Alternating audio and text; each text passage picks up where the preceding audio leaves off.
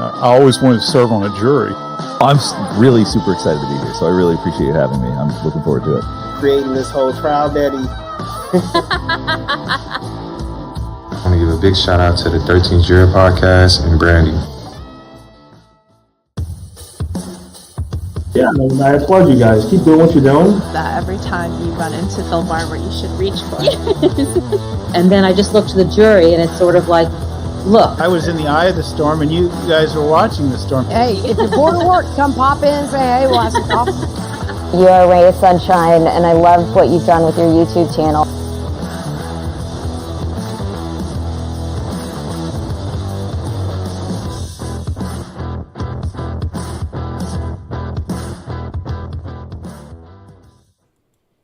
Hello. Good morning. Good morning. Look at my chair. Hold on. Maybe I got to full. Look at my chair. It has this thing right here. And it like goes right into like the crook of my back. Or what do you call that? It's not the crook. What is it called? The arch, whatever the hell you call that thing. I'm not a doctor. It goes right into right there. Oh my gosh, it feels so good. It feels so good. I love it. I still don't know who sent it. I still don't know. I have no clue who sent me this chair. So if it was you, please let me know so I can thank you. If you want to remain anonymous, that's fine. Just let one of my mods know so that I make sure that at least I'm not just continuing to ask. Lumbar, there you go. Look at y'all so smart. Look at y'all so smart. If you want to remain anonymous, that's fine. Just tell one of my mods so that I stop asking. But I just want to make sure that I don't not thank whoever sent this. It was very, very kind, and it feels so good. It feels so good. Much more supportive than my little pillows I was putting there.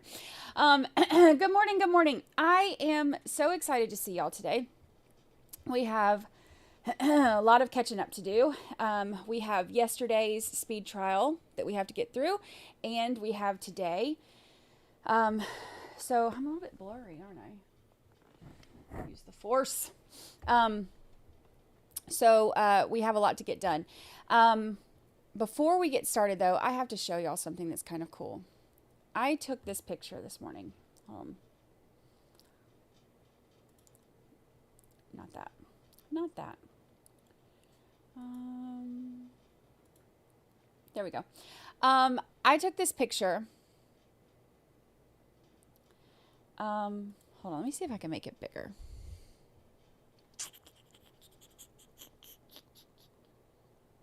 Nope, I can't. Okay, well, we'll have to just go with it.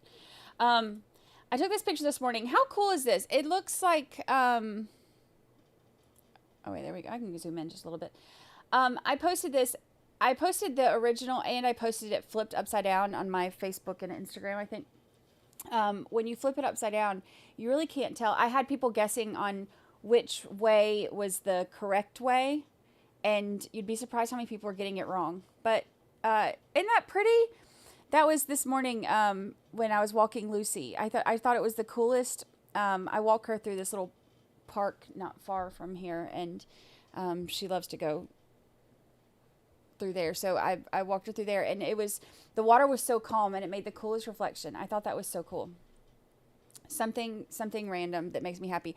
Y'all want to see something else funny? This came up on my, let me show you this before we get started too, because y'all will laugh at this. This little heifer. So, this is from last year. This came up on my memories from last year. I had just gotten back from walking Lucy, and you can see her right here hiding behind the trash can. She was mad at me because we went out on our second walk of the day, and normally I give her one treat on the first walk, and then she gets 2 treats on the second walk. And I was running low or out or something, I can't remember. So anyway, she only got 1 treat on the second one. So look at this baby pouting. She's sitting over there by her bowl waiting on me to give her another one. Look at her looking back at me and pouting. She's a bad dog. She's bad. Y'all think she's cute. She's trouble. She's trouble, that one. Don't let that sweet little face fool you. She is trouble. She cracks me up. Cracks me up. All right. So let's see what we got going on. It's Chrissy Bacon's birthday. Chrissy Bacon. Happy birthday. Happy birthday. I love birthdays. Let me make sure I didn't miss anything else. How am I feeling? I'm feeling okay today. I'm a little I'm a little tired. I did get a lot of sleep though, so that's good. I went to bed pretty early. So I did get a lot of sleep, but Tuesdays and Wednesdays are usually a little bit rougher for me. Oops, I almost timed you out, and I meant to show your comment. I meant to show your comment, Christy G, and I almost timed you out instead. She can count. Yeah, she's a little heifer. I'm telling y'all, she ain't the sweet dog y'all think she is. No siree, Bob. Sure ain't. All right, let's get started. We have a lot to do today. We have a lot of stuff to get through. So let me make sure we have let me get our volume where it should be. I've got our speed set to 1.25. So we're going to start. We did watch a little bit of yesterday, but not much, only during that one break. So we saw the juror get,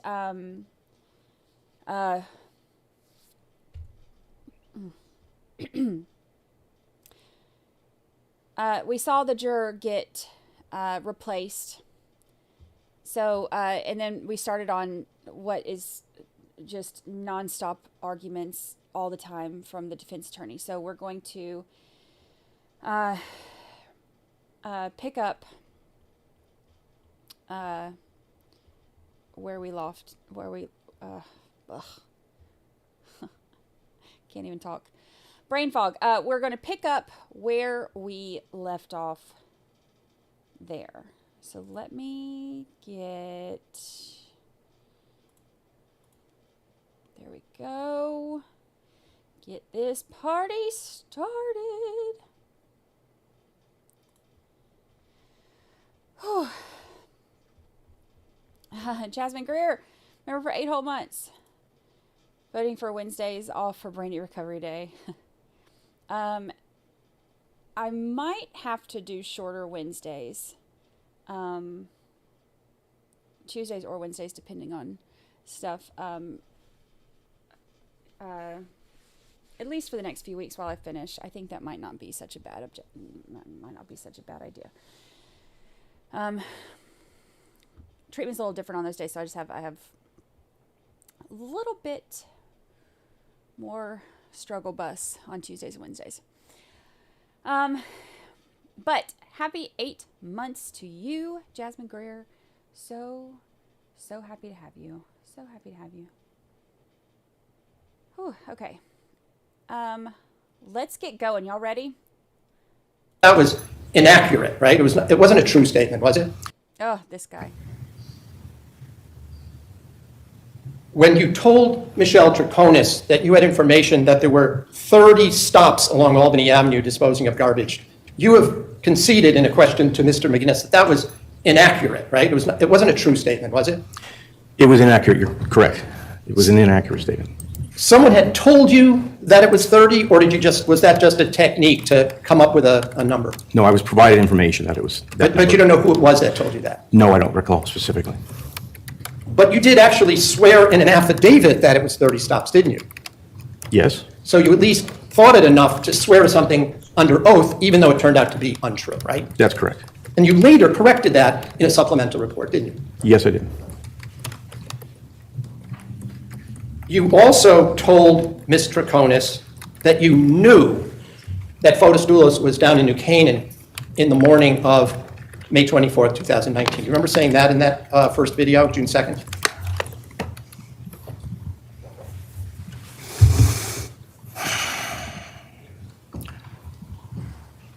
Trying to remember whether I said that or whether we said that we both believe she was not being honest with us. Well, I want to be more specific. Didn't you say You knew where he was because of, quote, science, unquote, that he was not in Farmington, but in New Canaan. The word science, both you and Detective Clabby use that, right? Just object, Judge. I believe that the detective said that. I think it's a mischaracterization. Well, the question is essentially, well, it's a leading question. You said that essentially science showed certain things. And so what is the objection? Well, I just have a moment, Attorney Schonhorn.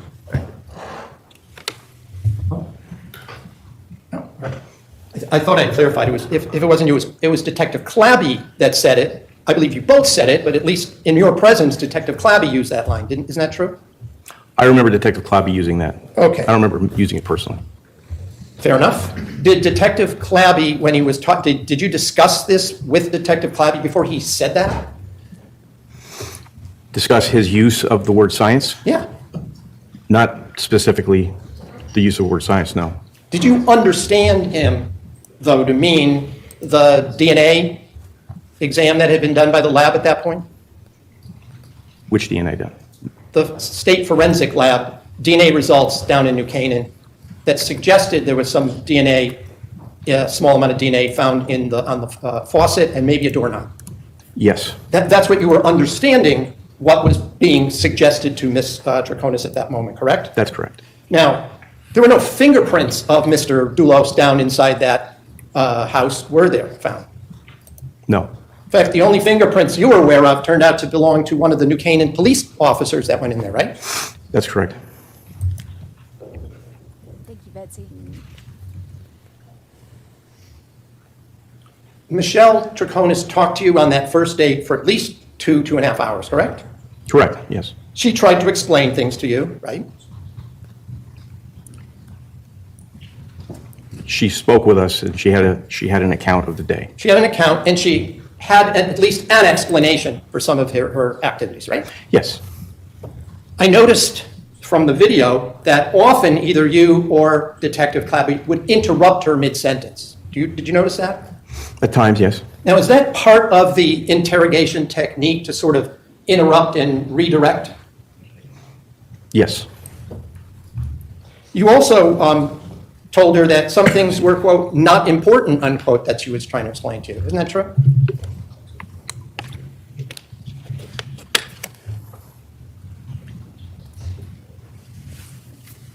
The specific words I'm trying to recollect, but there were things that she was telling us that were of lesser importance. I'm referring specifically to the license plates that were recovered from the sewer drain. Okay. Do you remember Mr. Troconis telling you she didn't know anything about those license plates or what was in the FedEx envelope, and she had never seen that Suburban? Do you remember that conversation? Yes. Do you remember saying to her, or maybe it was Detective Clabby, well, that's not important, that's not relevant? I don't remember that.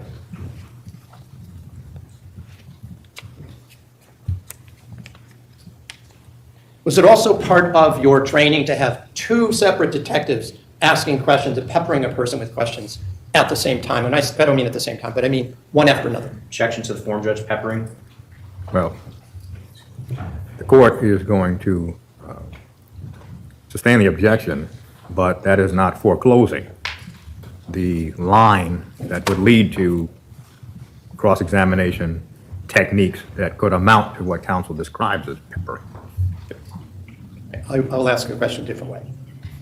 Was it part of your training as a technique to have more than one officer directing questions one after another to a single person who's being interrogated? That's not the best way to conduct an investigation or an interview. It isn't the best way, is it?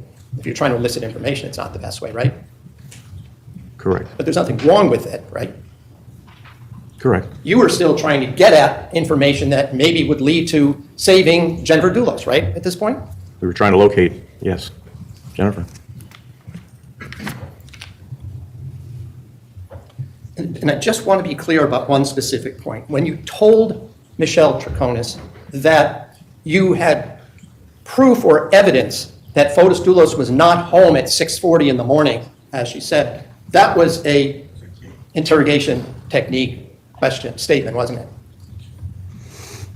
We had his DNA on a faucet But you, at the crime scene. right, but So we didn't, you know a lot about transfer DNA. You've learned about transfer DNA, right? yeah, You yes, knew it was a minor, not a major amount of the combined DNA on that faucet, right? Just object, Judge. I think it's hearsay.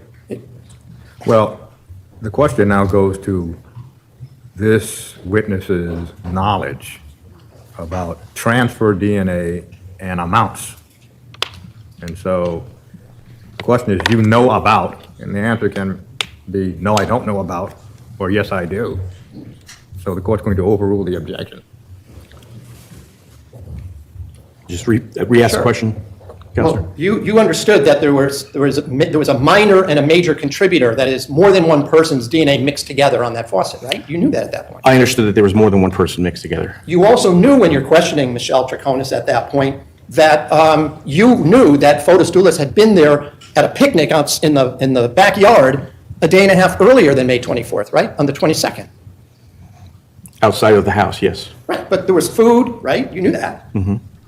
Yes, There was Yes. silverware and plates and all that stuff, right? yes, And you were aware that for part of that time, Jennifer Dulos and Fotis Dulos had interacted during that event at the house down in New Canaan, right? yes, You also told Michelle Troconis that she would have to know what happened to Jennifer Dulos, right? yes. Was that because she was living with Fotis Dulos that you said that? Partially, Was it because she was dating him at the time? partially. Do you think that from what you had already told us about what you had learned about Fotis Dulos, that he was finally revealing his true self to this girlfriend? Just going to object, Judge. Ground. Speculation, Grounds. form. I'm asking what he believed and thought It's during the irrelevant. questioning. It's also irrelevant. Well, if the court is to credit counsel's representation, the line of the questioning is, did you believe that Michelle Troconis either knew where Fotis Dulos was or knew more about what had happened to Jennifer Dulos than she was telling them? You believe that in part because, this is how the court understands the testimony. One, she was Fotis Dulos' girlfriend. Two, she was dating Fotis Dulos, living at his house. And now the court understands this is number three. So again, the court understands this line to explore the reasons that Detective Kimball would say certain things to Michelle Troconis. Overruled. Counselor, could you just Yes. repeat the Did question? you believe that Mr. Dulos was finally going to reveal his true self to this particular girlfriend? I'm not sure what you mean by that question. Well, the fact that you asked her, she had to know what had happened. Was it in part because you believed that Dulos would have revealed his true self and what he was really like, and is suddenly be open with this particular girlfriend? We believed, given the totality of their relationship, that she would know more than she was giving, more information than she was providing us. Okay, fair enough. But she kept telling you that she did not know, didn't she? She did. She told you she didn't know what Fotis Dulos was up to that day, correct? Yes, She told you she didn't even know he had gone to a party, picnic party in the backyard of Jennifer Dulos' house 2 days earlier, right? that's correct. She told you this at least, as I counted, at least 6 times, isn't that right? I didn't count them, but that sounds accurate. Does sound accurate. Does sound accurate.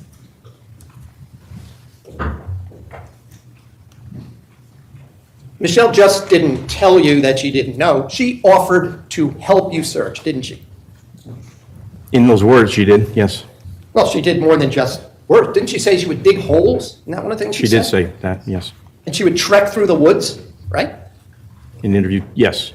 She drew some pictures for you, which I believe we see on the screen where you're on June 6th, where she's showing you some pictures, right? Yes. You looked at those pictures, didn't you? Yes. And I'm going to again ask that Exhibit L, if I could have the images, please. The drawings.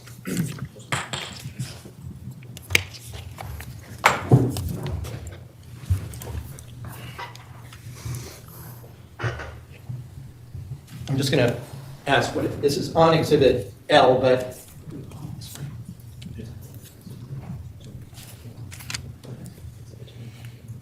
okay. So this is labeled 2581 on Exhibit L, and I'm just going to have you can see it in front of you there, right? Yes, I can. So this is a drawing that Mr. Troconis said she drew, right? And gave to you, right? Yes. It shows Jefferson Crossing, right? Correct. It shows Eli Road here.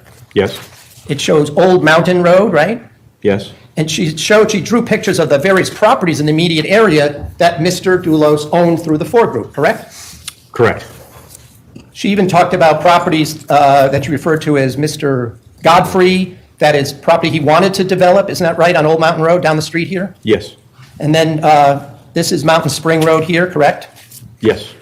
So other than the short jog, there's a jog from Eli Road to Mountain Spring Road, there's a stop sign here and there's a stop sign there, correct?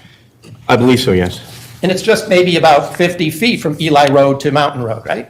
I don't know the footage, but You were only there a couple of times, I take it? correct. I'm not Okay. familiar with it. But then she also talked about you pass another through road called Talcott. It's actually Talcott Notch Road, Talcott right? Notch Road, correct. And then she drew all these other properties, lots and houses that he either owned or was building on along Mountain Spring Road, right? Correct. And it was all just down, shall we say, downhill from Fort Jefferson Crossing, right? Yes. And if I could have the other image, please. She also drew another picture. This one is labeled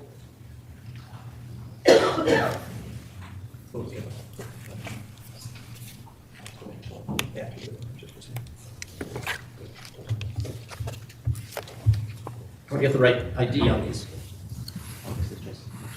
Oh, got it. It's just page 2 of 250. All right. She drew pictures showing the property along the it's like the reservoir, the water company property, correct? MDC, correct. Yeah, MDC, for the people that live down this part of the state, means Metropolitan District Commission, right? Correct. They're the quasi-public water utility company that owns thousands of acres of land Over up in 6,000, yes. Hartford and Litchfield counties, right? Yes. And that's the source of multiple reservoirs that feed the entire Hartford area, right? Correct. So she drew these pictures showing where there were fields and where she drove her motocross motorcycles with Fotis, right? Yes. And sometimes with Pavel Gumieni, correct? Yes. She showed you all of this and gave you these pictures, right? Yes, you did. Now this picture, page 2, she offered to walk the next couple of days with her attorney and state police detectives going through where they went through the woods, right? Yes. In fact, we show her saying, well, she needs a different pair of shoes because she can't get back into her house to get hiking boots because it's muddy and rocky, right? Didn't she say that? Well, she said she needed other shoes, that she wanted to get other shoes. And separately, she said that the terrain was a lot of logs, a lot of rocks. Yes. And she also showed you that she had on an ankle bracelet, so it was very difficult to even get shoes that she could wear to go hike through there, right? Yes. But she actually did, didn't she? Went in the woods, didn't she? She did. With her attorney, who wasn't too happy, as we can see in that video, right? Yes, correct. He had to rearrange his court schedule, right? Yes. But Attorney Bowman went with her, didn't he? Yes. And at least one, if not more, detectives, right? Yes. She also agreed that she would help look anywhere, didn't she, that you wanted her to? During which interview? I'm sorry, I'm just trying to recollect. There were a lot of things said in each of the interviews. Right, between the first and the second, maybe more in the second interview. I think it's fair to say she would, yes. And she said she'd go anytime, right? Yes. In fact, she said, as often as you want, if it takes a year. Didn't she say words to that effect? He's exhausting. I remember the mention of the word year. I'm not sure the context of it.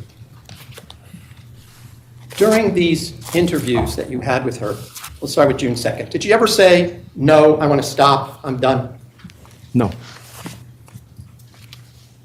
You were aware that it got very hot in that room at the New Canaan Police Station, right? Yes. And at one point you hear that you had to take a break because it had gotten so hot and muggy and stifling in that room, right?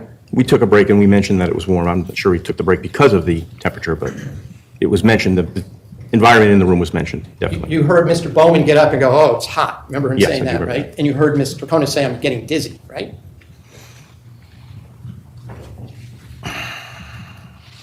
I don't remember that. I don't remember her saying that. Okay. So if it's on the video, it's on the video. But the point being, she didn't say, I'm done, I can't do this anymore. You went back and there was at least some more interrogation after that, right? Yes. Questioning. Yes. Right? You asked her about Fotis Dulos close cropping his hair. Is that right? Yes. And she's the one who volunteered to you that she's the one who had shaved his head at his request, right? Yes. She also told you he had done it before for water skiing, right? He had done it before in 2017, yes. Well, he'd done it 2017, he'd done it in 2018 too, right? I don't remember 2018. I know that she said he had done it at least once before, and I think she said 2017.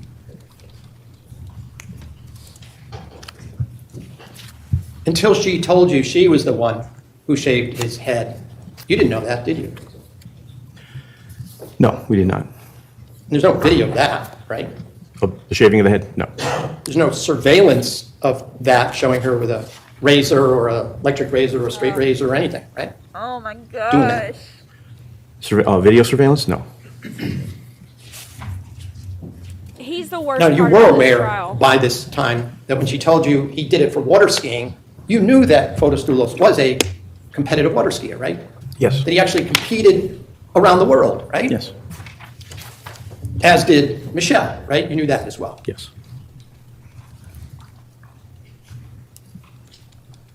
She also told you that in the video, in the interview, that there were pictures of him on Instagram from prior years with his, water skiing with his head shaved, right? Again, I don't specifically remember her saying that. His deep I know he had an dive, Instagram like, account. Did That's you like all of go us. through the account and look for those kind of pictures or not? I did. I don't remember seeing him with his head shaven. Okay, right. There are a number of questions about what Fotis did the night before of the 24th. Do you remember those questions in the interrogation? Yes. Okay, the relevance of these questions. Remember, he shaved his head, and there were two things that I think were important about this. She's saying that she told them that she's the one that shaved his head. Okay, so he's saying, well, she told you that. Y'all didn't even know that. She told you that. She volunteered this information. Almost like if it was really something that she needed to hide, she wouldn't have volunteered the information. Because I think there were two reasons that he did it. Number one, so that he would look closer, like he wouldn't look as much like himself. He would look more like Powell, whose truck he was using to go to Jennifer's house to kill her. That's number one. And number two, so that while he was inside, he didn't leave any hair evidence. Like if he knows that if a hair is, found, it has the follicle, they can do DNA. They can, find him that way or, put him inside the house that way. Because remember, he mentioned a couple different times about how like, oh, well, I may have one of her hairs on me because we hugged, or I may have one of my hairs because, I held her cat or whatever. So he was already trying to like explain away the hair stuff. So I think he was either trying to look more like Powell or trying to hide DNA evidence for when he went in, or both. But the attorney saying, oh, well, she told you about this. You didn't even know. It's almost like he's trying to say, you didn't know that. She volunteered this information. And if it was incriminating, she wouldn't have volunteered it. Michelle told you there had been a dinner party, didn't she? Yes. She named the people who were at that party, didn't she? Yes. She told you about Stephen Reich, right? Correct. And his girlfriend, Beth Johnson, right? Yes. She told you that Stephen Reich was one of Mr. Dulos's or the Four Group real estate agents, right? With Coldwell Banker, yes. What's that? With Coldwell Banker, yes. Yes, but one of the agents that worked on marketing the properties and the houses that he owned and built. Yes. She also told you about Robert Hutch Haynes, right? Yes. And his wife, Erin, I guess it's spelled A-A-R-O-N, not E-R-I-N, even though it was his spouse, female spouse, right? Correct. You checked, as a result of what she said to you, you did check these things out to confirm them, right? Yes. And they were confirmed, weren't they? I was going to object, Your Honor, calls for hearsay. Well, the question is essentially, you confirmed them. That's the question, overruled. Right? They were confirmed by other Yes, they were confirmed. Okay.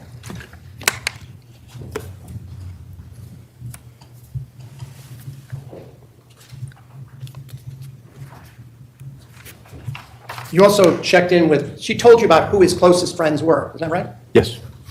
Some of them cooperated with you, right? Yes, Some did not, right? that's correct. Some refused to talk to you, of his friends. That's correct.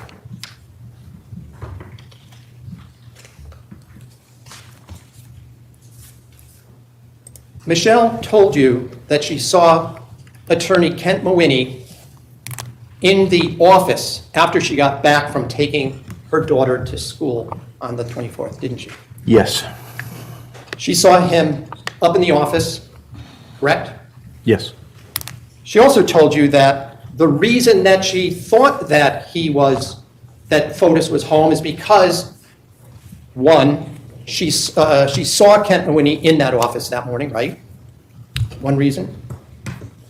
Would you re-ask it? Sure. Please. She told you that one of the reasons she thought Fotis was up in the office that morning when she got back is because she saw Attorney Kent Mawhinney in the office, right?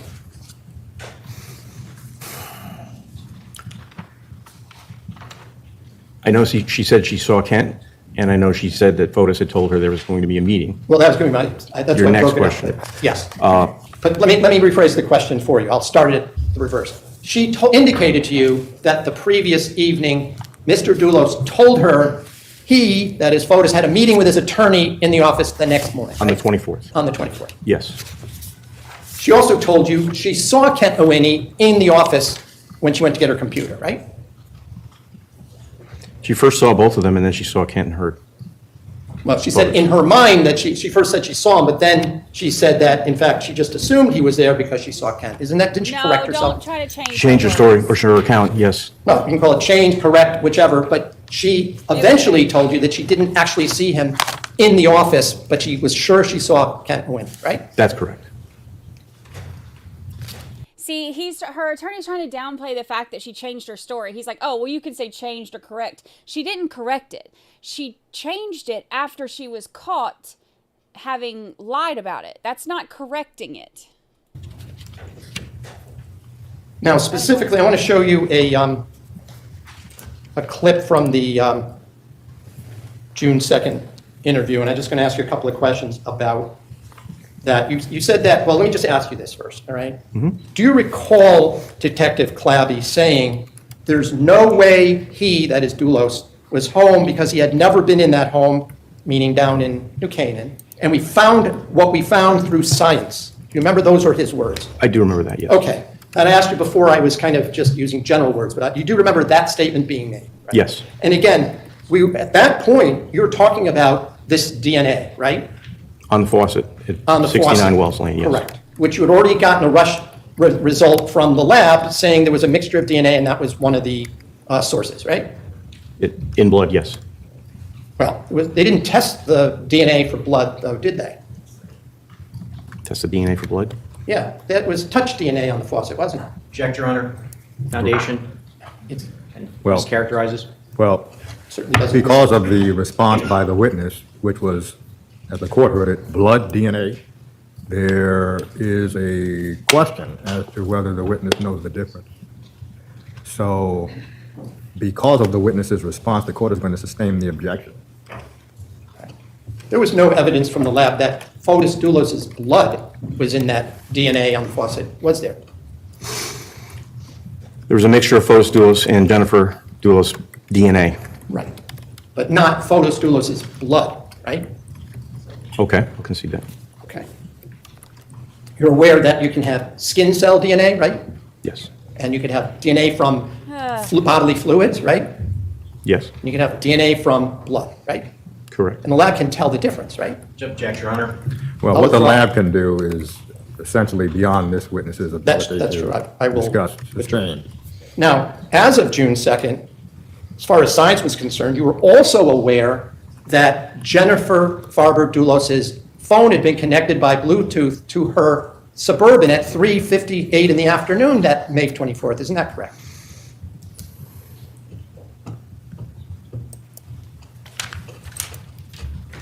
I don't remember being aware of that, no, Counselor.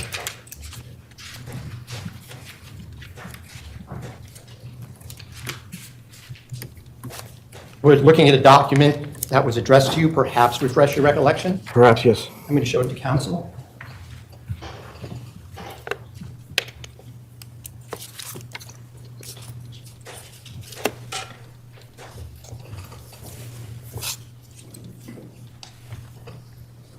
So he's saying that her phone connected to the Bluetooth in a Suburban at 3:58. I'll pull up that timeline. I think I object, Your Honor, to the question because... I haven't shown it to the witness yet. I'm just courtesy showing it to the witness. Well, the question had to has do to with, judge. well, the He question acts like a had to child. do with whether there was a Bluetooth connection on the afternoon, 3:58, on the afternoon of the 24th, of Jennifer Dulos's phone to the Suburban. And the question is, weren't you aware of that? As of June 2nd. And he said he didn't recall, and I was going to show him this document to refresh his recollection. So I don't believe there is at this point an appropriate objection until I show it to the witness. Well, what counsel said was, would showing you a document that was directed to you help refresh your recollection? And the objection is? He can proceed, Judge. I might have an objection once the question's asked. Thank you. May I approach? Yes. No. See if this refreshes your recollection. Don't read it out loud, just read it to yourself. She was down here a minute ago. I think she's laying in the window again. He's so whiny. He just always sounds like a kid telling his parents on his brother stealing his toy. That's what he reminds me of. All the time. All the time he sounds like that.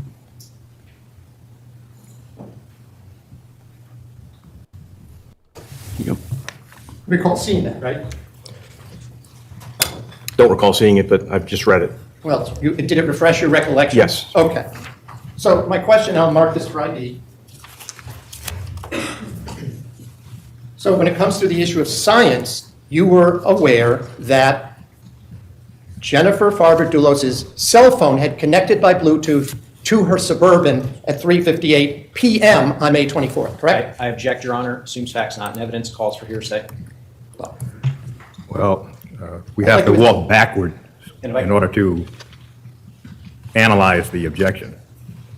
The question was, were you aware, the original question, were you aware that Jennifer Dulos's phone connected by Bluetooth at 3:58 in the afternoon on the 24th of May? The response was, there was no memory of that. Counsel then refreshed recollection. The witness said he's read it. He doesn't remember receiving that document. And now the question, counsel, is? He then said he remembers the information. He did say that. And then I was going to ask him, when they were talking about science, did they include the fact that the phone had connected by Bluetooth at 3:58 in the afternoon? Why is that even And the objection is facts not in evidence. Yes, Judge. And also it relies on hearsay information. Okay, let me tell you why this is annoying me. Because remember the breakdown of the day where all the cars were going like back and forth or whatever? Michelle is seen leaving the workhouse at 4:03. So her phone connecting in the Suburban. So her phone connecting to the Suburban minutes before that is not surprising, or it doesn't freaking matter. It doesn't freaking matter. He is wasting so much time. He's wasting so much time just to argue. Well, the It's question not anything is, that matters. Really, this is the basic question. Did you discuss that information with anybody else who was involved in the investigation? That seems to be the question. Chrissy Bacon, happy birthday. it has to do with when he's asking and making statements, the two of them, because who says what, they're both together, are speaking to Ms. Troconis, and they're telling her certain information, and they're not telling her certain information. I'm just eliciting that this was a piece of information they'd had for these several days. And the objection is facts not in evidence. Again, the court sees the basic question as this, as the court understands the offer. If this is the information that you had concerning the Bluetooth connection, did you discuss that at the June 2nd interview with Michelle Troconis? That's how the court hears the offer. Through the use of the term science, unquote. Well, that makes the question confusing. The court would sustain the objection if that's the question. And that was the question, Your Honor. So the objection is sustained. All right, I'll ask a different question. Did you discuss with Ms. Troconis that you had information about the connection of the Farber Dulos cell phone to her Suburban, that is to the Farber Dulos Suburban down in New Canaan, late in the, approximately 4 o'clock in the afternoon on May 24th with Ms. Troconis? Did you discuss that with her? I don't know that that's Jennifer's phone that connected. And you don't know that because you need to see the entire lab report? Off the top of my head, I don't know which phone that is. All right, but okay. So if you were to look at the diagram of what that phone was, you would be able to answer that? Or are you going to say that if there's a bunch of letters and numbers identifying a specific cell phone, you wouldn't be able to answer that question today anyway? Objection, argumentative compound. Well, this is now leading to extrinsic evidence of a collateral matter. So the court sees that as what's being offered, and the objection is sustained. Did you receive an email on May 30th, 2019 from the lab regarding the cell phone connection? Yes or no? Yes. But you don't know if it's what the report told you is in fact Jennifer Farber Dulos' phone is what you're saying, right? As I sit here today, that's correct. Okay, so we'll deal with that with a different witness. By the way, again, getting back to this question of the DNA, did you talk to the court supervisor who was present at the house on May 22nd with Mr. Dulos? Yes. So you were aware that he was there that night, right? This 22nd. On the 22nd, yes. That he was playing basketball with his kids, right? Yes. You were aware that he'd given chocolate to his wife? So I'm just going to object, Your Honor. All of this is hearsay information, and the defense is offering this to prove the truth of the matter asserted.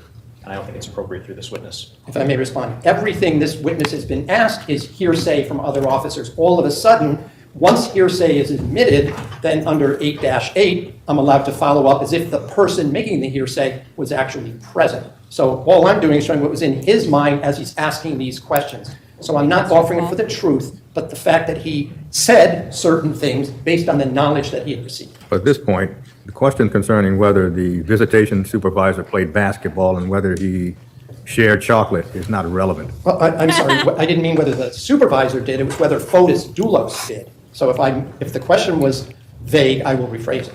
Judge, if I may, Yes. he misstates 8-8. We talked about this the other day. That 8-8 has no applicability here because, first of all, nothing that was offered on direct examination in terms of knowledge that Detective Kimball had was offered for his truth. So it wasn't offered for a hearsay purpose. So 8-8 really has no applicability at this point whatsoever. And moreover, in order for 8-8 to apply, it needs to be impeachment directed at the specific declarant, not just anything that they've said, whether or not that information came in or not. So counsel misstates 8-8. And I would just note that he actually is offering these things for the truth. And so that is my objection. Thank you.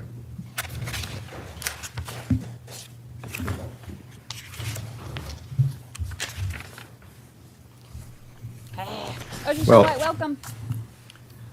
the questions concern at this point whether Fotis Dulos did certain things on the 22nd of May. Again, before we even get to what is hearsay and what is not hearsay, the court fails to see the relevance if this line continues past where it is now. Well, that would be my last question. It goes to the issue of the DNA evidence, and then I'll move on. This would be the last question in that line. Well, essentially, since Fotis Dulos, through the question, was present at 69 Wells Lane on the 22nd of May, doesn't that suggest that his DNA could be found somewhere? The court sees no reason for the litany of questions leading up to that. So at this point, the court's going to sustain the objection. Hallelujah. I don't The see question- the relevance of the litany. The court would allow. Yes. Yes. Thank you, Judge. Thank you, Judge. So without getting into any of the specifics, you were aware that he interacted with his family on May 22nd down at 69 Wells Lane, correct? Correct. On May 22nd. Correct. And you had no proof other than your opinion or speculation that Fotis Dulos was not in his house at 4 Jefferson Crossing at 6:40 in the morning, correct? And as of that date. Right. No, I understand. That's correct. What we're going to do right now, it's 11:25, we'll take our morning recess until 11:40. Ladies and gentlemen, please do not discuss the case. He's like, I need a cigarette. I'm tired of you people. I'm sick of the whining. I can't take it. I need a shot of whiskey and some headache medicine.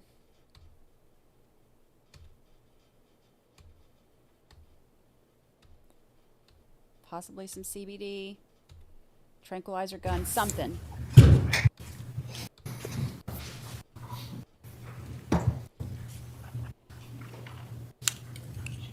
It's just exhausting. The questions that he asked, if they were like more relevant, if they had stuff to do with anything important other than, were you aware that her boyfriend gave her chocolate? Chocolate.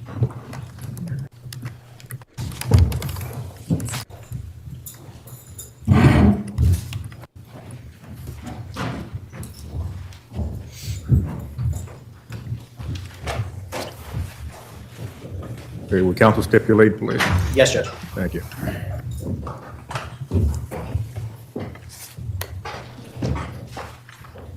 I'm like, this poor little panda stress ball is just like.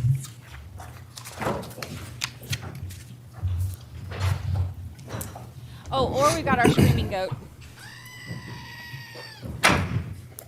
He's cute. Was it part of the interrogation technique to tell Michelle Troconis, as you did, that you suspected other people were involved in the disappearance? No. Well, when Detective Clabby said a couple of people are involved in this, did you have other potential suspects? Potential suspects, yes. Yeah. Did that include Pavel Gumieni? Yes. Did it include the friend Andreas Toutsiardis from Greece at that point? Yes. Did it include his friend Mark from Yes, Providence? Yes.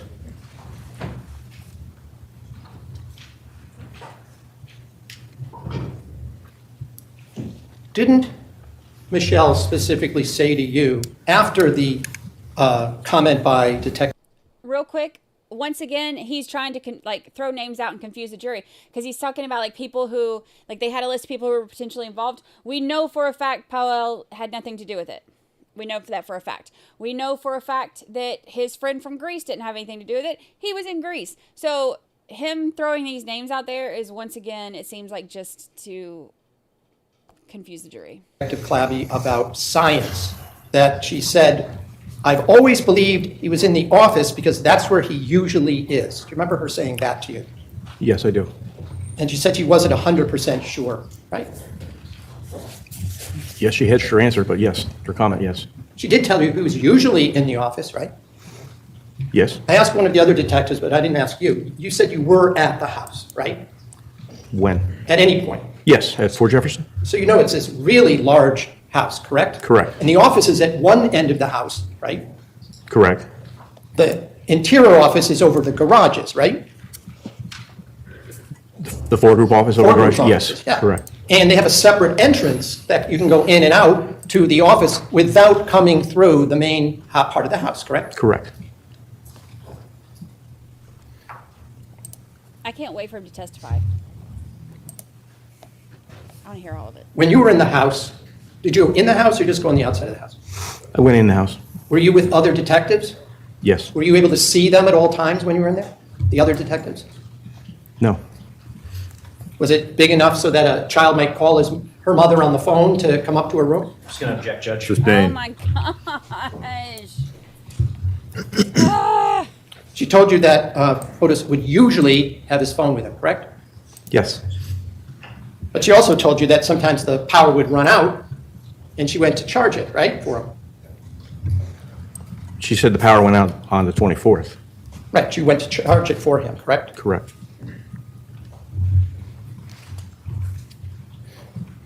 She also told you that May 24th for her was a normal day, didn't she?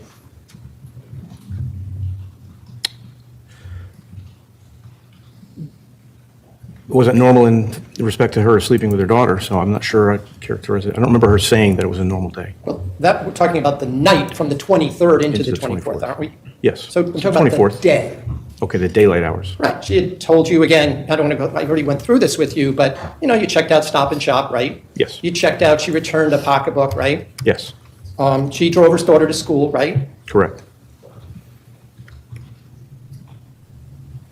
Just a normal day other than the And she murder. told you that Fotis was acting normal that day, other than doing this little side trip to Albany Avenue, correct?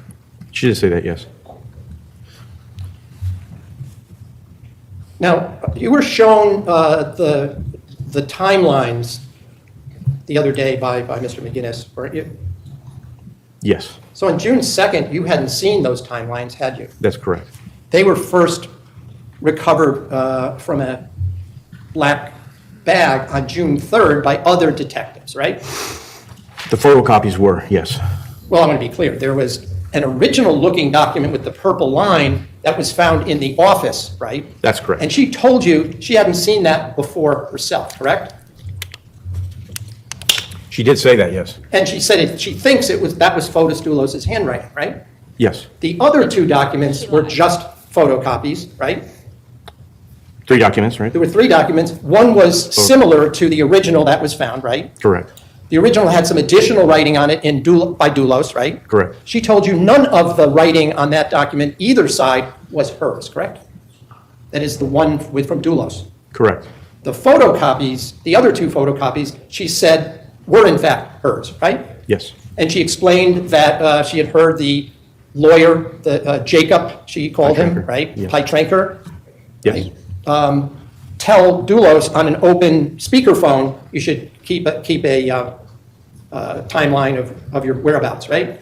For Wednesday, May 22nd. Right. And then Fotis, she told you that Fotis told her the following Tuesday, I believe, that she should write down what she did on Friday, correct? Correct. She also told you that he told the same thing to Pavel to do, right? Correct.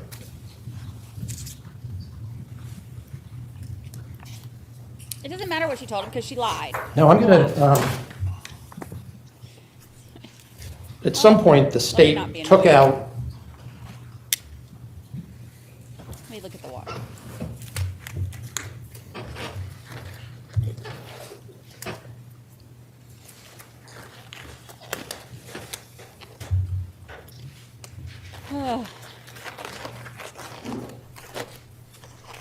your picture of State's Exhibit 74 up on the,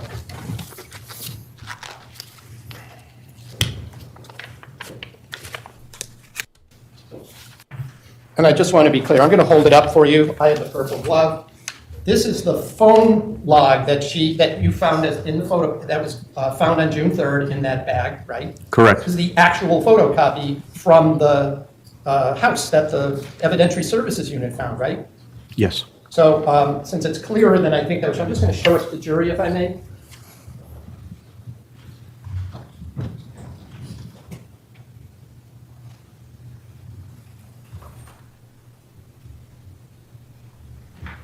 All right, show and tell. Specifically says phone calls. Correct. Right? And it shows names, right? Mm-hmm. Yes. And it shows outgoing, canceled, incoming, correct? Yes. And it names Nicole, right? Yes. At 12:59 a.m., right? Yes. A 16-second call, right? Yes. And it says after that thunderstorm. Yes.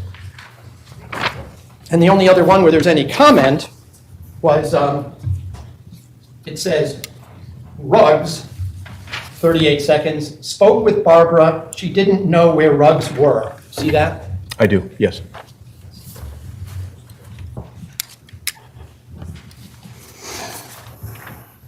And the phone calls, I'll just note, one of the calls is, says it's from somebody named Bruja, B-R-U-J-A. Do you know what that means in Spanish? I do not, sir. Witch, W-I-T-C-H. Okay. All right? Objection, the counsel's testifying. Well, at this point, counsel is testifying. So Thank you, Judge. it's clear I'll that, withdraw the question, Your Honor. oh, there was no question. It wasn't a question. You were testifying. Thank you, Judge. Thank you, Judge. You may proceed. It mentions somebody named Mommy, M-A-M-I. Yes. Right? It names Poppy, P-A-P-I. Yes. Right? Fotis is one of the names on this list. Yes. When you checked Fotis Dulos' phone, there were times incoming and outgoing that matched up with those times. Isn't that true? I have it at 1.25. I can put it at 1.5 and we can see if that's... Well, can the witness have the benefit of the document if we're going to ask these types of You questions? have gloves on, right? I do. Yeah.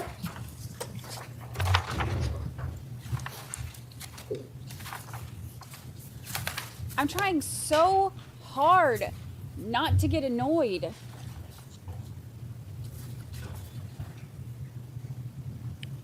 So I haven't memorized all of Fotis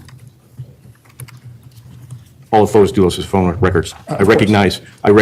You know what that reminded me of? Remember in Thami's trial when the defense attorney was, who was he telling? He was given some kind of like background lesson about something. What was it? He was telling him about the origin of some word or something like that. Do y'all remember what I'm talking about? Recognize some of these times as accurate. Okay. She attributes to Fotis. Okay. I can't remember what it And was. just so that the jury also can see it a little bit closer, the other document that she identified as being in her handwriting is in that same Exhibit 74, and I just want you to just confirm that this was the other document which on the video she identified as being something she prepared. Yes, that's correct. And may I just publish this to the jury as well? God, what was I want to that? put 2 gloves on, so I'll just... One of y'all will remember.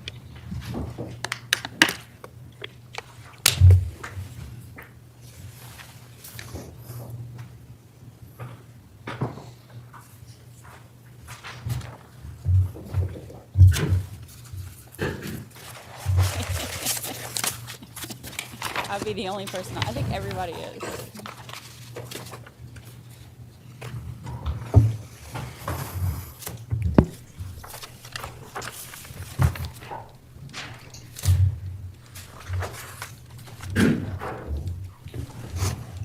By the way, she told you that she first learned that, that Jennifer Dulos was missing when the Farmington police came to their house that night, correct? That's what she told us, yes. At around 8:15 or 8:30 p.m., right? 8:30, yes. And that was after she and Fotis had gone to Starbucks, right? Yes. And it was after Fotis had thrown garbage bags out on Albany Avenue, right? Yes.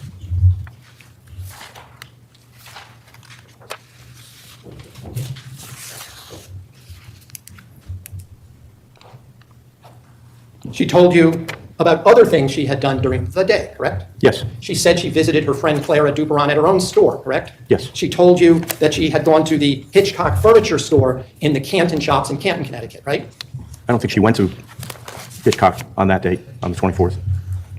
She told you that she had communicated with the Barbara at the Canton Shops that day, That's right? correct. She told you that when you asked her if anyone else was home when she got back from her errands, she said she didn't see, but the Suburban was there in the garage, right? That's correct. I also want to clarify, and without, again, putting up more pictures, there were 4 garage doors, correct?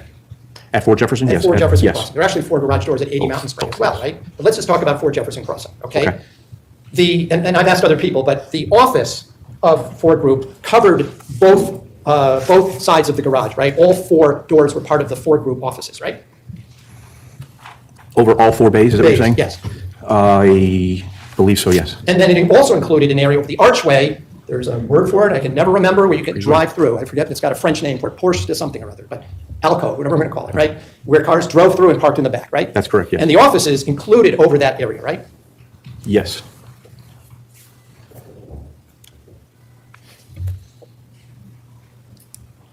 When you asked her if Mr. Dulos was there when she came back from those errands, and she mentioned the Suburban, she said she didn't look for him, right? That she had no guarantee. Right, Yes. she also used the words, he probably can be. Do you remember her saying that? I do, yes. So that was her using an improper tense, like grammatical tense, wasn't it? Yes. She did say, however, that although she assumed he was in the office, she was not guaranteeing it, right? Yes. At some point, she recalls that he did call her for lunch, somewhere in the 1, maybe later, 1:30 time period, right? Yes. Between 1 and 2, right? Yes. But she said she couldn't be certain and didn't want to be held to that, right? Yes. And once again, at this point, she didn't have her phone with her, so she could check when he called her to have lunch, right? No, she did not. So let's just talk about 80 Mountain Spring Road. There seems to be a lot of discussion about 80 Mountain Spring in both the June 2nd and in the June 6th interrogations, right? Okay. She told you that Fotis asked her to come bring some cleaning supplies to help clean up, right? Yes. And you did know by then that there was, in fact, a real estate showing that was going to happen that next day, Saturday the 25th, right? I'm trying to think if we knew it at that point. You certainly knew it by the 6th, even if you didn't know it by the 2nd, Yeah, right? yes. All right. And you talked to the real estate agent? Raina? Yes, I did. Well, somebody talked to Rainia, that's her name? Yes. Remember her last name? Because with an M, I don't remember. You talked to the prospective buyers as well, Pavlonis's? I don't think they were. I think they were. I don't know if the Pavlonis were buying 80 or 88. So I know that the Pavlonis were spoken to by another detective at some point. Well, do you recall that the prospective buyer wanted to build a house but wanted to tour 80 Mountain Spring because it was more or less completed as to see what kind of house Mr. Dulos could build for them? Does that ring a bell? Subject, Judge, calls for hearsay. I'm not offering for the truth. It doesn't matter whether they were going to build a house. Court does not hear the question as being offered for the truth. Overruled. You remember that? Yes. Okay. Even, we've seen some pictures of 80 Mountain Spring. It also was a fairly large house, right? Yes. It looks like it may have been an old house that had been gutted and rebuilt and made maybe way bigger than the original house. Yes. We see there's actually ivy growing up on the brick, right? Correct. Brand new house couldn't have that much ivy growing that fast, right? True.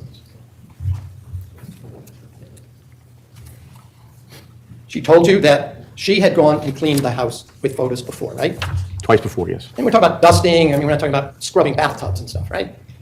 She said clean. It was an empty house, right?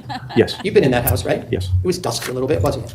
Yes. There was still construction debris in there, especially in the basement, wasn't quite finished, right? Yes. She told you she brought garbage bags over, right? Yes, she did. The large black garbage bags, right? Yes. She also told you she brought in a mop, right? Dust mop, Swiffer? Swifter. Yes. Remember, she couldn't remember what it's Yeah, called? yellow on a stick, yes. Yeah, but remember, she couldn't even remember the word for it, the cleaning thing, and she was trying to think of the word in English, right? Remember that? Yes. From the video? She brought other cleaning materials with her. She didn't remember if it was Clorox or something else, but it was some kind of like surface cleaner, right? She said Okay, Clorox. good memberships. Thank you so much. Now, before this interview on June 2nd, your colleagues had spoken with Pavel Gumieni, correct? Yes. And it wasn't a surprise to you, was it, that Michelle was saying that Fotis and she would sometimes tidy up before a showing, right? I don't know that I knew that, no. I don't know. Learn that from other employees? On the second? Yeah. In fact, that very day in the morning. Judge, I'm just going to object again. Hearsay. Again, it's going to things that were said. It's not being offered for the truth. Well, this has a different tenor than the previous question that ran into an objection. So the question is, or concerns, cleaning up at one of the properties. The objection, counsel. So my objection is hearsay, Your Honor. If he's indicating that he's not offering it for its truth, Judge, I think at some point that the scales tip in terms of the probative value of just continuously offering statements where there's a real danger of bootstrapping them for the truth. At some point, the scale tips, Judge, and my concern is that the defense is essentially trying to prove certain facts through hearsay information. They're claiming it's not for its truth. And that's my objection, is that at some point, the scale tips. Well, the court hears this question as being offered for the truth. So sustained. Thank you, Holly Mack. Michelle told you in that interview that he had asked her to come help clean, right? Yes. And that was not anything that contradicted any other information you had, correct? From any other employee, right? Correct.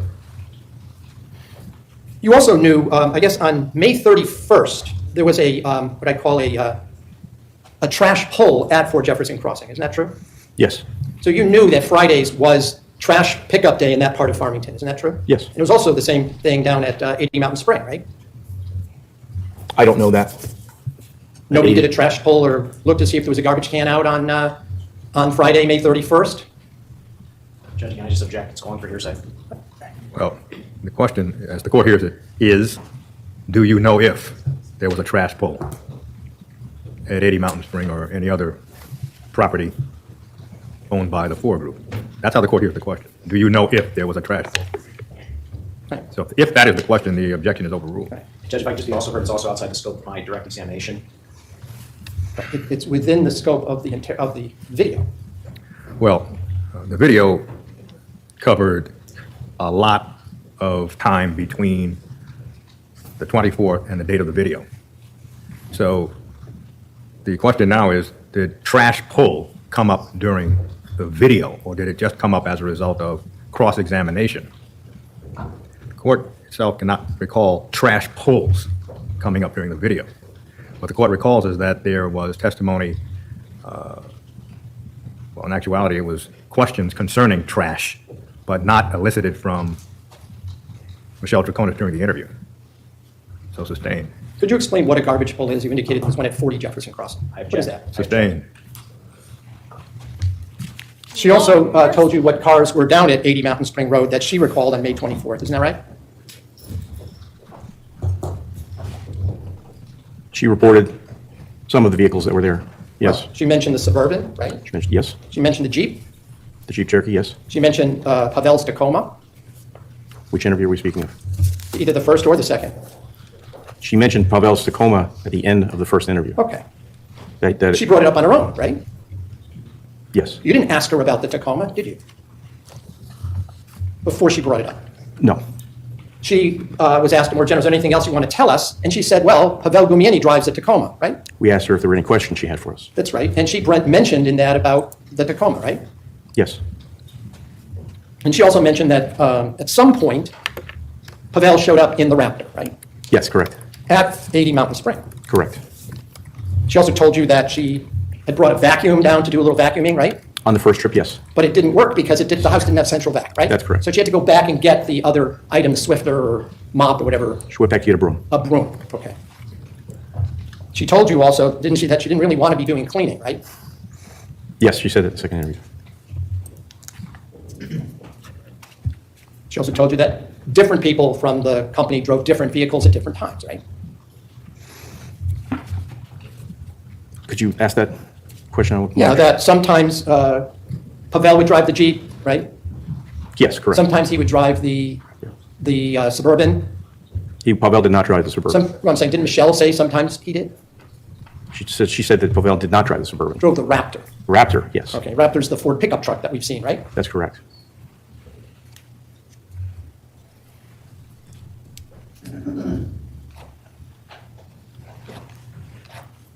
And you were able to review Ring doorbell surveillance down across from 80 Mountain Spring Road, right?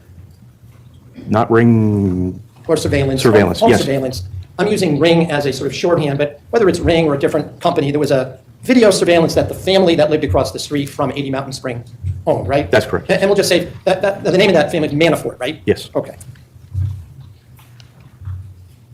And without going to any of the specifics, you were able to review comings and goings, at least into the driveway of that 80 Mountain Spring Road property, right? Yes. Including the evening before on May 23rd, right? That's correct. But you couldn't see who was driving any of these vehicles, right? Correct. It's too far away and the angle was such, you can just see the vehicles coming and going, right? Yes.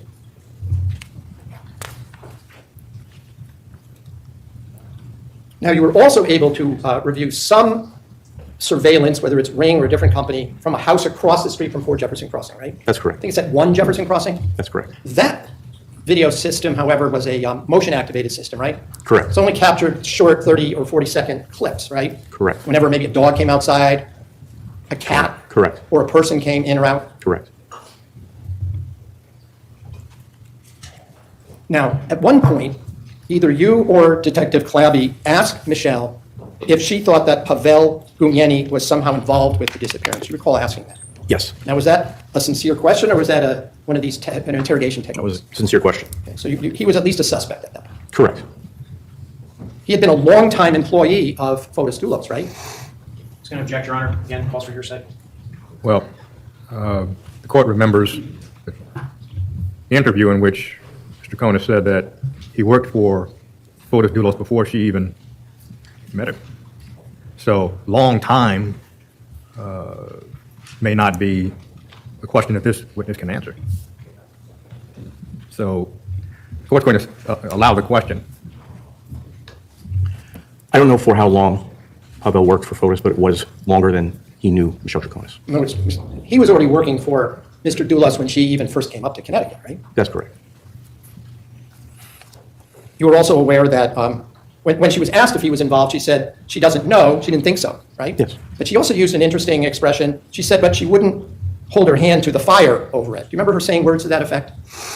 Yes. Did you understand that to mean that she wouldn't swear to it? Yes. She also told you that Pavel Gumieni had been down in New Canaan that May 24th, right? That's correct. And he was supposed to be building one of Fotis Dulos' houses in the town of New Canaan, right? Yes. Did you confirm there was a house under construction on a street in New Canaan? Yes. And you learned the address? Yes. You also learned there was a doorbell video from across the street that shined, at least from a distance, on that property. Yes. Again, that was motion activated, not continuous? Or you don't? I don't remember. Okay.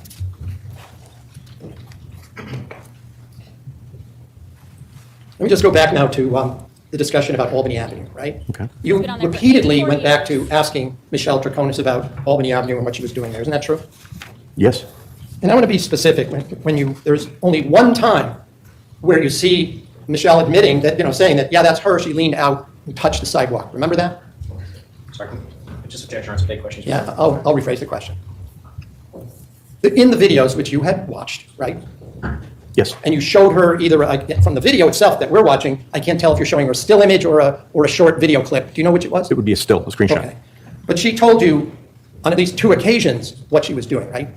She told us she was leaning out. That's not what she was doing. She was stepping out. Yeah. And didn't she tell you she was chewing gum? I took it, I spit it, my hand got sticky, and I went like this to clean, and she's moving her hand back and forth like a rubbing motion. You recall that? I recall that, yes. You remember, like maybe an hour later, almost during the interrogation, you show her that photo again, and she says, "That's me. I put my gum and I threw it, and it was sticky." Right? When you're talking about the FedEx envelope, and you're asking her about that, right? Remember her saying that? Yes.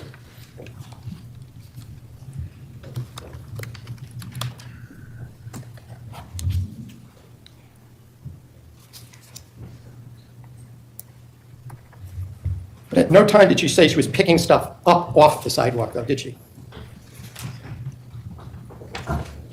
In retrospect, no, but at the time, it was not clear to us what she was doing. I mean, it wasn't clear to us. When I just read you what she said, we played that clip. She says, "I took it, I spit it, my hand got sticky, and I went like this to clean it." I don't know if she's referring to cleaning her hand or cleaning the sidewalk. Okay. And I put my gum and I threw it, and it was sticky. You do remember saying that more than once, though, right? Yes. Right. Do you remember there was a point in time that was played the other day where Michelle and Attorney Bowman get up and leave the room and the video was still playing? Yes. I want to play that a little bit louder than it was played. If we can, I'm just going to ask that be played. Make it a little louder so we can hear this portion.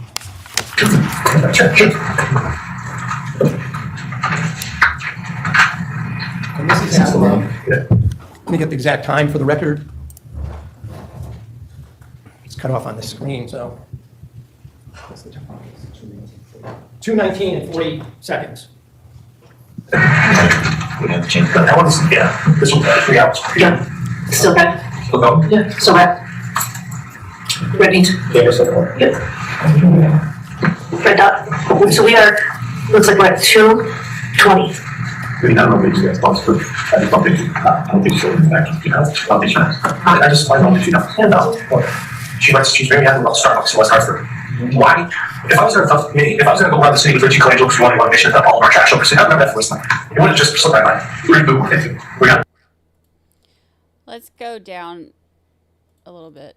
So we can Unless she's legitimately on the phone, talking and texting, and she's not paying attention. I mean, And then she's outside the car, got a couple of things. She was? She was outside? She was open, her door was open, she's outside, and she shut the door. Sort of, she dropped gum and she realized it was sticky, and she shut her door, and he had to pick up her gum when she dropped. She's like one person in the world that ever picks her.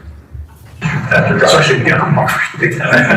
Doesn't get this. Maybe she is, but. I think she's a bit of self-preservation too. Yeah, right, because she's thinking like, but so now the Hartford thing wasn't on any of this. And I'm sure we had a press on her. And we did that fun. Tell me, show her picture. We didn't find any notes on the 22nd, which is what the attorney told her to recreate it. And he said Wednesday for photos. What we ended up finding was Friday and Saturday for both of them. Right. Well, I thought for Saturday either. Why? Well, we don't lie because they didn't think it was right now. They didn't think we were smart. But that's just the question. Now we found out. That's not the book. That's why he shaked his head. He left his phone home. But didn't think about, dumping the trash, leave his phone thing. Right. And then I believe, I didn't really think about that. Starbucks to cover that. Sometimes we're going to work and all that. That's right. I don't think so that's why we were there. That's it. We were at the Starbucks. We felt called out. Oh, that. That's good. And we're still here. Let's take it for a hike tomorrow. Let's go for a walk. Yeah, let's go for a hike. Why not? So what do you think about that West Hartford story? Well, here's the thing, look, I think the guy in West Hartford, but here's the thing, I mean, honestly, she's great.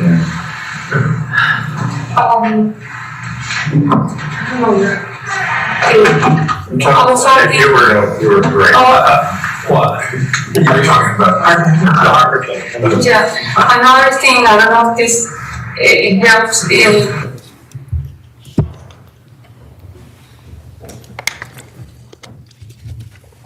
We stopped it at, I didn't know at the time, but it's when Mr. Bowman and Michelle come right back in, right? Correct. So the person that was speaking off to the left that when I played this clip, that was State's Attorney Richard Colangelo, right? The male voice, yes. The male voice. The female voice, I think you already mentioned, was Detective Allison Peters. Mr. Colangelo said twice, she doesn't know. I don't think that she knows. Do you remember hearing him say that? Yes. And all three of you, almost in unison, but at least you can hear all three of you say that she was picking up her gum off the sidewalk. Yes. Now, she never used those words, even under your interpretation, that she was cleaning the sidewalk as opposed to her fingers, right? If she's cleaning the sidewalk, she's picking up the gum. That was my impression. Not that she had, her hand was sticky and she was cleaning it. You didn't assume that that's what she was talking about. I wouldn't think she would clean her hand on a public sidewalk. Okay. At the end, just before I shut it off, the last thing I hear Mr. Colangelo say is that she's great, or words to that effect. Right? I didn't hear that. You didn't hear that? Or she'll be great? I didn't hear the word great. Was the purpose of any of this conversation for her to be a witness against Fotis Dulos? Object, Your Honor. Calls for speculation. Well, this witness conducted the interview along with 3 other police personnel. The question is, was this interview designed to get Michelle Troconis to be a witness against Fotis Dulos? Overruled. This interview was designed to obtain full information and truthful information from Michelle Troconis regarding what happened to a missing mother of 5. So instead of answering my question, you answered that question. So you're saying it was not to have her become a witness. That was my question. Argumentative. Overruled. Such a jerk. I don't know what the purpose was. I'm not. My purpose was to obtain the truth. You don't know what the purpose of Mr. Colangelo was? Objection, Your Honor. Well, first, the scene has been set. State's Attorney Colangelo was in the interview room. This witness has testified as to what his purpose was in interviewing Michelle Troconis. The court understands his testimony to be to find out what happened to Jennifer Dulos. The question now is, for what purpose, if you know, was State's Attorney Colangelo there? Can you answer that question? Well, overruled. Did you ask the question? Sure. Did you know why the State's Attorney Colangelo was present? No. Or what his purpose was? No.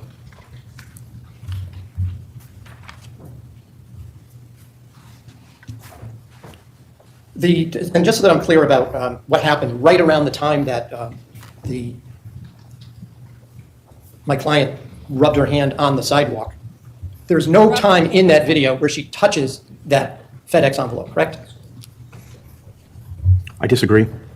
You disagree. You believe that in that video from Albany Avenue, you see her take possession of that envelope. I believe so, yes. Okay. Oh, dang. Did you ever see her touch any of those garbage bags that you see Mr. Dulos dumping? No. Do you see her touch the rolled up black item that he leans up against the side of Milagros grocery store? No.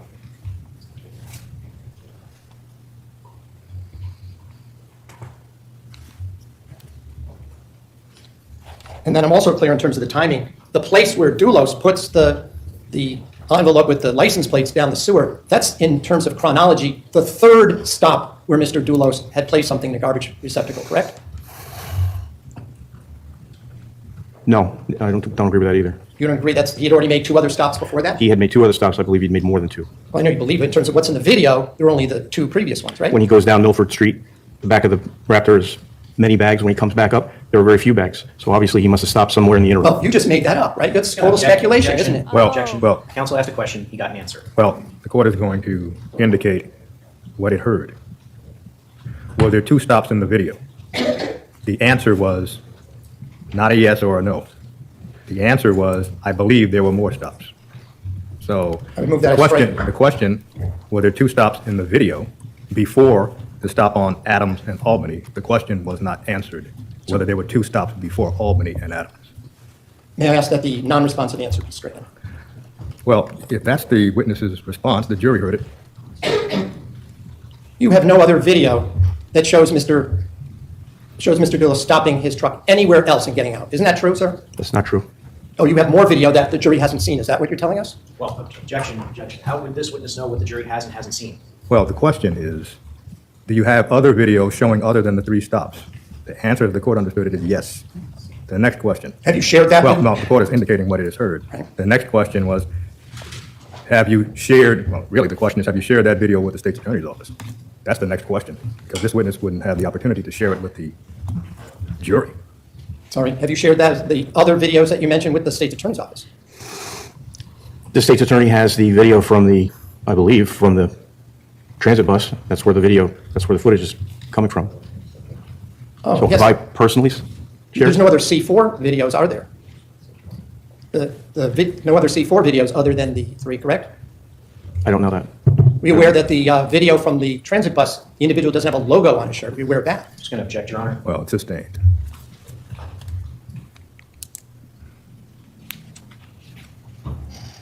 By the way, were you ever assigned to the Hartford area as a state police officer at any time? No. You're aware that Albany Avenue is a busy thoroughfare? Yes. You're aware that this area is very close to Dunkin' Donuts Stadium, the baseball stadium? I'm not aware of that, no. You're aware that this is just before you get to downtown Main Street in Hartford? I'm not familiar with the geography of You're aware that it's a major thoroughfare from the suburbs west of Hartford into Hartford, right? Yes, yes. By the way, these garbage cans were on street corners, right? Correct. We see traffic going back and forth in the videos? Yes. You see pedestrians? Yes. They were in plain sight, weren't they? The receptacles? Garbage receptacles? Yes. It's all because of him. There were businesses there that were open? Correct. There was a Jamaican restaurant with an awning, green and yellow awning? Yes, Benji. And we see what appears to be Mr. Dulos take a rolled-up item, walk across the sidewalk, and lean it against the building, right? Correct. In plain sight. Correct. Did anybody watch the C4 cameras for a lengthier period of time to see what happened to that rolled-up item? I don't know what was watched and what was not watched. You didn't watch it? I did not watch it, no.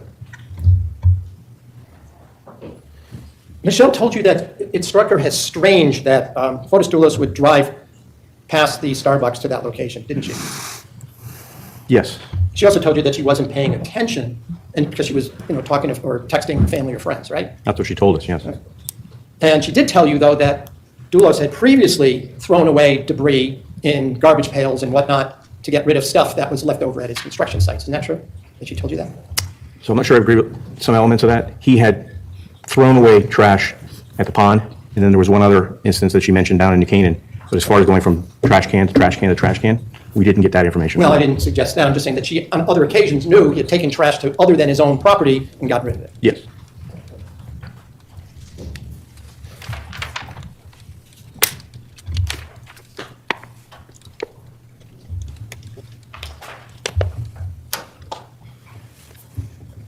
So on June 6th, you testified that this was an extra meeting that was arranged through State's Attorney Colangelo, right? Yeah, my sergeant was advised by State's Attorney Colangelo to contact Attorney Bowman. So Right, to set it up. And that this one took place in his office, right? yes. And if we could just put the June 6th up for just a second, just a still of the interview room again. I just want to be clear. If you just move it, maybe, just move it someplace. I don't need to listen to it, but just slide it. Okay, stop right there. We're at, what's the time? 2:22:44. I just want to indicate, so behind Detective Clabby, there is a black kind of diagonal stick or stand there. You see that? I do.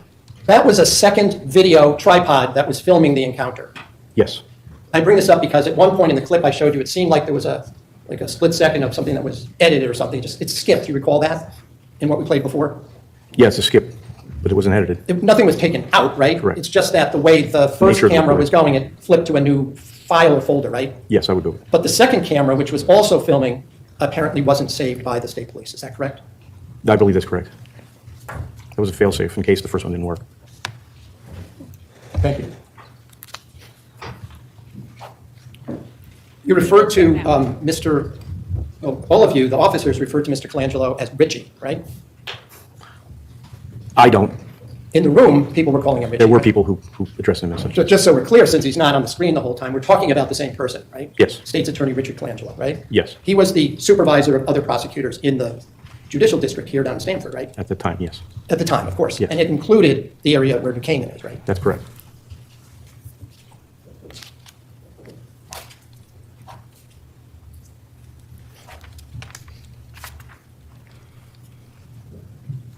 Hey, Ann.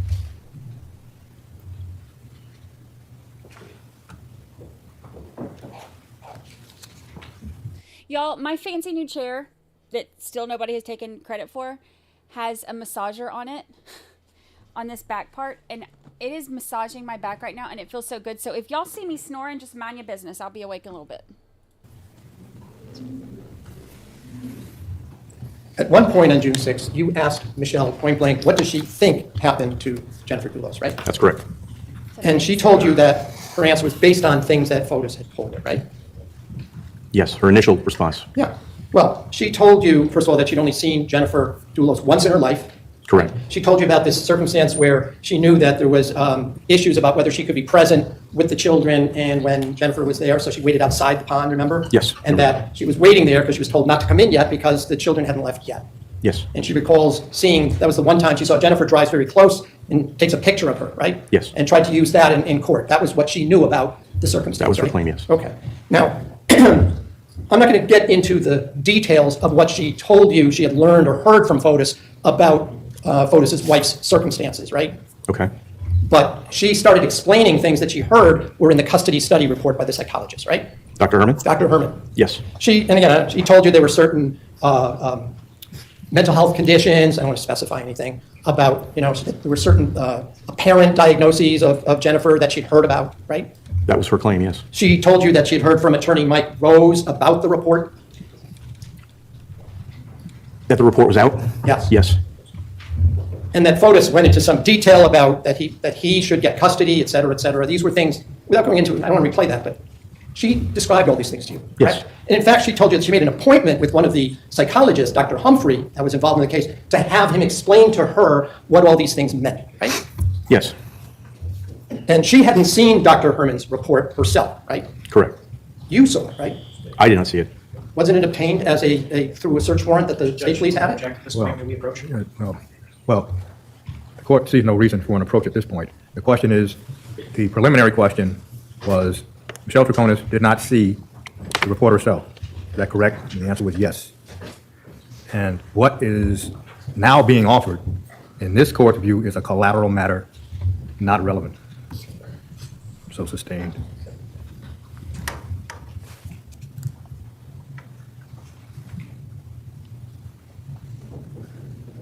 Whether these things were accurate or not, she told you that Fotis had told her these things, correct?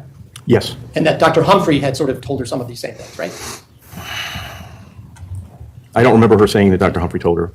Well, you do remember her saying she went for an appointment to see Dr. Herman because she was concerned about some of these things? Yes, I remember that. She would have to deal with Jennifer Dulos in the future. She wanted to know all about her? Yes.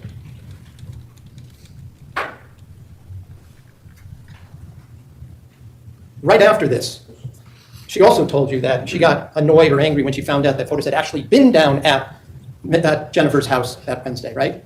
Yes. And she found this out listening to the speakerphone call from Jacob Pytranker, who called Fotis, and Fotis put it on speaker, right? That's correct. Thank you, Ann.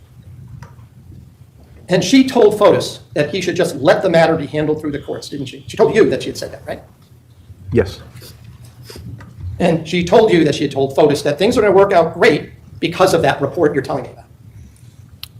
My recollection was Fotis was the one saying everything was going to work out great because of the report. And she said that he seemed happy at that point, didn't he? She did say that, yes. And he was telling his other friends that everything was going to work out, didn't he? She told you he said that. Yes.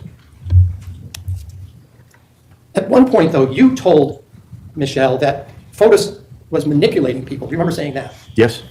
And that he had lied to many people, right? Yes. And that he was using people, right? Yes. And she, when you asked her, though, what happened, she said she was afraid after she disappeared. When you're asking her, what do you think happened? She said she was afraid she was going to come after her and hurt her and her daughter Nicole, didn't she? Yes, I remember that, yes. Yeah. And that was based on what she was told by Fotis, right? about Jennifer. About, yes. Yeah, I mean, there are other things she also related about her disappearing when she was younger and living under an assumed name. These are things she related to you that had been told to her, right? Fotis told her those things, yes, whether they were accurate or not. Exactly, but she believed him, right? She said she believed him, right? Yes. You also told her, though, there were body parts in those garbage bags that he dropped off on Albany Avenue, didn't you? Just object, Your Honor. Mischaracterizes. Well, what the court recalls from the video is not whether this witness said there were body parts, but one of the investigators said there were body parts. So I'll rephrase the question. In your presence, did Detective Clabby say that there were body parts in the garbage bags that he was throwing out on Albany Avenue? Hello, Catherine Miller. I don't remember who said it. Could have been you. What I said was it was my concern, our concern that was the case. That's what I said. Okay. I don't think we told her specifically that there were body parts. There may have been. You had already been aware of what was in those garbage bags and those receptacles and garbage bags at the time of that interview, though, right? Of those that we retrieved. Yeah. Yes. Right. So she got very upset and started crying when you told her that, right? It appeared to be, yeah. Yes. Was that also a technique as part of the interrogation technique? Whether you thought it might be true or not, you tell her this to elicit a reaction. The reaction we were trying to elicit is truthfulness. Okay. She also told you that Fotis had a Porsche at 585 Deercliff, didn't she? Yes. And that was the first time you'd even heard about there being a Porsche, right? You didn't even know its importance at that point, right?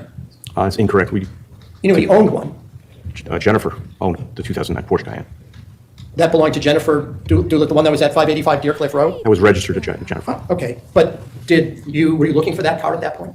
That was one of the vehicles on our radar, yes. You didn't ask her about it, she told you about it and where it was, right? Yes. By the way, Detective Clabby also told Michelle in that interview, in one of the two interviews, that Jennifer's 2017 Chevy Suburban was covered in blood in the driver's seat. Do you remember him saying that? I don't know that he said it was covered in blood. He said the person or persons involved in this crime would have been covered in blood. Would have been, but the driver's seat wasn't covered in blood of that Suburban, was it? Not that we could determine. Even the so-called stain on the steering wheel wasn't in fact blood, was it? Well, I'm going to object, Your Honor. Lack of personal knowledge foundation. And he's offering it for its truth. It's hearsay. Well, the court will sustain the objection concerning that question, but will not foreclose the avenue. Detective Clabby told Michelle at that same time that the steering wheel was covered in blood, right? I don't remember his wording, whether he said was or would have been. Would have been, okay. But no blood was recovered from the steering wheel, was it? I don't have that information in front of me. I can't remember at this time. Was telling this to Michelle part of a technique to elicit more information, or was that just a mistake? Well, I object, Your Honor. He hasn't. The question assumes that Detective Kimball just indicated that there was no blood on the steering wheel. He's indicated he doesn't have that information in front of him. So to ask whether or not it was a tactic or a mistake assumes facts, not evidence. Well, perhaps the question is taking into account more facts than one can assume. If the question is, was there a discussion with Michelle Troconis about blood being on the steering wheel, that would be the threshold question. Which I believe was elicited. This was now the next question. And the next question again, counsel. I'll rephrase the next question. And Judge Whitney, I thought that the testimony was Detective Kimball could not recall whether or not Detective Clabby said there was blood on the steering wheel or there would have been. So I don't agree with counsel's suggestion that he has indicated that there was blood on the steering wheel. Well, perhaps the court did not understand the question and the response. The general area is blood on the steering wheel. This witness cannot testify that he reviewed any documents that indicated there was blood on the steering wheel. That's how the court heard the testimony. Virginia Crawford gives you membership. Thank you. It went to. And so, Baby what would voice. be the next question, counsel? Whether Detective Clabby said there would have been or there was blood, the purpose of asking Michelle Troconis, let me rephrase the question. Whether or not there was blood or was not blood that you recall on that steering wheel, the purpose of telling Michelle Troconis this was part of your efforts to get her to elicit more information from her, correct? I just object, Your Honor. He's asking him to speculate as to Detective Clabby's mindset. Well, if the question was posed by Detective Clabby, this witness cannot testify concerning Detective Clabby's motivation, so it's a matter of no foundation sustained. Did you know why Detective Clabby made that statement to Mr. Troconis or not? No, I did not. So was that all news to you when he said that to her about there would have been blood on the steering wheel of the 2017 Suburban? I'm not sure what you mean by, was that news? Were you surprised when Detective Clabby said that to her? You know, objection on relevance grounds. Well, because the area being explored is police interrogation techniques, a question concerning whether one officer's question took the other officer by surprise, the court will allow. Please ask it again, Counselor. Yes. Were you unaware or surprised when Detective Clabby suggested that to Mr. Combs about there perhaps being blood on the steering wheel? Unaware or surprised? I was not surprised. That he said that to her? Correct. Did you have any information as of that moment that there in fact was blood on the steering wheel of the Suburban? Judge, I just object, ask and answer at this point. Well, the question has been asked. There's no documentation that there was blood on the steering wheel. That's how the court understood the testimony. And the fact that Detective Clabby said there was blood on the steering wheel does not allow this witness to determine what was Detective Clabby's state of mind when he said it. So asked and answered is sufficient, sustained. But I was asking now about this witness's understanding, knowledge, not about Detective Clabby's this time. Well, the testimony has been this witness did not claim to know that there was blood on the steering wheel. Sustained.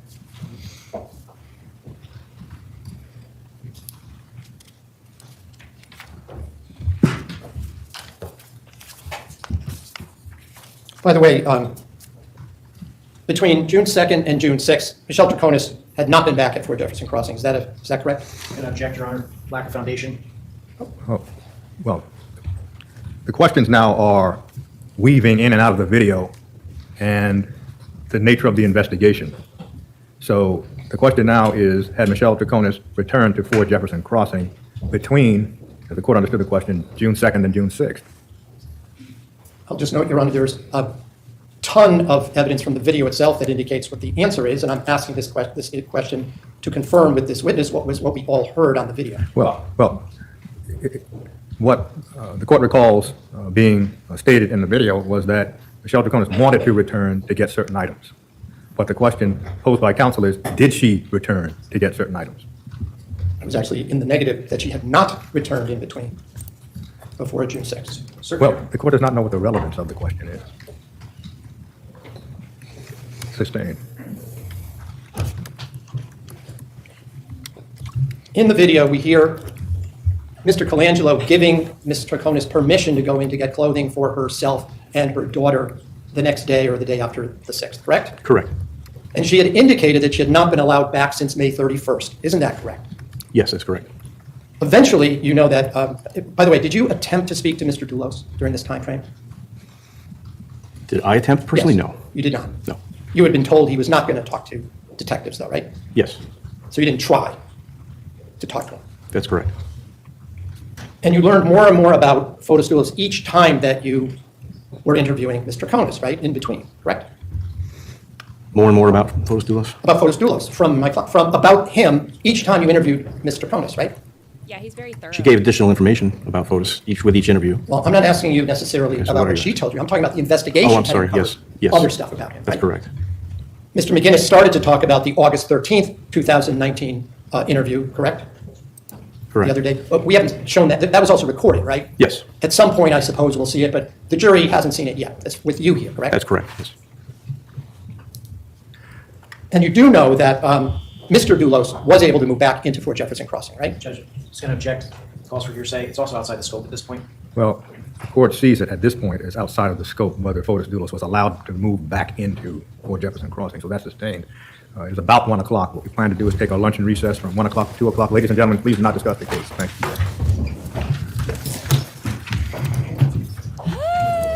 Lord of mercy, he's so annoying.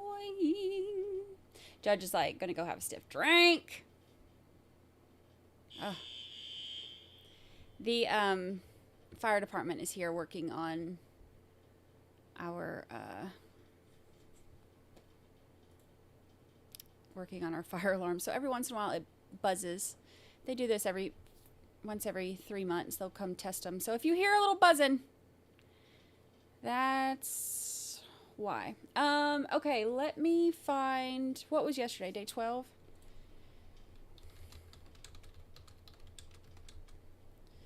Day 12, afternoon. They showed you the, Oh, and he's back. And he's back. And we're keeping it at 1.5 speed because Lord knows he is slow. Chairgate 2024. Y'all, really is. So, and I keep moving this like little massage thing on my back because it's helping my back so much. Hear it? Can you hear it? Can you hear it? Am I being successful trying to not get annoyed? No. Failing miserably. Failing miserably. The constant hum is my chair, but that occasionally, that's the fireman downstairs. Ooh, I should go see the fireman downstairs. There's a few of them that are not bad on the eyes. Focus. Focus. Focus. All right. Y'all ready? Focus. timeline, which we talked about today, again, correct? He showed you that you took it out of the bag and you discussed that there were 3 photocopies, right? Yes. One of them appeared to be one side of the document that was an original with the purple line on it that Mr. Dulos wrote. Yes. The other one she told you was in the possession of Mr. Bowman, right? Yes. Yes. Yeah, she had the 2 that we showed, the phone calls and her timeline. She told you that Mr. Bowman had it, right? Yes. And we see in that June 6th video that Mr. Bowman says she gave it to me and he starts searching through his papers for it, right? Yes. You had no reason to doubt that, did you? No. She also told you that this was the first time that she had shaved Mr. Dulos's head, correct? Correct. But she told you he'd done it before for water skiing, right? That he had done it before. I'm not sure if it was for water skiing. Well, I'm just going to show you Exhibit 5, which is Defense Exhibit I. It's already in evidence. Let me show you a couple of the images from that. Is the screen on? I'm going to ask you, do you see that? Yeah. Yes. And what's the date from that image, the post? December 24, 2016. 2016, right? 2016. And the next one? It's my birthday. What's the date for that one? June 25, 2016. Okay. Look at his, first of all, that is a beautiful baby. A beautiful baby. Look at that sweet baby. But not a happy face. Next one. Can you zoom in a bit? Well, before you do, what's the date on that one? June 18, 2017. So you'd agree this wasn't the first time you'd ever close cropped his hair, correct? In 2019, that is. He had short hair previously. I don't know if it was as short as it was when we encountered him on the 31st. I'm talking a little bit about things that each time you talk to her, you would try to corroborate that information, correct? Correct. And it led to sometimes more questions, right? Yes. And sometimes it led to leaving certain issues alone and just talking about other issues, correct? Yes. Just going to object, Your Honor, it's vague. Well, sustained, but it was responded to, so the court is going to allow the response to stand. Did you look for Instagram or social media posts of Fotis Dulos with close cropped hair after Michelle told you that this wasn't the first time that he had done this? I did not personally, but Someone did? Someone did. Okay. So you had no reason to disbelieve her about that, did you? That this wasn't the first time that he had close cropped hair for water skiing? No. She also told you that Pavel Gumieni had supposedly was down in New Canaan, correct? On the 24th? Yes. On the 24th, right? Yes. And told you about him driving back and seeing him with the Tacoma at 80 Mountain Spring Road, right? On the 24th. Not the Tacoma and the Raptor. At 80 Mountain She Spring talked Road. about the Raptor. Well, let's be clear. On Yes, May please be 24th, clear. she was at 80 Mountain Spring when Pavel showed up in the Raptor, correct? That's correct. The Tacoma was already at 80 Mountain Spring Road at that time, right? And which interview are we speaking of? The June 2nd interview. She did not specify that during the June 2nd interview. June 6th interview? No. She didn't mention it at June 6th either? No. She told you, though, however, that he had come up from New Canaan, right? She told us he had arrived and that supposedly he was coming from New Canaan. She couldn't say that for sure. She was very clear about that. That she couldn't say for sure, but that would be something you would check, right? To see if it could be confirmed or not, right? Yes. And you were not able to confirm that Pavel was in New Canaan that day, were you, at the job site? Well, I'm going to object, Your Honor, because this is hearsay. Well, Again, it's not. He's specifically asking the question, did you confirm, which means he's offering it for its truth. And so my objection is hearsay. well, the question is, the court's going to frame the question. Were you able to verify that Pavel was in New Canaan on that date? That's the question. And the answer is either yes or no. Yes. You were able to verify it? Yes. Through video? Through video. On the 24th? On Friday, May 24th. So you saw Pavel on a video on May 24th in New Canaan? My recollection is we saw the Raptor. At the Sturbridge Hill? 61 Sturbridge Hill. On that date? The 24th? You're thinking the 22nd or 21st? No, I'm thinking of Friday, May 24th. All right.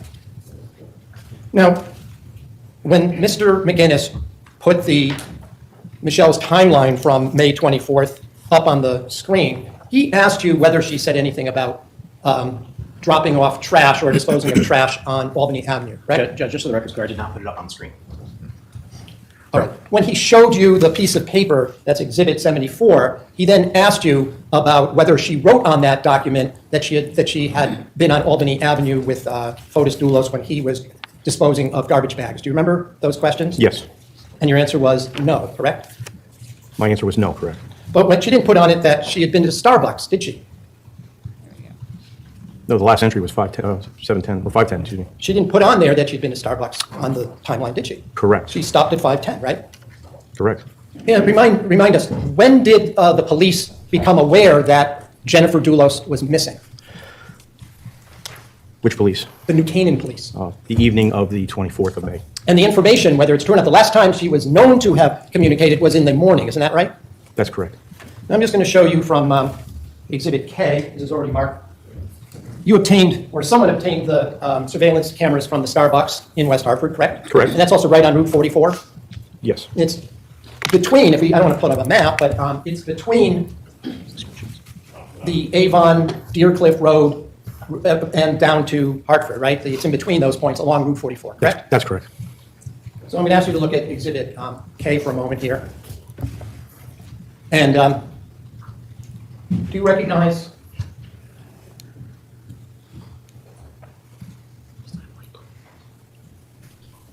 hold on, not working. All right, could you point to where Michelle Troconis is in this screenshot? This is Michelle Troconis. Okay, and do you know who the person with her is? Can you identify that person? Appears to be Fotis Dulos. Let me show you one other screenshot from this video. Do you recognize the people that are in this video as well? Yes. And again, I don't know why my pointer's not working, but is that Michelle holding a sandwich on the left there?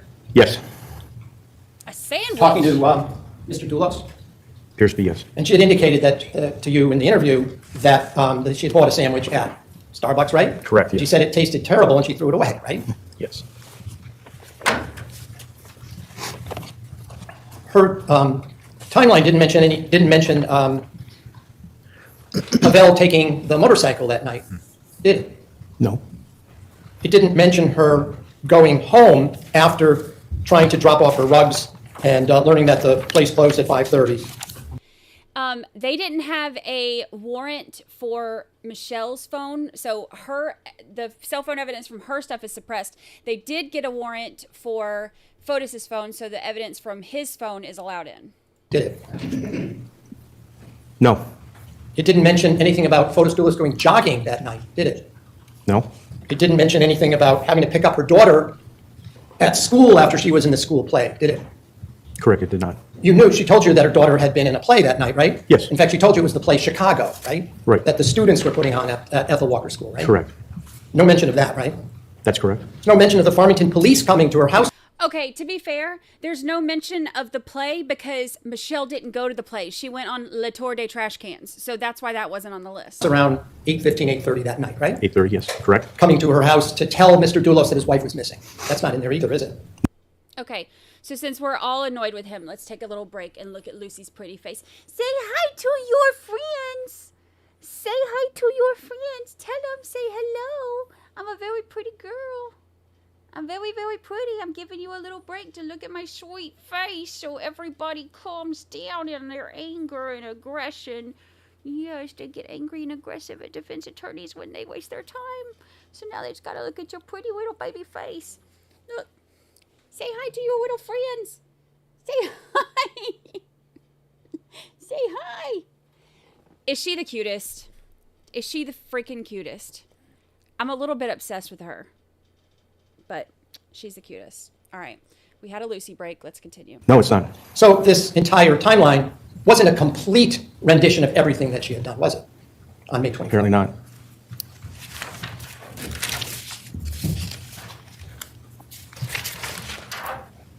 Just have a moment.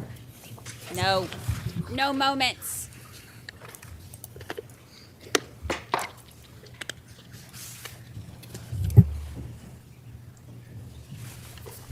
I have nothing. Bam. Oh, you're such a good girl. You're such a good girl. We're not going on a field trip to see firefighters. We have trial to cover. We got a lot to cover today. Detective Kimball, you were asked on cross-examination specifically as to the defendant's account, whether she had seen Mr. Dulos in the Ford Group office on May 24, 2019. Do you recall that? Yes, sir. Talk about this. You and Attorney Schoenhorn had a back and forth about whether or not she had seen him in the office or simply heard him. Do you recall that? Yes. Okay. I'd like to play, Your Honor, if I could. I'm going to object as to the mischaracterization. I didn't ever use the word heard him. I said that she believed he was there because Mawini was there, and she had been told that he had a meeting with him. So I object to the characterization.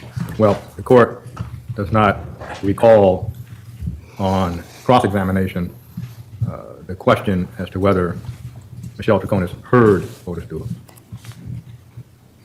But nevertheless, that does not foreclose the line of question. You just heard Attorney Schoenhorn's objection, correct? Yes. So let me try to reframe the question. You had a back and forth with Attorney Schoenhorn about whether or not the defendant actually said she saw Mr. Dulos in the office or whether or not she just assumed that he was in the office, correct? That is correct. All right, so I'd like to take care of this. Okay. I'm going to play, Your Honor, the first interview, Your Honor. Specifically, there's a time clock.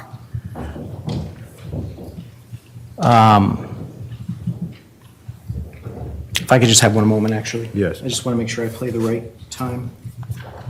Time clock, Your Honor, it's 14:50 and 19 seconds to 14:51 and 6 seconds. Thank you.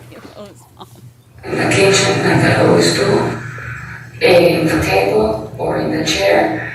I go up to the office. I was going to do a coffee. I didn't. I don't remember if I did a coffee. I don't think so. Usually I do coffees every morning after dropping me cold with, sometimes with Fotis, sometimes without Fotis. I walk, Kent, the lawyer is there. They're talking in the further, have you been in the house now? Just explain. They're in the table down the office. They, Kent and who? And Fotis. Kent and Fotis. I grab my computer. Detective Kimball, did you have an opportunity to listen to the defendant's words in that particular clip? Yes. What did she say about whether or not she had seen Mr. Dulos in the office on May 24th? She stated she saw there at. She stated she saw Mr. Dulos. And did she indicate where in the office she had seen him? Towards the back of the office with Kim Horn. She didn't say that she assumed that he was in the office in that clip, did she? She did not. She did Now, not. I want to Thank you. He's a good attorney. He really is. Play for you another clip.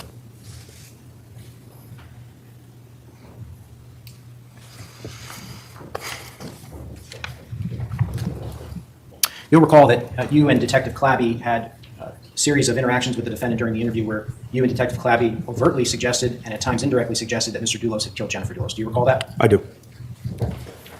So I'm going to play for you. This is the time clock, 16:01:53 to 16:02:12. Okay. This is the fact. We know this. We need to find Jennifer. Is there anywhere that Did you look in the house? we're at your house? And? Listen. So the beginning of the clip was a little bit cut off, but Detective Clabby indicated to the defendant that Fotis had killed Jennifer, and that was a fact, correct? I do remember that, yes. Okay. And the defendant asked you, did you look in the house? Yes. Did you find that response odd? Objection, irrelevant, and speculation. Well, this is the witness's perception of how he perceived the response. Overruled. Yes, I found it unusual. Why?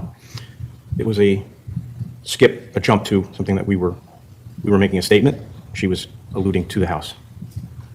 And I want to also just direct you back now. You recall the point. back and forth that you had with Attorney Schoenhorn about whether or not she had assumed that she saw Mr. Dulos in the office, or whether or not she had actually said that she saw Mr. Dulos in the office. Now, at this point, the defendant has been told by Detective Clabby that Fotis I'm going to Dulos... object. This is narration. This is not a redirect, and it's not a question. Well, it's preliminary because the question concerns Marie Moss, you getting all these objections. There's a whole lot of them today. what the conversation was in the video at the interview. This is setting up the question that's going to be asked, so it's preliminary, overruled. Detective Clabby had said to the defendant, as we just saw, at around 16:02, I believe, that Fotis had killed Jennifer, and that was a fact, correct? Yes. And do you recall after that the subject of Fotis Dulos' whereabouts on the morning of May 24th, 2019 came up again? Yes. All right, I'm going to play 16:12:46 to 16:13:52. Tell me with 100% certainty that you saw Fotis in the house on the morning of the 24th. And when I woke up, yes. At what time? 7:40 the alarm, 7:42 I was in the room. And for how long of a time did you see him? 6:40. Okay. And how long of a time did you see him for? No, just in the shower, and then I left. Down, I get the juice, So just to go back, at 6:40 was the time you saw Fotis first in the house, and then you don't see him again until you have lunch? Mm-hmm. So basically from 6:40 to lunchtime. No, I'm sorry. I went back to the office. Okay, what time? 9 o'clock. It's not when I go to 9 o'clock? No, yes. 8. You went back to his office and saw him? He was with Kent sitting at the far end of the office. And that's And at that 8 was o'clock. like 8:15, 8. So just to be clear, this particular exchange occurred after Detective Clabby had told her that Mr. Dulos killed Jennifer, is that right? That's correct. And the defendant once again repeated to you that she had seen Mr. Objection Dulos. leading. What did the defendant say to you Well, about the court has the opportunity to rule. It is leading, but it's not leading to the point of unfair prejudice. It's a reiteration. Overruled. And the defendant once again said to you, not that she assumed Mr. Dulos was in the office, but that she actually saw him in the office, correct? She stated she saw him in the office, yes. Saw him in the office. Saw him with her eyeballs. That's what she said. Even said where he was sitting. Did not assume. She saw him with her eyeballs. Detective Kimball, you were asked about whether or not the defendant was speaking to you about her usual day or whether or not she was speaking with you about that day. Do you recall those questions? Yes. All right. I want to play another clip.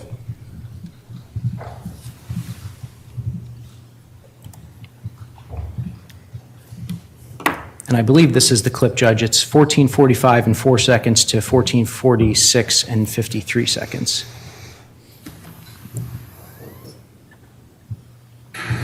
Usually I have the alarm set for 6:40 every day, but not Thursdays because Nicole goes to school on Thursdays. She gets in at 9 instead of 8.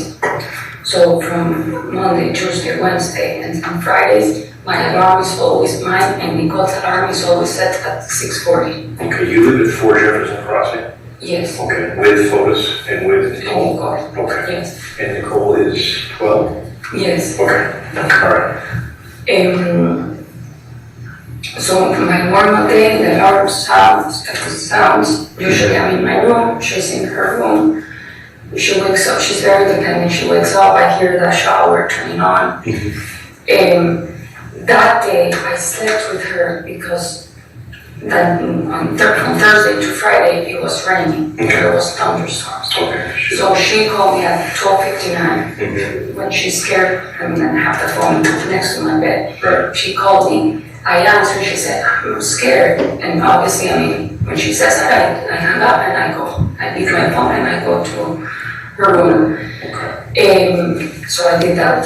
So obviously, I woke up and I was with her in her bed. The alarm sounded. I wake up and I go to our bedroom. I turn off my alarm that is snoozing in her bed. Fotis wakes up too.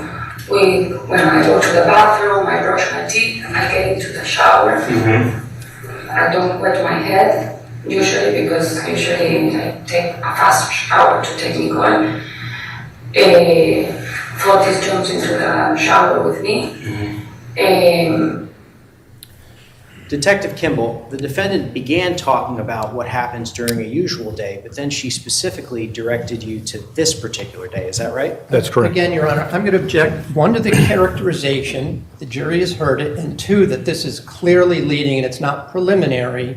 He's telling the witness how he should perceive this and how they should perceive what was just said. Well, the difference between a leading question when there's no video of the actual interview and a leading question when there is actual video and audio of the interview is clear. This is a recap of what was already in the video and in evidence. So that's not the same as a leading question when none of this has been heard before. Overruled. You may answer the question, sir. Could you re-ask it, please? The defendant began by talking to you about her usual day, but then specifically directed you to what occurred that day. Is that correct? That is correct.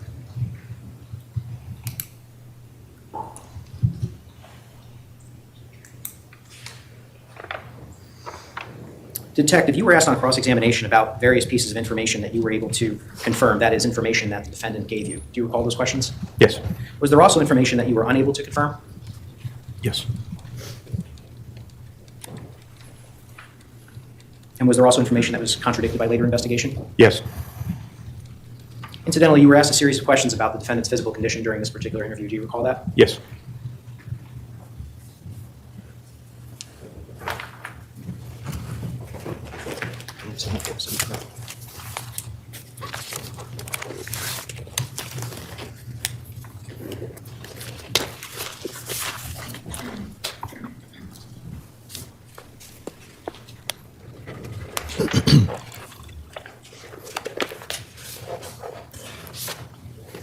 Just for the record, Judge, I'm holding State's Exhibit 74. It consists of 3 documents. I'm referring specifically to the document that begins with a time entry of 6:40 for Mr. Sherman's benefit.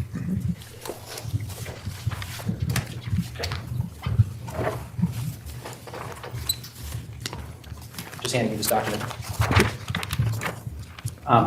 Detective Kimball, you were asked questions about the defendant's physical condition. Do you recall that? Yes.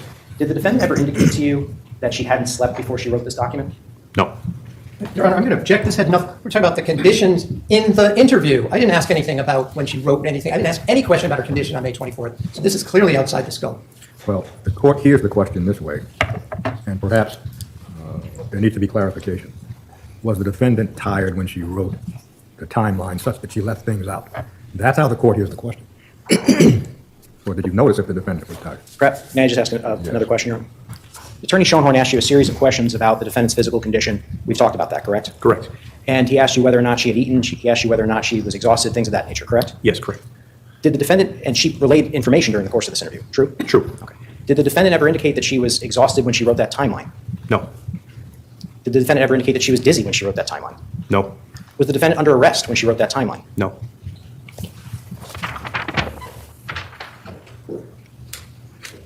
Incidentally, you were asked on cross-examination whether or not Starbucks was included in this timeline. Do you recall that? Yes. When did the defendant go to Starbucks? At approximately 8 p.m., 7:58, 8 p.m., the 24th. And how long after the defendant was observed on Albany Avenue with Mr. Dulos would that have been? 10 minutes, approximately. So the entire trip to Hartford and Starbucks was not included in this, correct? That's correct.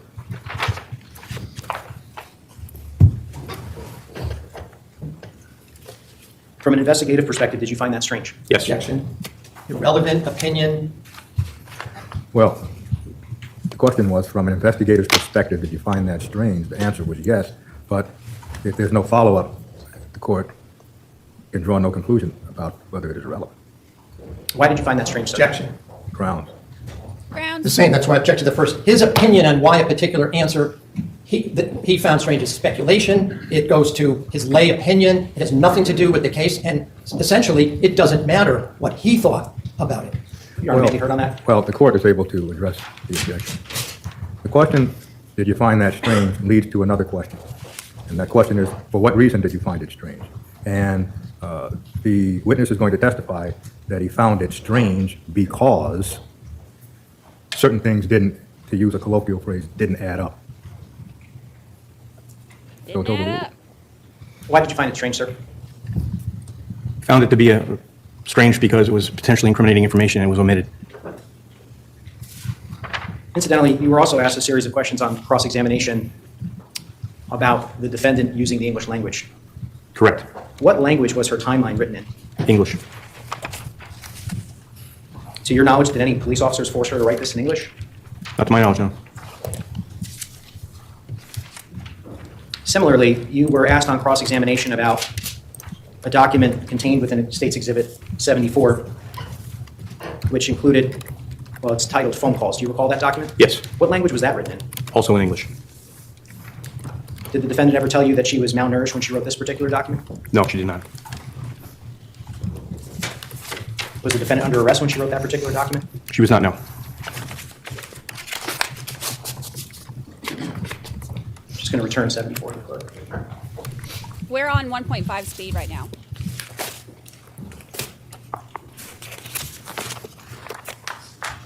No, I had to go get it. They left like a little note in my mailbox with like a number on it or whatever, and I had to take it up to the front. And then, thank gosh, there was... Detective, you were asked a series of questions on cross-examination, I believe it was Friday, although it might have been today as well, about your experience in general with interrogating suspects. Do you recall those questions? Yes. Yes. And some of the questions that you were asked included whether or not someone who was educated could be nervous, things of that nature. Do you recall that line of questioning? Yes, I do. Detective, in your experience in questioning suspects, do arrestees and suspects in crimes provide detailed accounts in attempts to show that they're being truthful at times? Objection. It's vague. It's irrelevant what happens in other cases. And it's, again, going to lay opinion about comparing her to some other random, unknown other suspect. Well, it wasn't irrelevant on Friday, Judge, when he asked these types of questions. I'd ask the court for a little bit of leeway here. Well, the questions on Friday were, as the court would call them, cannot someone who is educated get nervous? And the line of questioning concerned, cannot someone who is essentially well-read get nervous? Now, this line of questioning is questioning about general observations or perceptions by this witness of suspects in crimes and whether they, that is, those suspects can provide detailed information. And the court assumes that was the thrust of the question. Is that correct? Yes, Judge. So again, the question is, isn't it true that those who are suspected of crimes who are being interrogated by the police can provide detailed information? So essentially, the court hears the objection, but the thrust of the inquiry is everybody who talks to the police in interrogation doesn't forget details. That's what the thrust of the question is, as the court understands. So the court's going to allow it. Overruled. Sister, would you mind re-asking the question? Madam Monitor, be able to read it back.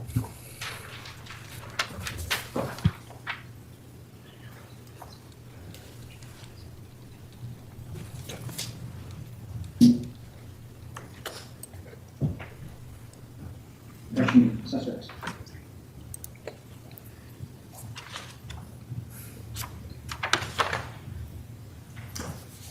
Should you recall that line question? Yes, I do. Detective, in your experience in questioning suspects, do arrestees and suspects in crimes provide detailed accounts in attempts to show that they're being truthful at times? Yeah. You may answer. Yes.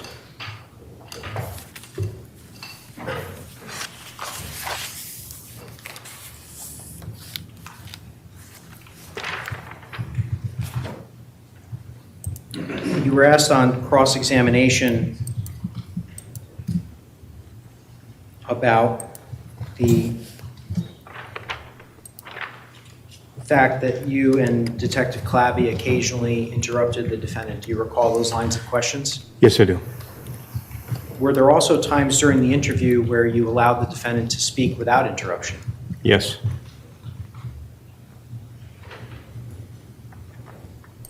And were your attempts at interrupting to provide a particular direction to the interview at times? Yes, they were.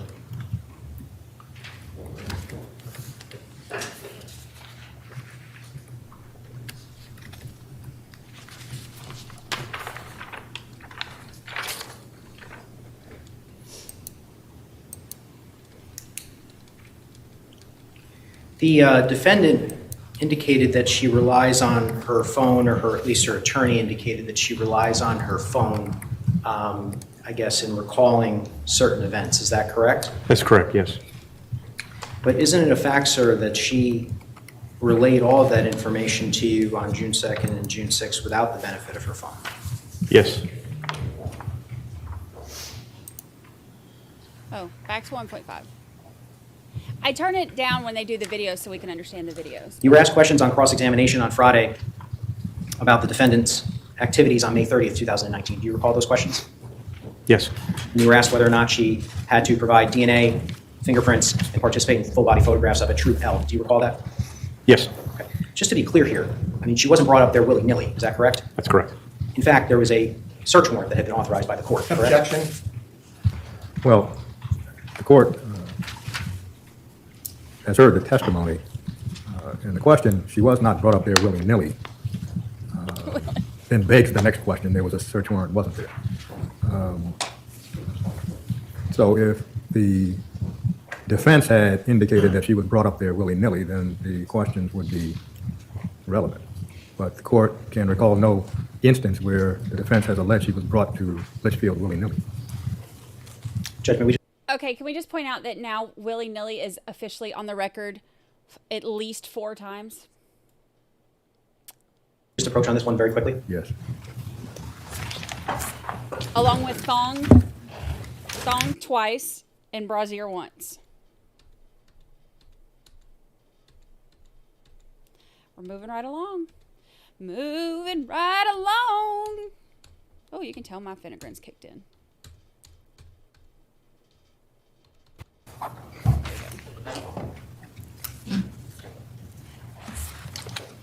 Yeah, he's Detective, been you here were for 84 years. shown a second weather report today by Attorney Schoenhorn. Do you recall that? Yes. I guess the first weather report that he displayed for the jury had the wrong time. Is that correct? That's correct. And I guess these weather websites can be hard to navigate at times. Was that your experience? Yes, it was.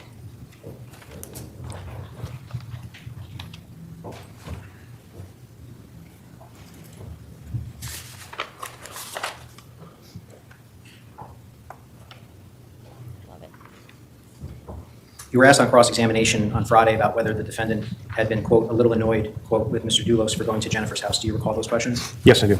She did not use the words that she was a little annoyed, did she? She did not know. What did she say about that?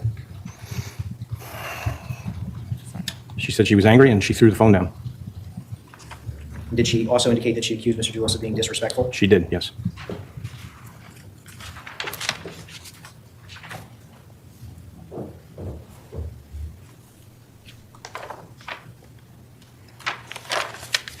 You were asked on cross-examination whether or not the defendant had offered to dig holes and look for Jennifer. Do you recall those lines of questions? Yes. Specifically that she was offering to help find Jennifer's body? That's what she was claiming, yes. Now, you had an opportunity, or at least someone in the room did, to ask the defendant what she thought had happened to Jennifer. Do you recall that question? Yes. What did the defendant tell investigators about what she had thought happened to Jennifer? She stated that she thought Jennifer was hiding from her family, hopefully, and that she was still alive. So she's offering to dig holes even though she believes that Jennifer's still alive? Objection, argumentative, leading, and mischaracterization. I'll withdraw. That's a different point. I'll withdraw, Judge.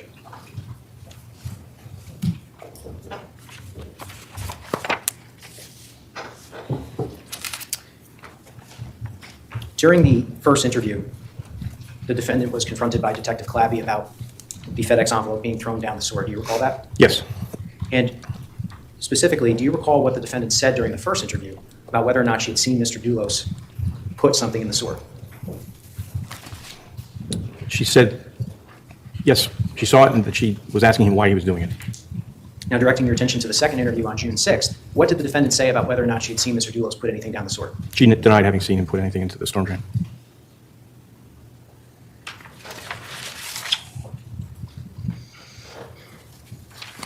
You were asked on cross-examination about the defendant's claim that the first time she learned about Jennifer's disappearance was when the Farmington Police Department arrived at Fort Jefferson Crossing in the evening of May 24th. Do you recall that question? Yes. I'd like to play another clip.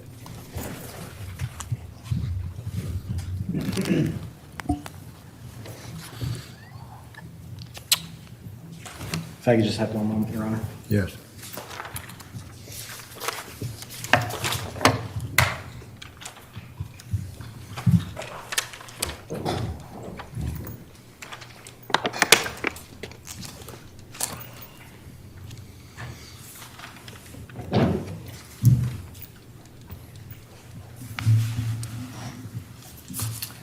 Your Honor, I'm going to play 16:29 in 4 seconds to 16:30 in 50 seconds. Yeah, what was in the bags? No, why do you have to do this now? And he's like, no, wait. I never finished the story of when the police came. Tell us, please. Okay, because after we went to the Starbucks, we went to the house, I threw the sandwich because it was disgusting. You like Starbucks, so I'll let you finish up.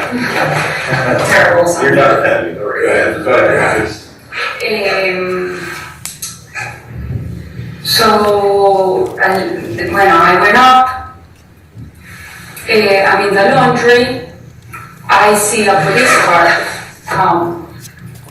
This is like at 8:30. This is 24th Friday, we're back. Yes. And I go out, and I was about to go down the stairs, and I'm like, and I see Fotis, and I thought this is a police car down. And he's like, I know. He walks to the door. I didn't go down because I see police and I panic. I don't know why. I think because I've seen too many terror movies. The police talks there in the door. It doesn't go in, or Fotis doesn't go out. It was like in the door, in the middle of the door. I go to my room. I was in Nicole's room, and I'm like, okay, I want to be here. I go to my room. I went to the bathroom. I changed my. And then I go back and I'm like, what happened? And he says, the police just said Jennifer's missing. I'm like, what?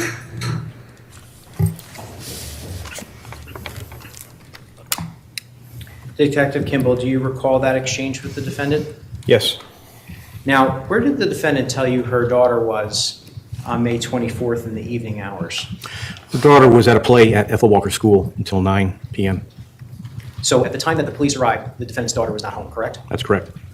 The defendant indicated to you, though, that when the police arrived at Fort Jefferson Crossing, she, quote, panicked? That's what she said, yes. And she indicated that she, quote, panicked because she had seen too many, quote, terror movies?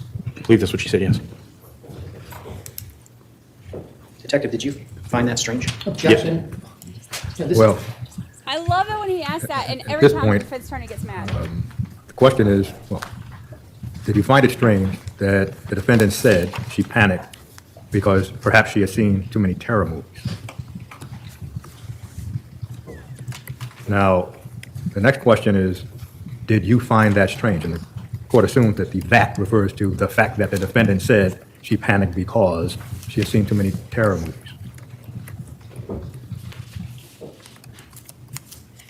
Well, at this point, if the court allows the response, then the next question should be, did you find it strange as soon as she said it?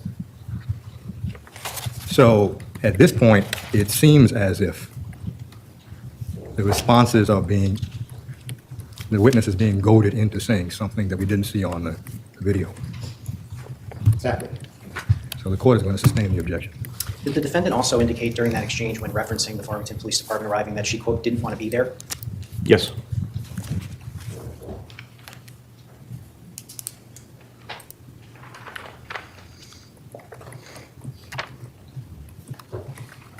You were asked on cross-examination about whether or not the defendant told you on June 2nd and June 6th when you interviewed her that Pavel Gumieni's Toyota Tacoma was present at 80 Mountain. Do you recall those questions? Yes. Did she ever tell you that that Tacoma was present at 80 Mountain while she was there during either of those interviews? Not during the first 2 interviews, no.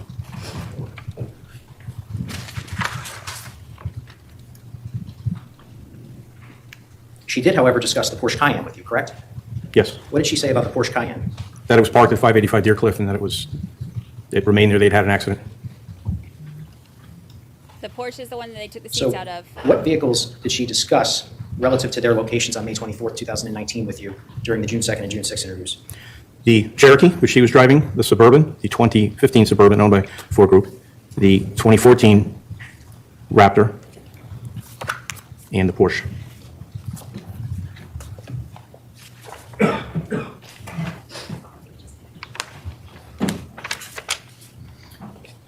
You were asked on cross-examination about how many stops Mr. Dulos made in the area of Albany Avenue, specifically how many stops were recorded. Do you recall that? Yes. And I believe you were indicated that you reviewed some of that footage. Is that correct? That's correct, yes. Specifically, there's footage where the bed of Mr. Dulos' vehicle is visible. Is that correct? Yes, it is. Yes, that's correct. And can you describe to the jury what's visible in the bed? I'm going to object to him describing what was in a video and characterizing what's in the video. Well, that's funny, Judge, because on Friday during cross-examination, Mr. Schoenhorn asked Detective Kimball whether or not it was raining hard, or actually I think the question was describe what you see in the video. So I think that the defense, quite frankly, needs to be consistent when they're objecting. If they're going to be using certain tools in examination, that's fine, but the state should be afforded the same opportunity when it gets up for redirect examination. I believe a video showing pouring rain is, in his opinion, is irrelevant and has no bearing on anything that this court has to determine. Wasn't it his opinion that it was raining hard? Now, this now is argumentative. So the question the court believes can be asked is whether there were black garbage bags in the back of the pickup. And what happened to those bags according to the video? Or what did you see Fotis Dulos do with the bags in the video? I don't think that's where he's going. He's asked for his opinion, what he thinks that he did with them. Well, that's not the question the court heard. Perhaps it should be asked again. Detective Kimball, you indicated that you had reviewed some surveillance footage. Is that correct? That's correct, yes. And at various times in the surveillance footage, was the bed of Mr. Dulos' Raptor visible? Yes. And I believe He said, well, that's funny because he said that was hilarious. you indicated that Mr. Dulos turned off of Albany Avenue at one point and the bed of his Raptor was visible? Yes, that's correct. What did you see inside the bed of the pickup truck in that surveillance footage? Objection. He's not being asked what he sees Mr. Dulos doing. He's asked for an opinion on what he thinks is in that vehicle. It's not an opinion. Well, there is video. There is clear evidence that there are black, large plastic garbage bags in the bed of the truck. So if the answer goes beyond that, then the jury can determine the credibility of the response. Overruled. You may answer the question, sir. As the vehicle turned off Albany Avenue onto Milford Street, traveling southbound, you could see into the bed, and you could see that there were several black plastic garbage bags in the rear of that vehicle. And after that vehicle turned, did the bed of the pickup truck become visible again in additional surveillance footage? Yes, it did. And describe to the jury what it looked like at that point. They were definitely... Well, overruled. There were fewer black plastic garbage bags in the bed of the Raptor. And if I just have a moment with my colleague here.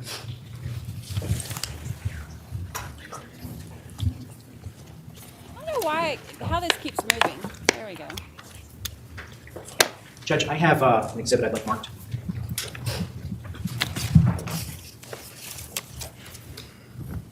For some reason, this keeps like doing something weird. Detective Kimball, you were asked on cross-examination about some screenshots that showed the defendant and Mr. Dulos at Starbucks. Do you recall those questions? Yes, The surveillance footage from Starbucks, however, is not a still camera, is it? that's correct. In fact, it's a motion camera. That's correct.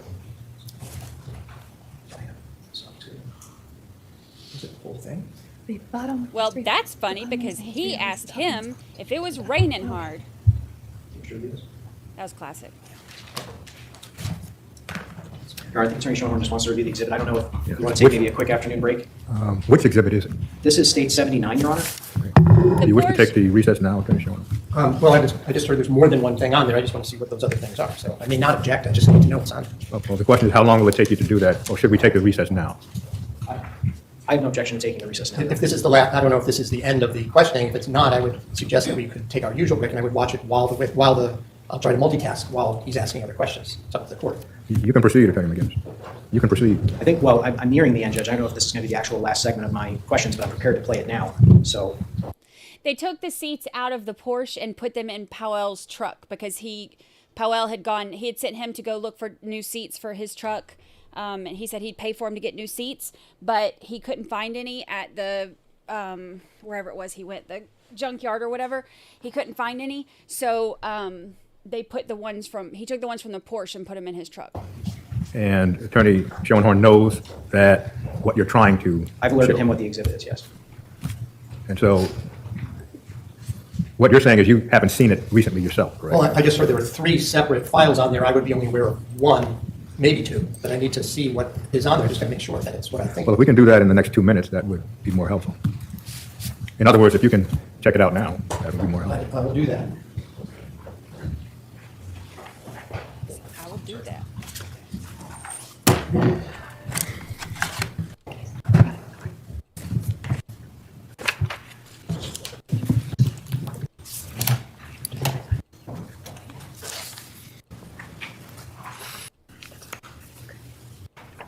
So funny. Sassy pants. Files on this exhibit. Some of them look like hours and hours. It looks like of Starbucks video. See every customer come in, what they're ordering. That's just my cursory review. So I'm certainly going to object to all of that being played. But if the state wants to put all of that in, that's what's on this exhibit. So unless they're going to play, it's like 9 hours of Starbucks, what everybody orders and what people like at Starbucks, I'm going to have to object to this exhibit. If there was a separate one that was just the part that I assume they were interested in, a couple of files that seem to be the video from which the screenshots were taken, I'm not going to object. I just object to this disc because of that. Well, the court understands that Attorney McGinnis was not offering 9 hours worth of Starbucks I am video. not, Judge. So do you have the time stamps for the edited pieces, Attorney McGinnis? Attorney Manning is indicating that she believes it's on the we perhaps we can just take the afternoon recess, Judge, and I can shore that up and perhaps create a disc that is agreeable to Mr. Schoenhorn. Thank you. Well, ladies and gentlemen, we will take our afternoon recess until 3:30 today. The Starbucks surveillance footage. All Do you right. recall that? Yes. Keeping right along. And it's the case officer on this particular investigation. Have you had an opportunity to Make review a that good surveillance time. footage? Yes, I have. Judge, this is 80. I'm going to move it into evidence formally in front of the jury. Thank you. Making good time. And making good time. I have no objection to that, what we're now showing. Thank you. States 80, a full exhibit. And Your Honor, for the record, States 80 contains 3 separate clips, and we're just going to play those in order.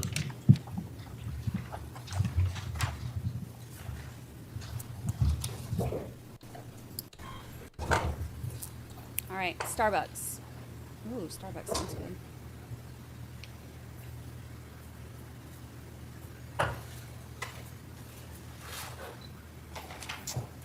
What's she flipped through on her phone? Look at her. Let me zoom in. Be nosy.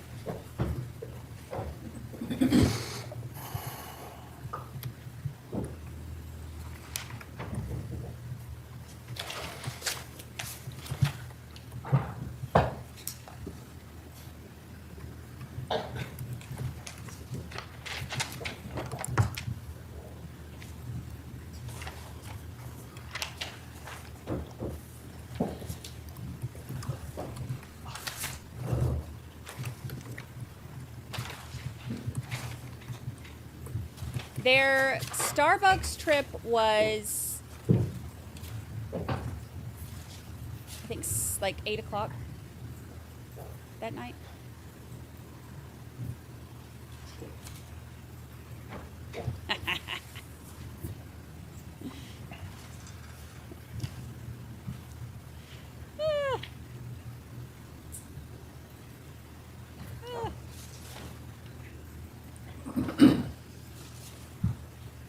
This is where they went after Le Tour des Trash Cans. They went to Starbucks. And it was 7:59 is what I have on my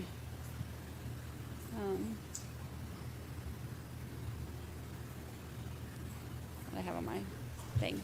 And then they were home by I think they were seen pulling back towards the house at 8:10. We're not going to play clip 2, Judge?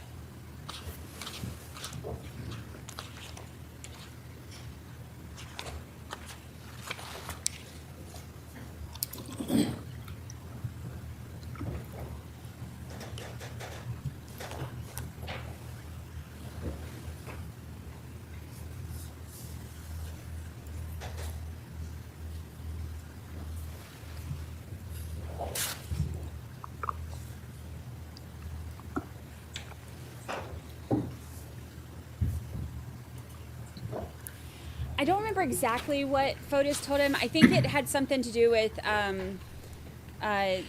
he was worried about, oh gosh.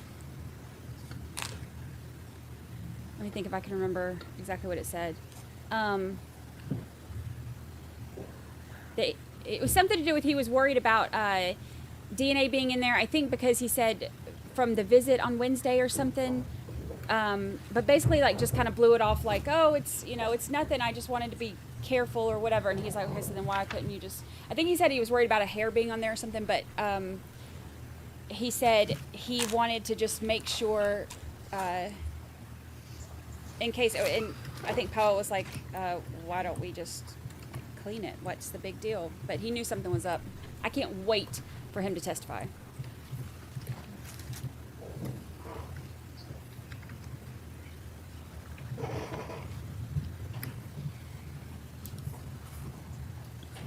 We're still at 1.5 speed.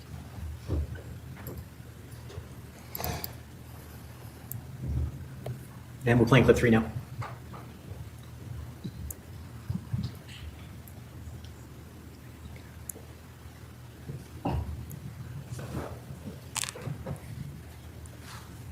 Tour Day trash cans. Can you believe, like, think about what happened that morning. Those poor kids. And he's just out and about. Makes me sick. Makes me sick.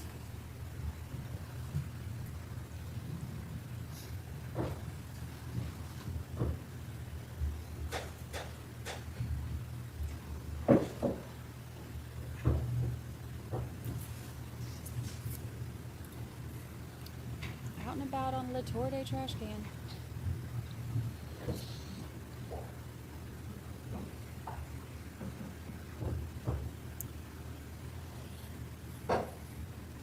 Like it ain't nothing.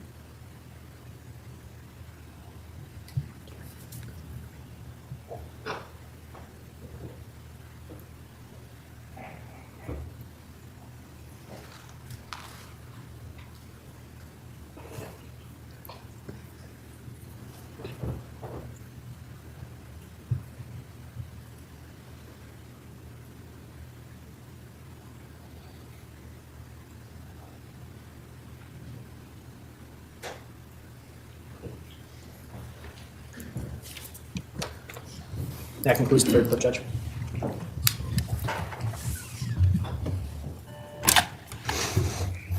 Detective Kimball, you had a chance to review that surveillance footage before, correct? Correct. And that Starbucks is located in West Hartford? Yes, on Albany Avenue. In order to get to the area where Mr. Dulos was observed dumping trash, would you have to drive past that Starbucks? Yes, you would. Assuming you were coming from 4 Jefferson Crossing? Yes, you would travel east past it, and then you would go out to where he was dumping trash. You were asked questions on cross-examination about the divorce proceedings between Fotis Dulos and Jennifer Dulos. Do you recall those questions? Yes. Did the defendant, during the course of the second interview, describe her feelings about the Dulos divorce proceedings? Yes. What did she say about that? She described them as being a nightmare for her. Did she indicate that it had been 2 years of torture? Yes. 2 years of torture. The defendant told you during the interview that Mr. Dulos did not tell her what to write in her timeline. Do you recall that? Yes. Now, we've seen Mr. Dulos' timeline, or at least the timeline that the defendant identified as Mr. Dulos' timeline, State 75. Was the Hartford trash dumping in his timeline? It was not, no. Nope. Not on the alibi script. During the course of the first interview, the defendant used the words car wash. Do you recall that? Yes. Could you describe to the jury the context in which the defendant used the word car wash? Myself and Detective Clabby were talking about if someone were to have committed a crime down in New Canaan, where they would go to clean up. And we were referring to 61 Sturbridge Hill to find out whether there was water at that house that was under construction. And that is when the defendant brought up, she first said a car, and then she said car wash. During the June 2nd or June 6th interviews, did the defendant ever indicate to you that she had traveled in tandem with Mr. Dulos to a car wash on May 29th? No, she did not. Thank you, Virginia. If I could just have a moment, Judge? Yes. Nothing further, Judge? Thank you. Oh, Lord, here we go. Recross. Hey, 80s. No, wait. There are only a few points that I want to ask about that was just brought up on redirect. You were asked some questions about her reaction to indicating that she thought that Jennifer Dulos was still alive, and that's partially based on what she had been told by Mr. Dulos, correct?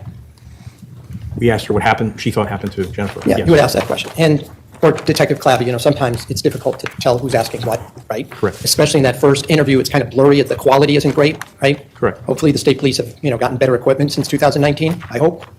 First interview with the Buchanan. Well, that was the Buchanan police anyway, wasn't it? Yes. Their Yes. equipment. Yes. Okay. So, when she told you the details about why she thought that Ms. Farber-Dulos was still alive, she went into some description about what the experts in the divorce case had written. Isn't that correct? Yes, And she said that she never got to see the report, but others had told her that's what was in it, right? that's correct. And she did mention Mike Rose as one of those people, didn't she? Yes, you did. And you do know that Attorney Rose was Fotis Dulos' divorce attorney at that time, correct? Yeah, I think we discussed it the other day. I was unaware that he was a divorce attorney.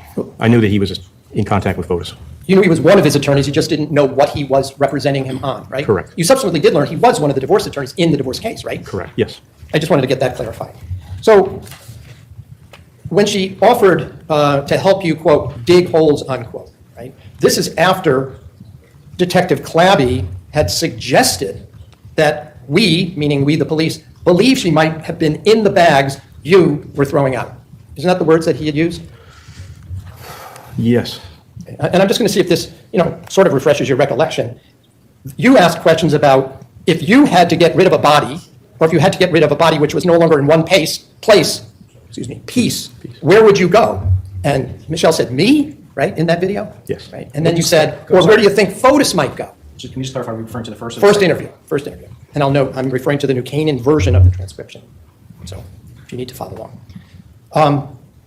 He is And sassy. didn't she say, oh, God, I don't know. I mean, you're asking me something that, and then you said, because I unfortunately believe that's where we're at. That's the situation, and it's terribly sad. Isn't that when she said, well, why don't you look there, meaning at the house? First of all, I do remember saying what I said. I am not sure what she followed up. Do you remember, though, then saying, who's saying we're not looking there? Do you remember saying that to her in response to, why don't you look there? Yes. Okay. And then, didn't she then go on to say that she would never talk to him like, where would you bury a body if it's not our conversation? Didn't she say that to you? Yes. And you said that, and then you responded that if she had any guesses basically on what you know about him, we're looking for Jennifer, and unfortunately, Jennifer may be, and she interrupted and says, I don't know, you said it's dead. And you go, what's that? You said that she's dead because you found the blood, okay? Mhm. I'm just leading that up to, isn't that when Mr. Clabby, Detective Clabby said, there's enough to suggest that, but we believe she might have been in the bags you were throwing out. And then her reaction was, she started crying and went, ah, and she put her face in her hands, right? Isn't that She put her face portion? in her hands, yes. So when she offered to dig holes, that was after that conversation, isn't it? Yes. But when you asked her what she thought, she told you what she had believed at the time based on what others had told her, right? Yes. And you did at least confirm that others did say those things, right? It was in writing about things about Jennifer Dulos that were at least in writing, right? Just going to object, Judge. Pause for your sake. I'm not offering for the truth. I'm certainly not offering it for the truth. It's the fact that it was said, it was understood, it was part of the reason for this conversation with her. Additionally, Your Honor, I'd like to be heard on one additional matter at sidebar with respect to this. Well, first, the court thinks it can address this objection without a sidebar. The question is, you became aware of basically the visitation study, and that other people, even though Michelle Troconis didn't see it, other people talked to her about the study. So the question is, did you become aware that other people talked to her about the study? And the objection is hearsay? Well, the question was different, Judge, if I recall, and of course the court's recollection controls, but I believe the question was whether or not he had confirmed that other people had said those things about Jennifer Dulos. And so that was the last question.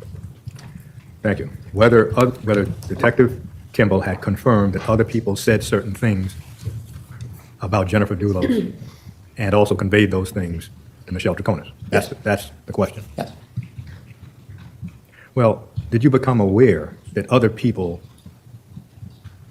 essentially talked to Michelle Troconis about the study? Right. Well, that's offered for the truth, that other people talked to Michelle Troconis about the study. So since it's offered for the truth, it's hearsay. Sustained.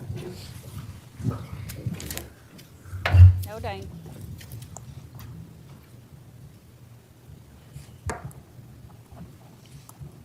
She didn't give you the study document, the custody study herself, did she? No. Someone else gave you a copy at some point, correct? Judge, objection, may we be heard at sidebar? Well, I think that calls for a yes or no question. I don't think it requires a sidebar. but it's probably the next question that's going to be a problem. I'm not going to get into that next question. That was Well, the question is, did you ever get a copy of the study? Yes. That's the next question. I don't think he answered that. That's the only question I'm asking. And the objection to that question would be, I'd like to state my objection at sidebar, Your Honor, if I may. no. Oh. What's the objection? On the grounds that the code of evidence provides. Well, Your Honor, there was a discovery order in this case, and I'm concerned that we're walking up to it, and that's why I wanted to discuss it at sidebar with respect to the evidentiary grounds, its relevance. Well, the court is not going to allow any content from that study to come into evidence. So did this officer get a copy? Yes or no? And that's as far as it goes. Ask the question one more time. Did you get a copy of that study? A copy was obtained. I personally did not get a copy. With regard to the timeline, you were just asked some more questions about her timeline, right? Yes. She didn't give it to you, did she?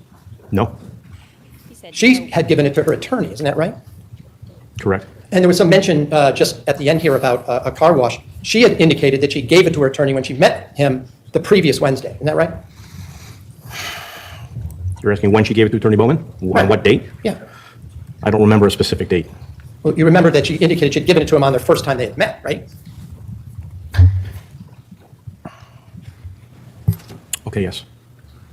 You also know that was the day that, since it was brought up, that Mr. Dulos had washed a different car, correct? That's correct. At the car wash. At Russell Speeders. Yes.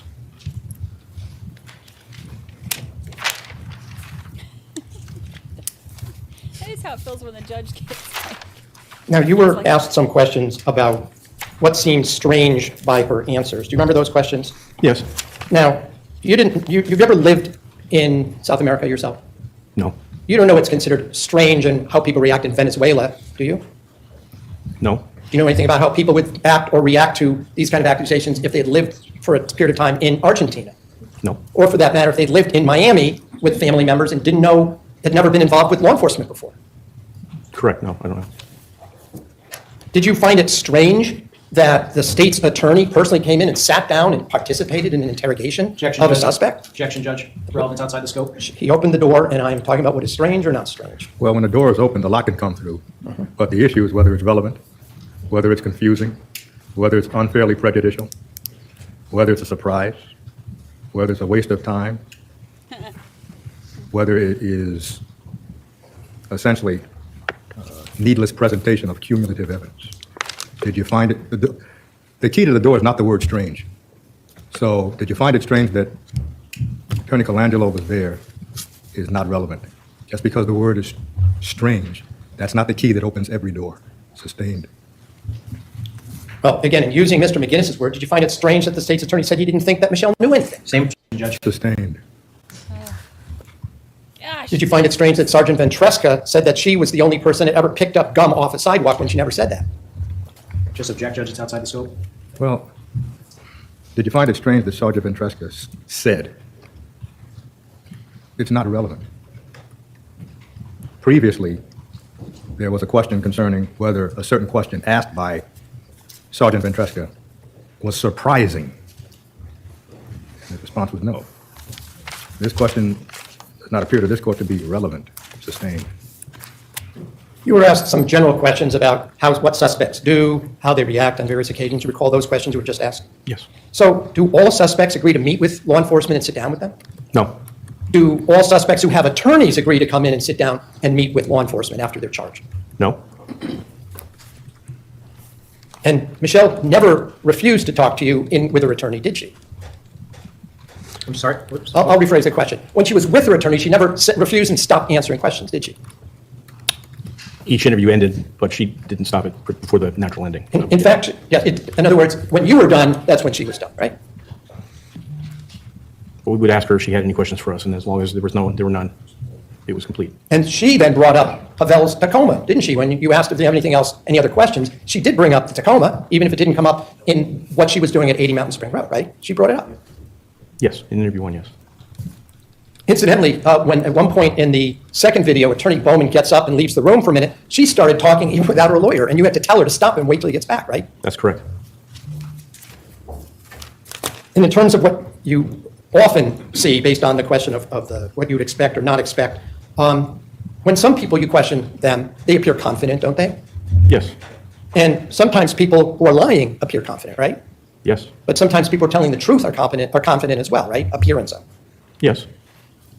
And when you look someone in the eye, you can't tell if they're lying or not just by looking at their eyes, right? Object, Judge. Relevance outside the scope. Well, the area is interrogation in order to determine the truth. The question here is, you cannot determine the truth, this is the question, by looking in someone's eyes. So the court's going to allow the question. Counselor, you just re-ask it, please. Re-ask it? Yes, please. You can't tell whether somebody's the truth by just looking at their eyes, right? So there are indicators, but it's not like a lie detector. Right. And you just can't tell by the tone of their voice whether they're telling the truth or not, right?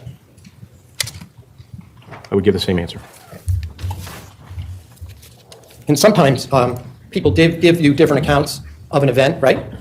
Yes. And sometimes that's evidence that they're lying, right? Yes. And sometimes when they're giving you different accounts, they're mistaken, right? Yes. Sometimes, in fact, during these videos, you've admitted you were mistaken about certain things you were saying, correct? Certain facts.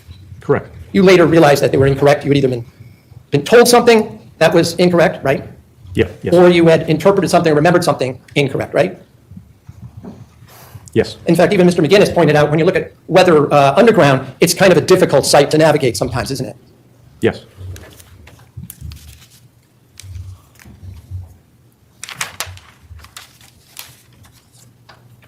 And by the way, you had, before June 2nd, 2019, you had never met Michelle Troconis before, right? That's correct. So you didn't know what she was like on a day-to-day basis before that, right? That's correct.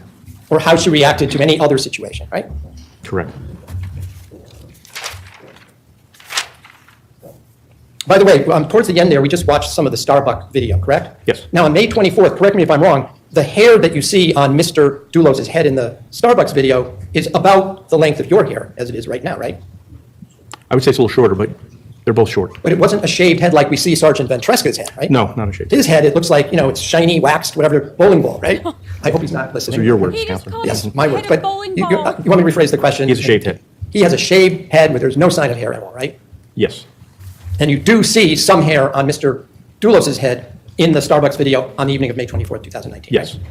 It's a train wreck. Make it stop.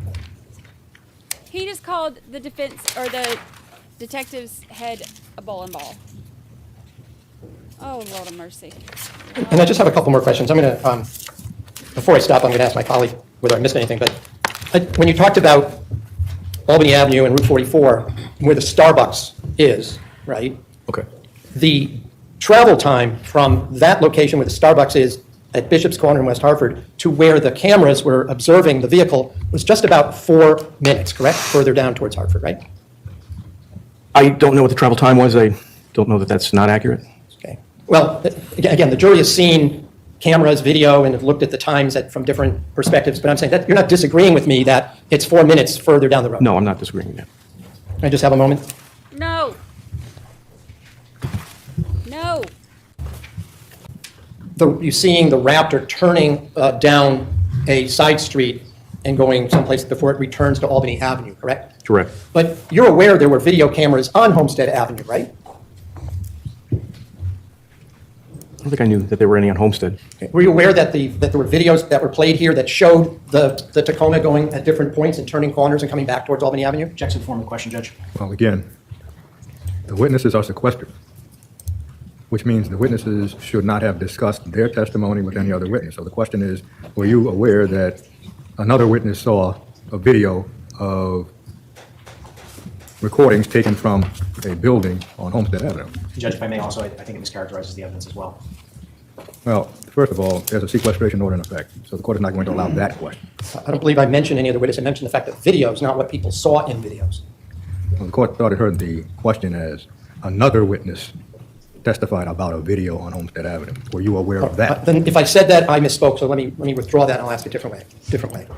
You're aware that video cameras from buildings along that other route were obtained by the state police in the course of this investigation, those off of Albany Avenue, right? Buildings from along Homestead. Right, and Chrysalis Center and a few other gas station surveillance video, you're aware of that, right?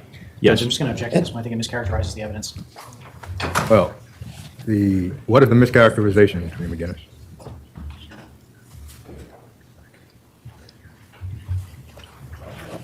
He just rolled his eyes. Your Honor, state's understanding that there is only one video off about Albany Avenue when it turns. Counsel is suggesting that there are multiple videos, and so that's the mischaracterization. Thank you.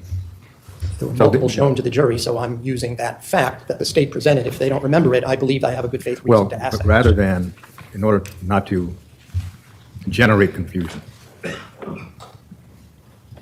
if the witness testifies that, yes, this witness is aware that there were video recordings from a camera on Homestead Avenue and from cameras at other places, that question can be asked.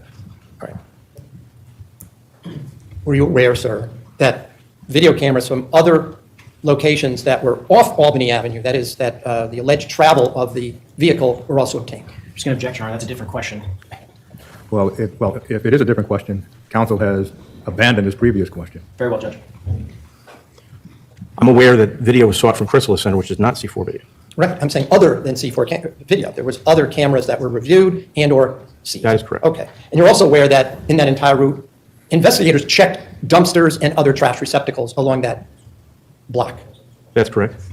There was no other video that was obtained that showed any other stops other than at a stoplight, correct? I don't know that. You don't know that? I don't know that. You also know that there were efforts to search dumpsters or garbage pails along Milford and Homestead Avenue? Yes. There, cadaver dogs were brought in to smell around? Yes. There were no other hits or trash or anything recovered in any other place, correct? I don't know what hits, but there was no other evidence recovered along that route, no. Thank you. I don't have any more questions.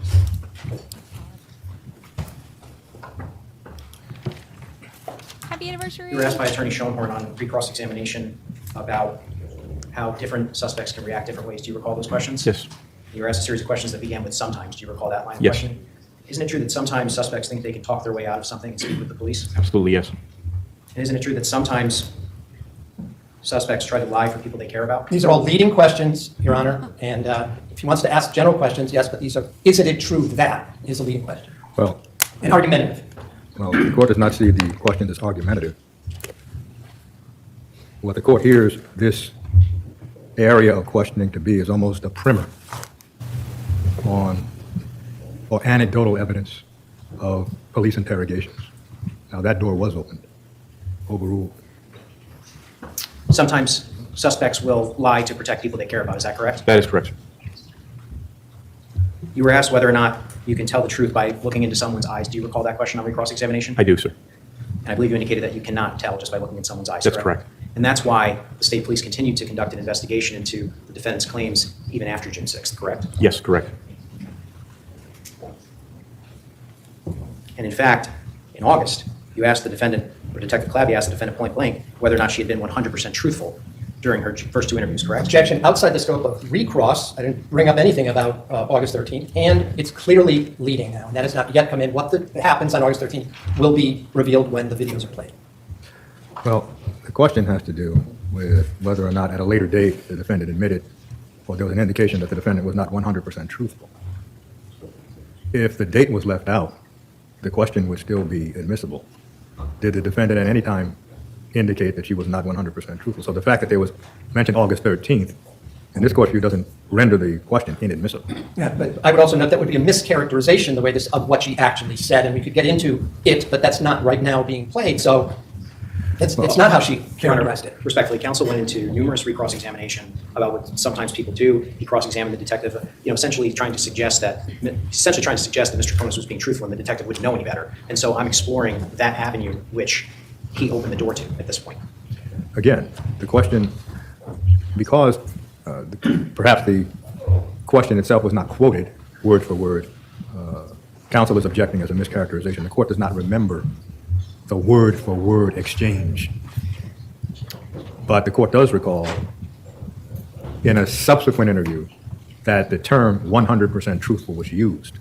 The court does not recall the word-for-word exchange. The court is not going to foreclose the question, but if there's an objection as to mischaracterization, the court at this time would not be able to determine that it was or was not mischaracterized. But the court's not foreclosing the question, but the court is not able at this point to determine whether it's a mischaracterization. Was the defendant asked by either you or Detective Clabby whether or not she was ready to admit that she had not been 100% truthful in her first 2 interviews? Yes. And what was her answer? She indicated she had not been 100% truthful. Bam. Nothing further. Good way to end it on that. And that was after you told her you had proof that Fotis Dulos could not have been home that morning, correct? Correct. No further questions. And have you concluded with Detective Kimball? Yes, Judge. Detective Kimball, you may step down. We'll be recalling the He's like- detective. He's like, that was after you told her you caught her. Yes. No further questions. That doesn't do you any good. It doesn't do your client any good. Judge, we do have another witness available. May I just have a moment with Attorney Schoenhorn? Yes. Could you imagine look, she's like, this is not going how I was hoping. I would like a re-cross. Judge, we have Re-cross. Re-re. hopefully a very short witness. Is Trooper Sadinski up? Oh. And I'll just indicate, Your Honor, Sergeant Butin, I think it's going to be a little lengthier, so I don't know if it makes sense to start him today, but we do have a shorter witness. It probably makes more sense for Flo to take the shorter witness. I could do that, Your Honor. I'll jump in on Trooper Suzanne Sadensky. If I may just have a moment.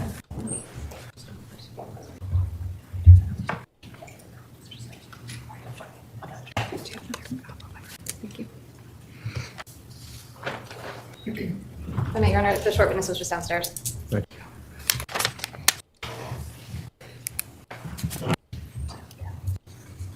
Moving right along.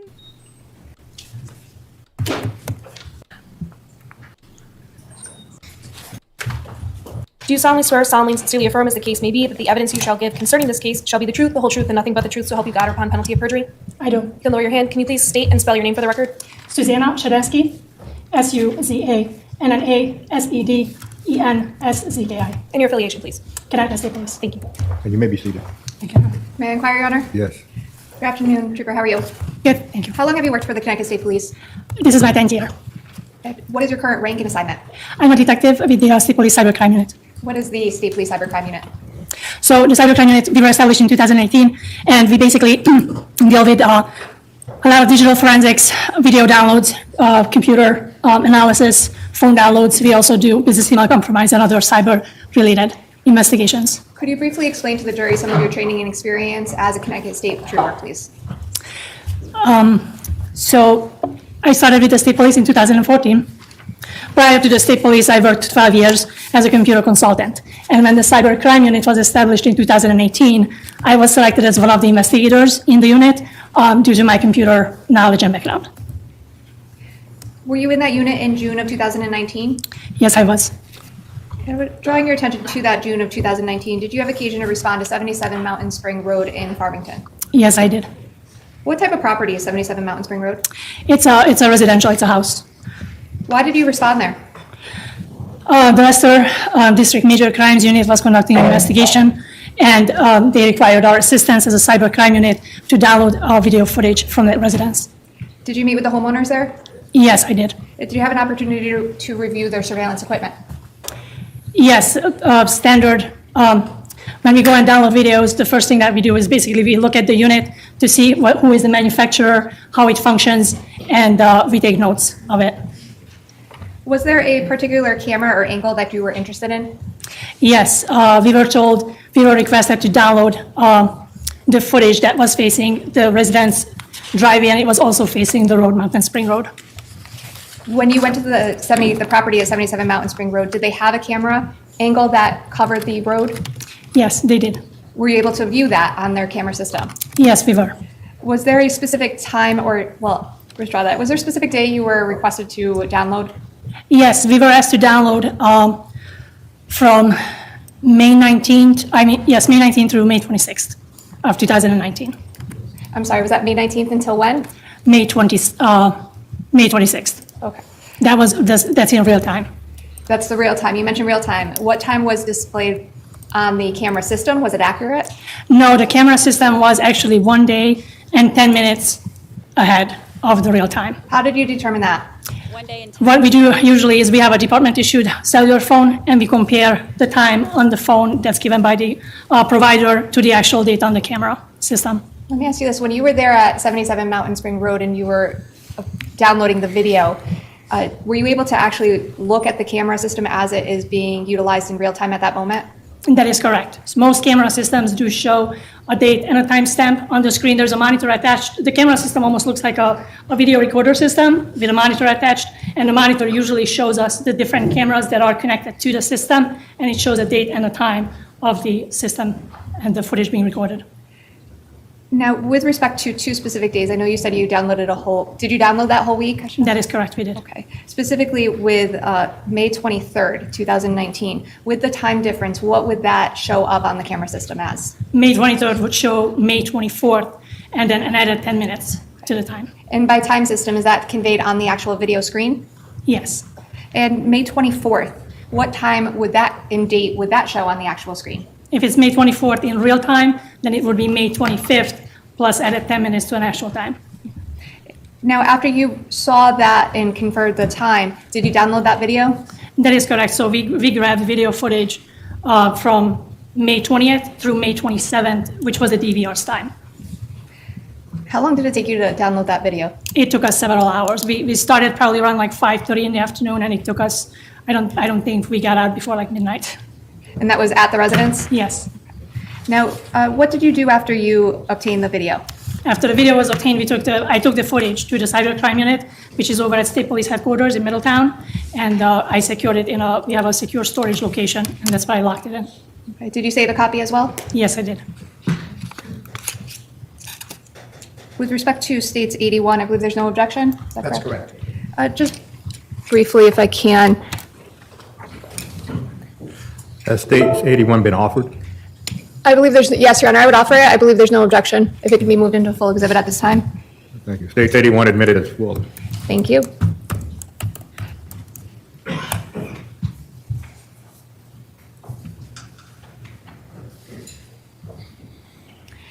Just if you could take a look at the screen, either in front of you or behind you. Do you recognize what's depicted on the screen? Yes, that's correct. So that's depicting that the video footage from Channel 4, which was the actual, the driveway was named as Channel 4 on the system. The 2019-05-24 is actually the month and the date 08 0000 or 0800 is the actual time. Okay. And with respect to the dates and times reflected on States 81, what does it start with again? So it starts at 2019, May 24th at midnight. Okay. And that if it is a day and 10 minutes ahead of time, what is that in real time? That's in real time. If that's the DVR time, that should be May 23rd, 10 minutes ahead, 23:50. And what does it go to? It goes all the way until May 25th at 2300 hours, which is 11 p.m. Okay. And real time, that would be? That would be May 24th, May 24th at 10:50 p.m. And the player on the bottom, what is this? So each video recording system, or some of them, they come with their own player, which is the most efficient way, the most clearest way to actually look at the video. So when we are saving the video footage from a DVR, we actually save the player program with it at the same time. So Exhibit 81 contains essentially 2 days worth of the 7 days that you downloaded, is that correct? Yes. Okay. Well, I will leave it at that. I have nothing further. Thank you. Thank you.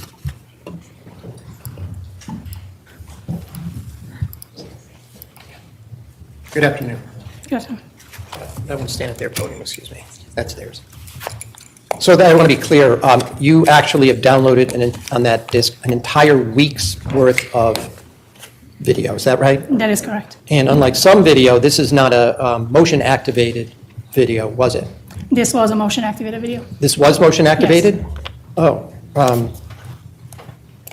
So it only went on when it caught vehicles or movement in the vision? That is correct. That is within the camera? Yes. Okay.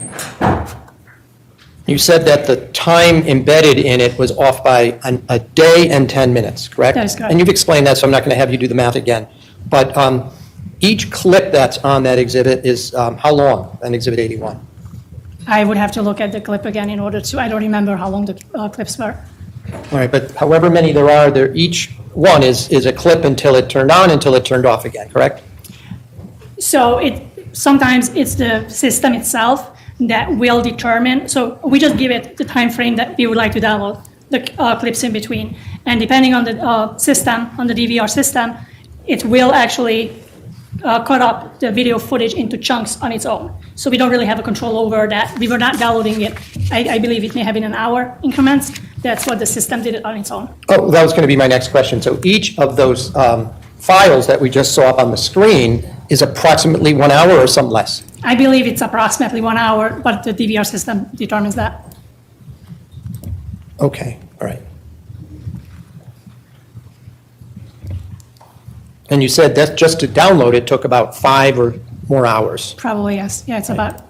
And the person who showed you the video system, the name of the people was Manafort, correct? That is correct. I believe we met with Mrs. Manafort. Mrs. Manafort? Yes. The owner, she was one of the owners of 77 Mountain Spring Road, right? Yes. And does the system, do you need to use the proprietary player in order to play those clips? That's the best way of doing it in order to get the best reliable video footage so it doesn't skip, the image is not distorted, so you get the best quality. So if the date in the video says May 25, we should really be thinking it's a day earlier, May 24. That is correct. Thank you. I have no further questions. Nothing further, thank you. Thank you. Zelensky, you can step down. Thank you, Your Honor.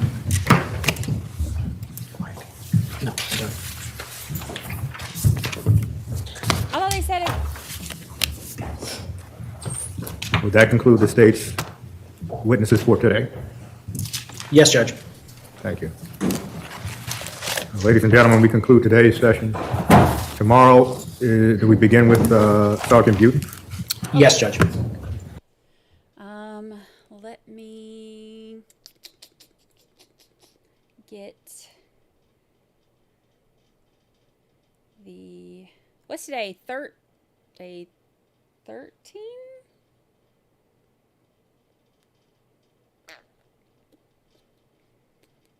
Right?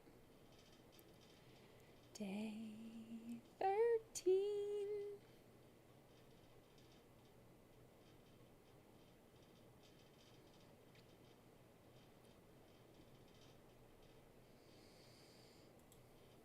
Let's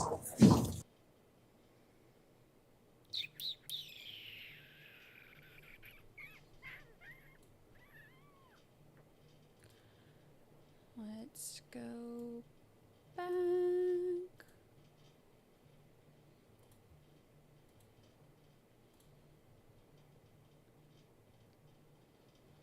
Okay. Oops.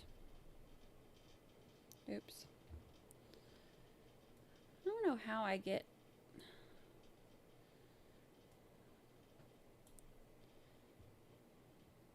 these.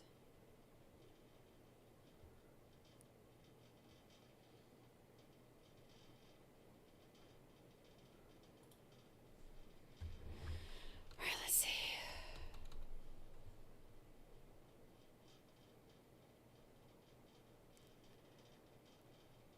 You have to take up before the jury comes out. Yes, Your Honor. I did some additional research last night. It's regarding some of the matters that were raised yesterday, primarily on redirect. And in checking the case law before, and as I said, this came up late in the day yesterday, and I certainly didn't want to raise this in front of the jury. The state was permitted to ask Mr. or Officer Kimball questions about what he thought was odd or strange about the defendant's answers or things she wrote or didn't write. He was also allowed to opine about what he believes he saw in the truck and his opinion on what that meant when the truck turned down. Maybe it was green, maybe it was Milford Street, I don't recall. I wanted to check on the law. Those are the kind of things that go directly to the province of the jury. It goes directly to allowing a witness to testify as to their opinion by a police officer, not an expert, but still as a trained investigator as to what he believes the evidence showed, and more concerning to me, what he believed about my client. So by saying things which he said were strange or odd, that is the same as opining about his opinion about her truthfulness and credibility. And I note, Your Honor, I looked up some cases. State v. Rivera at 169 Con App, 343. More importantly, LaPointe versus Commissioner, 316 Connecticut, 225, specifically at note 83. That's a 2015 Connecticut Supreme Court case. State versus George A., the letter A, 308 Connecticut, 274. My concern, Your Honor, is at the beginning of this case, before evidence started, I filed 2 motions in limine. One specifically dealt with law enforcement opinion regarding the credibility or truthfulness of the defendant. The other one, filed the same day, was a motion in limine to preclude testimony that contains or references speculative statements, theories, or opinions of law enforcement. Based on Practice Book Section 42-15, I raised these issues because I was aware, because I've had this case for years, I've reviewed everything, there was a danger that this type of prejudicial evidence and interference with, because police have made these speculative statements in reports and in opinions. If Your Honor ever read the arrest warrant, half of it is their theory or opinion that is not based on fact. It's based on their own, I would submit, strained references and speculation. But what makes this particularly concerning to me, Your Honor, is that I had asked that these matters be at least addressed at the beginning. Your Honor, I think, used the metaphor about you were going to slow pitch this, if I remember, regarding some of these issues, and wait till they came up during the trial. Well, at least these motions put the state on notice that these were issues I was concerned about, and I would have thought it would have behooved the state to then say there are a couple of matters at this point we are. Hold on. This audio, I started to use the Law and Crime feed, but that audio doesn't sound good on it. Let me see if it's not as good as the one I've been using. Let me see if it sounds better on the one I've been using. Are there any matters we have? I did some additional research It sounds last a lot night. better. Let's do that one. Regarding some of the matters that were raised yesterday, primarily on redirect. And now I'm going to have to readjust. In checking the case law before, and as I said, this came up late in the day yesterday, and I certainly didn't want to raise this in front of the jury. The state was permitted to ask Mr. or Officer Kimball questions about what he thought was odd or strange about the defendant's answers or things she wrote or didn't write. He was also allowed to opine about what he believes he saw in the truck and his opinion on what that meant when the Just truck doing a little turned down. adjusting. Maybe it was Don't mind Green, me. maybe it was Delford Don't Street, mind I don't me. recall. I wanted to check on the law. Those are the kind of things that go directly to the province of the jury. It goes directly to allowing a witness to testify as to their opinion by a police officer, not an expert, but still as a trained investigator as to what he believes the evidence showed, and more concerning to me, what he believed about my client. So by saying things what she said was strange or odd, that is the same as opining about his opinion about her truthfulness and credibility. And I note, Your Honor, I looked up some cases. State v. Rivera at 169 Con App, 343. More importantly, LaPointe versus Commissioner, 316 Connecticut, 225, specifically at note 83. That's a 2015 Connecticut Supreme Court case. State versus George A., the letter A, Sorry, 308 while he's Connecticut, arguing, 274. I'm adjusting some settings. Just don't mind me. My concern, Your Honor, is at the beginning of this case, before evidence started, I filed 2 motions in limine. One specifically dealt with law enforcement opinion regarding the credibility or truthfulness of the defendant. The other one, filed the same day, was a motion in limine to preclude testimony that contains or references speculative statements, theories, or opinions of law enforcement. Based on practice book section 42-15, I raised these issues because I was aware, because I've had this case for years, I've reviewed everything, there was a danger that this type of prejudicial evidence and interference with, because police have made these speculative statements in reports and in opinions. If Your Honor ever read the arrest warrant, half of it is their theory or opinion that is not based on fact. It's based on their own, I would submit, strained references and speculation. But what makes this particularly concerning to me, Your Honor, is that I had asked that these matters be at least addressed at the beginning. Your Honor, I think, used the metaphor about you were going to slow pitch this, if I remember, regarding some of these issues, and wait till they came up during the trial. Well, at least these motions put the state on notice that these were issues I was concerned about, and I would have thought it would have behooved the state to then say there are a couple of matters at this point we are going to get into these issues, and we need a ruling on whether they're coming in or not. The court has suggested somehow that cross-examination will take care of these issues. I submit that that's impossible once the bell is rung, and it's impossible to unring the bell on these matters that are prejudicial. And I suggest that because they go to issues that the jury must decide, they directly impact the defendant's constitutional right to fair trial, to a jury deciding the facts of the case rather than police officers, and more importantly, to due process and the right to prepare a defense.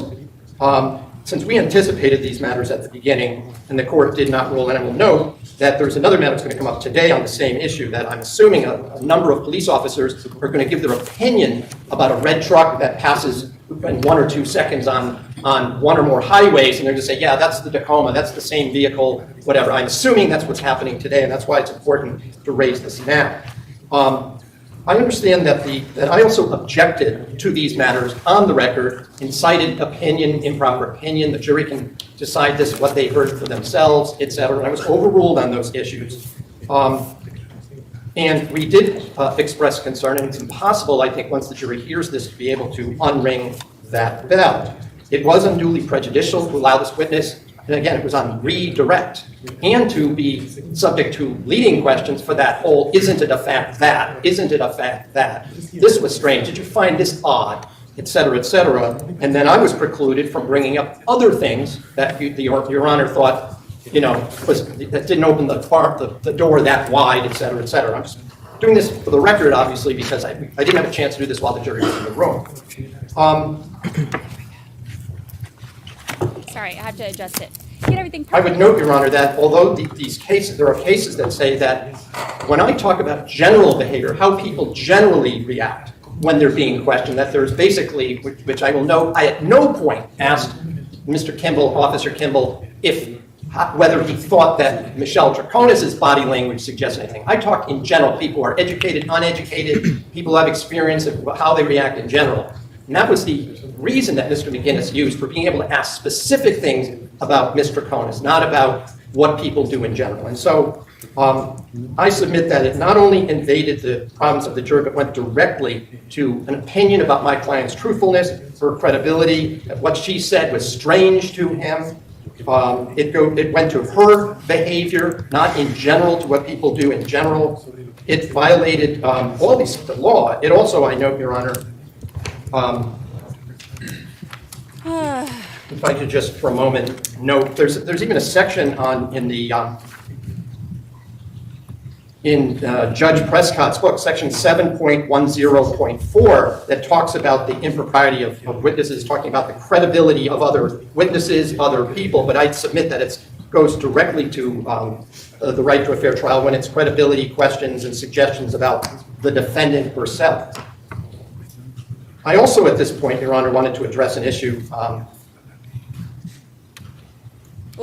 And I'll just note there are two other cases that I wanted to bring to the court's attention. State versus Leniart, 198 Connecticut Appellate 591. It's a 2020 decision. It's well established that the federal Constitution requires that criminal defendants be afforded a meaningful opportunity to present a complete defense, and the right to offer the testimony of witnesses, to compel their attendance if necessary, and in plain terms, the right to present a defense and the defendant's version of the facts, as well as the prosecution's to the jury, so that it may decide where the truth lies.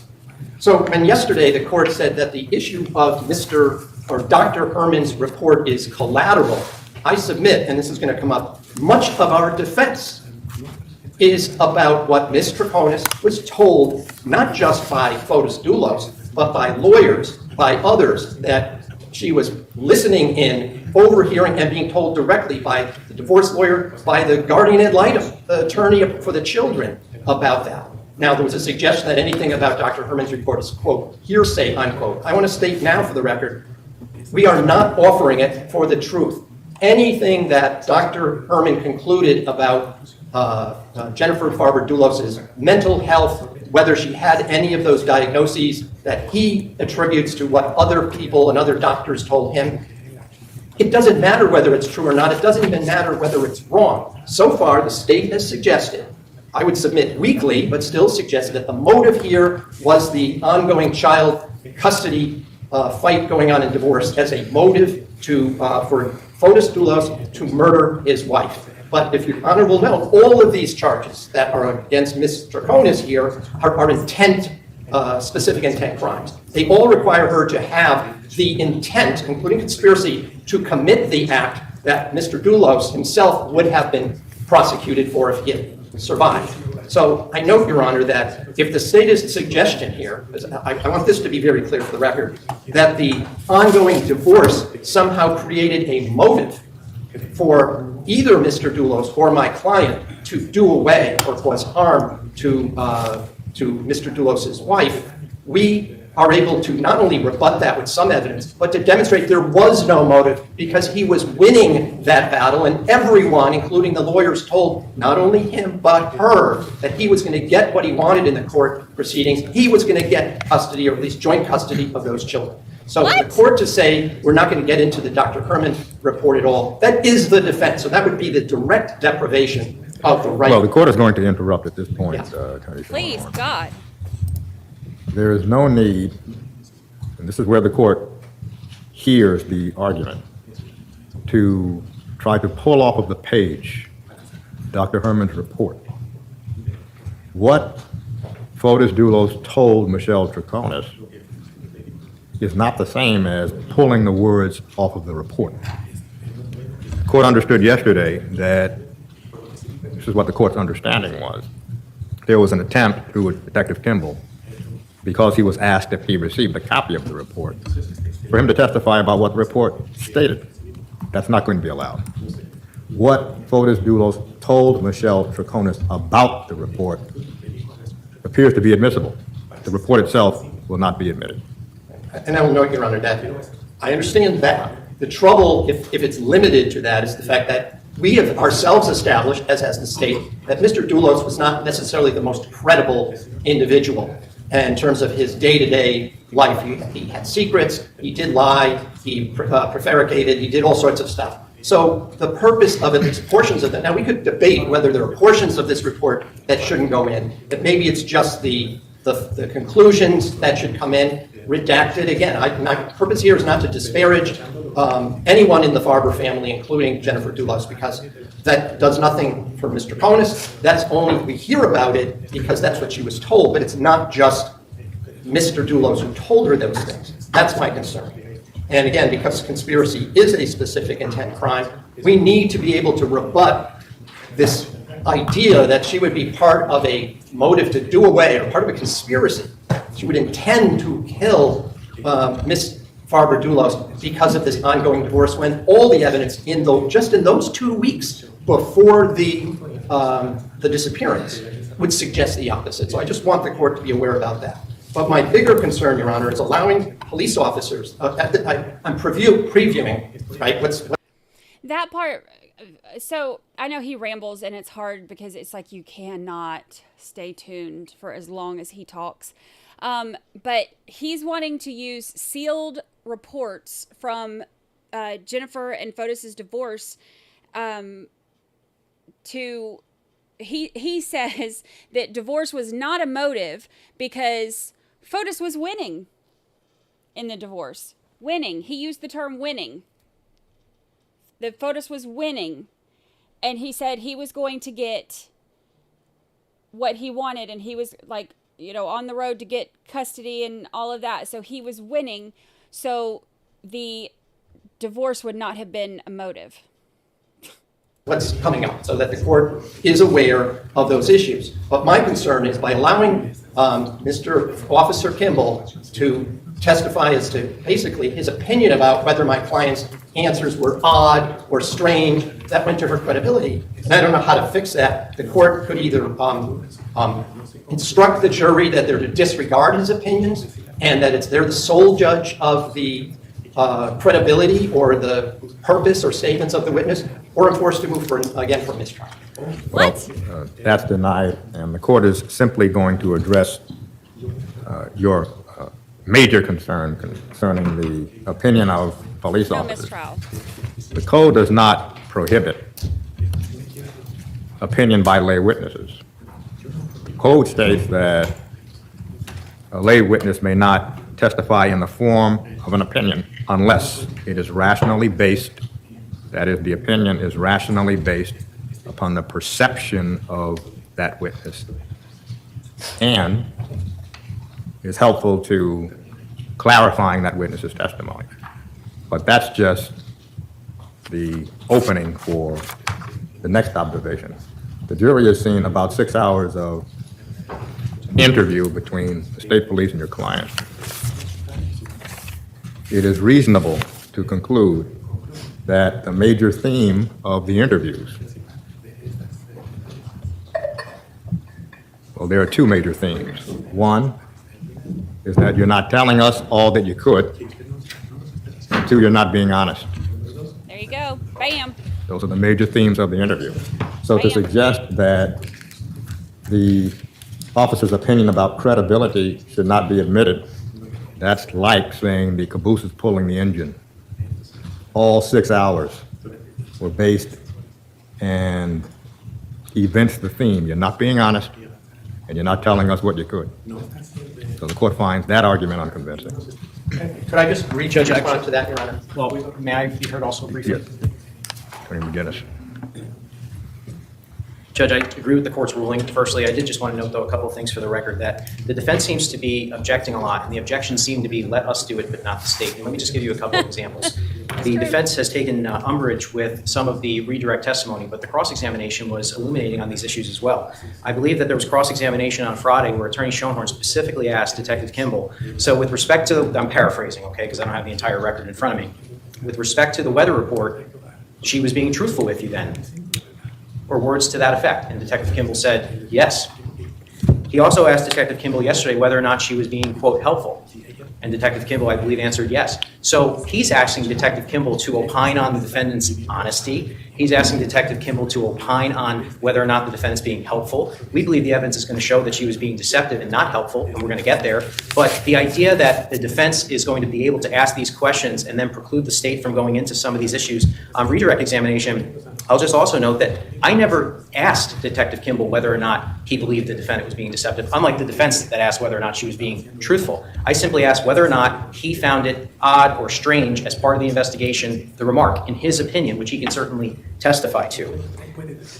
The counsel also misstates the record when he indicates that I asked specific questions about the defendant's demeanor. I did not do so. He asked a bunch of questions about, isn't it true that someone who's educated could be nervous? He asked, isn't it true that someone who's educated who doesn't have experience with the police might be nervous, things of that nature. And then I simply asked other general questions about Detective Kimball's experience with investigations. I did not ask him to opine on whether or not this defendant was being truthful or untruthful. So I think the record obviously speaks for itself, but you know, this seems to be a little bit of a pattern with the defense, Your Honor, that I'm seeing, which is they want to do certain things, but then preclude the state from doing similar things. And I think that their latest motion today, which I think we're about to take up with respect to the identification of the truck, is another prime example of that. You know, Attorney Schoenhorn on Friday asked Detective Kimball, what do you see in the video? Well, it appears to be raining. Isn't it raining hard, Detective? So all those objections about the video speaks for itself. We don't need witnesses to testify as to what a video sees. Apparently those objections were only if the state was attempting to present that type of evidence, because the defense certainly didn't have any issues going into it themselves. But we'll take up that issue in just a moment. But I did just want to note, Judge, that these arguments from the defense are incredibly inconsistent, and it seems to be let us do it but not the state. And of course the court has to administer its rulings even-handedly here. So I just want to note that for the record. Attorney Schoenhorn. I'll have to go back and look at my notes. I don't believe at any point I asked the detective to opine on my client's truthfulness. I asked whether certain things were confirmed by them, that they checked out certain things or didn't check certain things out. That's a little bit different than asking the witness to opine that my client was being truthful. The fact in the... He did. He's wrong. He did. He did say... So it appears that she was being truthful, or however he worded it, but he did. He's wrong right here. Video, it says, I will go out, I'll do this, I'll dig holes, I'll take you through the woods, is actually words from the video. It is not the same as saying, wasn't she being helpful to you, which is Mr. McGinnis's word. That's certainly something I can argue at the end to the jury as an inference that can be drawn, but I did not ask this witness or any other witness to opine on my client's credibility, earnestness, or anything of that nature. So that's where I disagree with the way Mr. McGinnis has characterized how that testimony came out. I mean, I had an outline, and so, you know, if that came out, if I said something like that, I'll try and get the transcript and see if that's the case. That's not my recollection as to how that cross-examination went. But my bigger concern is the idea that the state can simply then ask the witness to opine. And I'll note, for example, the issue with the truck, or the weather rather. I didn't ask Mr. Kimball, you know, whether or not Ms. Troconis was telling the truth when there was a thunderstorm. A witness can certainly say, just, you know, show up what is on this video. In the general statement, I see there's a certain road and I see a truck. My concern is that if you look at the court, looks at my motion to eliminate, it's for anyone to identify it as a specific truck or even a specific make, because it's impossible to do so in those videos. To suggest that any random red truck in the minute or 5-minute court period that they're going to be playing is a particular truck, that directly invades the province of the jury. So again, Mr. McGinnis does mischaracterize what my motion, that's the so-called opinions of an unidentified red truck, actually says. I'm not saying they can't say, this is the Merritt Parkway, this is Route 15, this is Route 8, this is I-95, or whatever. What I'm saying is they go beyond that, say, yes, there's a particular vehicle. This came up a bit with the Chevy Suburban from Jennifer Farber Dulos, based on, well, there was a white square on the side. Okay, so now he's whining. Now we've moved on. So now he doesn't want, when they do, because today they're covering the testimony from the or the video rather, from where they saw the Tacoma and all of that and how they started piecing together the investigation, you know? So he doesn't want them to be able to be allowed to refer to the Tacoma as a Tacoma. This is different. This is different because this is a truck whizzing by. You can't even tell what brand. There's a couple of places you can, but in most of them, you can't. They are trying to fit snippets of irrelevant evidence and video into a narrative that doesn't have a proper foundation. Well, before you proceed with that point, the court would like to address what it sees as the astuteness of this jury. Of course, the jury is not obligated to believe anything any witness says. So if one witness describes something, the court believes, based on the jurors that were selected, the questions that were posed to the jury during voir dire, that this jury would be able to say, and each individual juror would be able to say to himself or herself, I didn't see that. How can he tell?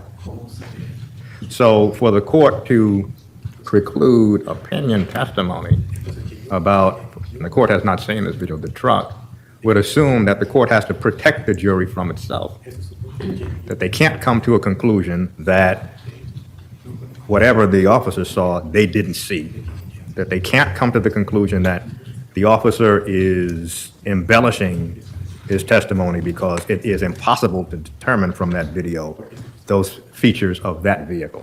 The court would have to assume that based on the motion, it has to protect the jury from the testimony of the witness. The court is not inclined to do that. The court is satisfied that the jury that was selected is astute enough to abide by the instruction that they do not have to believe anything of any witness.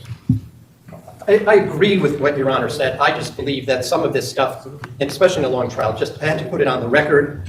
I'm asking the court as the gatekeeper to keep out stuff that they shouldn't even have to, whether they reject it or not based on what they see.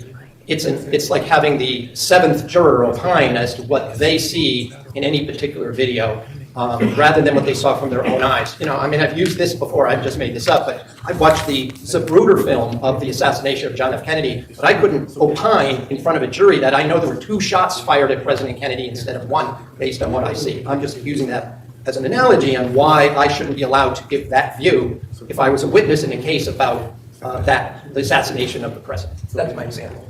Who had JFK on their Just 2 bingo quick card? things, Judge. One is that I believe the question on Friday was, as far as you know, she was being truthful about the weather, or words to that effect. So he did directly ask Detective Kimball to opine on her veracity with respect to that issue. Number 2, I've checked with my colleagues. They did indicate that the word helpful was used yesterday during cross-examination. That's my recollection as well, but of course the record speaks for itself. So I did just want to note those 2 things. The state is intending, Your Honor, simply to ask witnesses whether or not the vehicle is consistent with a 2001 or with a red Toyota Tacoma. So we're not actually going to be asking witnesses to identify it as the Toyota Tacoma. So hopefully that alleviates counsel's concerns, because we have no intention at this point of going into, is this for sure the Toyota Tacoma? I'll note that we're going to have very strong circumstantial and direct evidence that it is, that we're going to argue to the jury at the appropriate time. But as far as the video surveillance is concerned, no witness is going to be asked, is that Pavel Gumiani's Toyota Tacoma? No one's going to be asked that question. So simply that it's consistent with the Toyota Tacoma.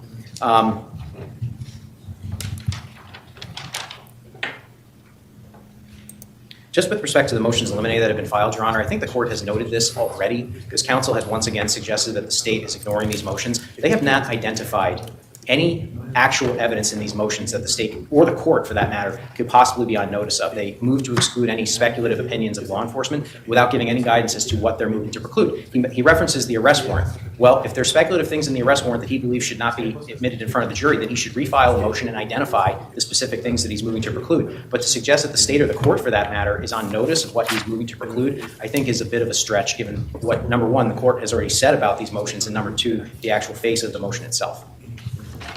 Thank you. The court ruled yesterday on certain objections concerning matters that were not evident from the interviews that were shown to the jury. The court allowed 2 questions, it believes, concerning whether Detective Kimball thought something was strange.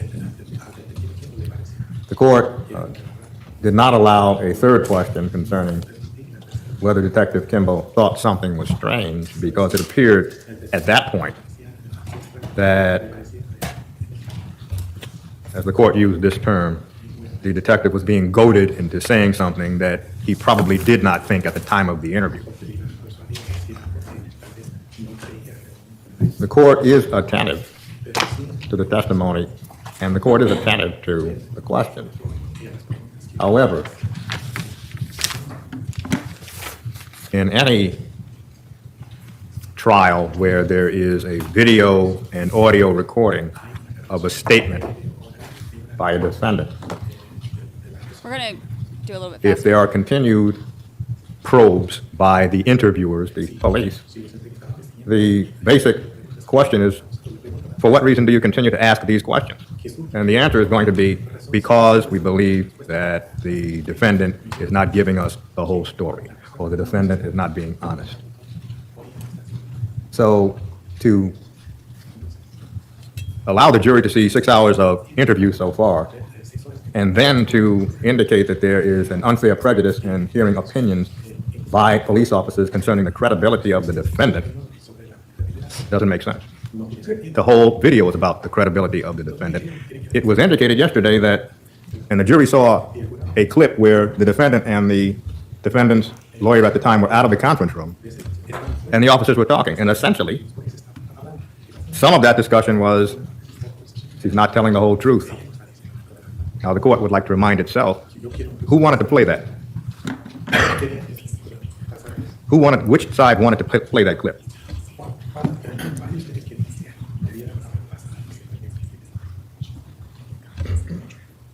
He's a great judge. Well, I'm not sure how to specifically answer that question. We were talking about the clip of her wiping her hand. We did not indicate that to... We're talking about the clip where, second interview, attorney was out of the room, defendant was out of the room, all of the officers were talking. Who offered that clip? Well, yesterday, I offered it. And then I asked questions that I had indicated what Ms. Troconis had actually had said. We hear Mr. Colangelo say, she doesn't know, maybe she doesn't know anything. And then you have all three of the four officers in that room saying she said she picked up the gun. So I certainly did not say that they were lying to Mr. Colangelo, but I certainly suggested that they told him something that wasn't in her interview with the officer. So yes, I played that, but I didn't say, in your opinion, was that a lie? The most vociferous subject in that clip was Detective Clapp, who stated in the clip, how can it be that certain events were left out of the timeline? That was offered by the defense. We're talking about the timeline, Your Honor? Well, oh, right. I misunderstood your question. So to request the court to preclude testimony, opinion testimony about credibility in all of its forms, while offering as evidence a clip in which, or I believe it was either Detective Flabby or Ventresca, not complained, but vociferously challenged the credibility of the timelines, is essentially, in this court view, the defendant's argument working against itself. Are we ready to bring the jury out? Judge, I did just want to take up one additional preliminary matter. The next witness is Sergeant Buton, Your Honor. And just as a brief offer of proof, he's going to be testifying in part about the events after he had seized the license plate. You'll recall he was here approximately a week and a half ago and testified regarding the seizure of the license plates. And the sequence of events, Your Honor, was that he went to 4 Jefferson Crossing, essentially, you'll recall from the suppression hearing also, but he went to 4 Jefferson Crossing essentially to seize the home and also to ensure that certain body search warrants were executed on Mr. Dulos and Ms. Troconis. The court has previously indicated that it did not wish for the state, or did not think that the state should be eliciting evidence of the search warrants. So I guess I'm just looking for some guidance, because that was literally his purpose in going there that day. And my concern, Your Honor, is that if the jury doesn't at least hear that there was some authorization for what they did, they're going to be left with the impression that either, number one, Mr. Dulos and Ms. Troconis were either cooperative, in other words, that they weren't there pursuant to a court order, or two, that the state police just brought them up there without any authorization whatsoever. And so What the court is concerned about is another argument about probable cause not being in the search warrant. So the court was concerned that once the search warrant was mentioned, there'd be cross-examination about essentially how the actual search warrant lacked probable cause. That's what the court wants to avoid. I understand. My view, Judge, is that any cross-examination regarding the validity of probable cause in the search warrant is irrelevant to the jury. They're not here to make a legal determination as to whether or not there was probable cause contained within the affidavit itself. That issue has already been decided by the court, and so I don't think it opens the door at all. I'm not getting into the contents. I'm simply explaining why they went there. Well, if the testimony is essentially, we went there to execute a search warrant, the court sees no problem with that. The court just wanted to avoid another litigating again probable cause. I understand, Judge. Are we ready for the jury? I want some clarification because I don't know if the fact there's already been testimony that they went to search the house that day pursuant to a search warrant. He's going to now get into the search warrant for my client for her DNA and whatnot. That was based on some falsehoods that were in the warrant. So if he's allowed to, I don't see how it's relevant. They were there. Were there pursuant to a search warrant. Beyond that, I had no intention of getting in with Officer or Detective Butin into anything else, but just to say that the jury needs to know that some judge had authorized each of these things. That I don't. That open the door to some inquiry on those subjects. So it's already been established that they were there on that Friday pursuant to a search warrant. If that's all he's going to say, I'm not going to object. If it goes beyond that, as far as I'm concerned, it opens the door. Well, the court does not believe that the testimony is going to go beyond that. That's what the representation of Attorney McGinnis is. The fact that counsel, well, perhaps counsel believes that the jury understands more about search warrants than they do. How would the jury know a judge has to sign a search warrant? How would a jury know that? They wouldn't know it. All they know is that there's a search warrant and there was a search. So the court understands that the testimony is not going to go much further than what Attorney McGinnis represented. Just to make a full perfect offer of proof here, Judge, I anticipate that Sergeant Butin is going to testify that they went to the house to secure it pursuant to a search warrant, that the Dulos residents, specifically Mr. Dulos, the defendant, mom and daughter, were allowed in to retrieve some personal belongings, and the defendant and Mr. Dulos were brought to True Bell pursuant to a search warrant for other evidence. That's going to be the gravamen of the offer of proof. I'm not going to be going into the content of the search warrants or anything like that. My concern, if it goes that far, is some people are going to know if judge found probable cause. Partially was based on the false representation that Ms. Troconis was not cooperative with. Detective Butin knew she had a lawyer. So, Judge, he keeps saying false representation. Judge White specifically found that that was not a falsehood in his written memorandum of decision on the defendant's Frank's motion to dismiss, and I believe this court may have done the same, if I'm not mistaken. And so, Attorney Schoenhorn keeps saying it's a falsehood, and that has been litigated, I believe, twice already and denied. The only misstatement of fact in either search warrant was the 30 stops, which has already been examined. I will note that even if the court ruled, that doesn't prevent the jury from making its own determination of credibility. And there's many cases about that. The one that comes to my mind is a case from the early 2000s. I think it's In Re. There are two. There's In Re Adalberto S. And I believe there's a case called State versus. I can't remember the second case. It happened to be one of my cases from so many years ago. I just don't remember right now the name of it. That said, just because a judge rules that there was probable cause does not mean that the same issues about falsehoods and whatnot could not be presented to a jury or any fact finder making the final determination at trial. So if he's going to get into the specifics, I'm just indicating that I should be allowed then to question whether or not misrepresentations, at least maybe they're not falsehoods, misrepresentations were made just to get those warrants. And he's one of the witnesses who knows that. That's why, if we're not going further than saying they were there pursuant to a search warrant, I'm not going to object, but he wants to go further than that. The court is not going to have testimony come in that rides the wave of a Frank's hearing. There's not going to be testimony about the lack of probable cause. The court is not going to allow it. That's relitigating matters that have already been litigated. So to ask a witness, isn't it true that you included such and such a statement in the search warrant that wasn't true? The court's not going to allow that. I need more water. I'll be right back. That's the grist for a Frank's motion, which was heard and decided. Right, there's one other matter. We're going to start getting into collection of videos. The state is putting together 3- and 5-second clips of a car or a truck going by. Many of them you can't even tell, other than they're a red pickup truck, what make or anything. I'm objecting on the rule of completeness. I've watched 10-minute or 15-minute clips of these same videos, and they show multiple similar red trucks going by. I'm objecting on the rule of completeness. If they can't play, they think this is one based on their timing for a 3-second clip, and that's the jury should conclude that that must be the same vehicle. So I'm going to object that they're playing these little tiny clips when they should at least be playing 10-minute clips to show how many trucks are going by. And it's misleading to allow it to be played like this. Well, in that vein, the court believes that cross-examination can address the concerns of the defense. It's clear that some of the jurors drive down the Merritt Parkway every day. And so it's not a matter of them having no experience with a traffic pattern or seeing vehicles on the road. So the court is going to indicate that the credibility, or the probativeness, the court should say, of that clip may not land on the jury. And counsel has, through cross-examination, the opportunity to bring that out.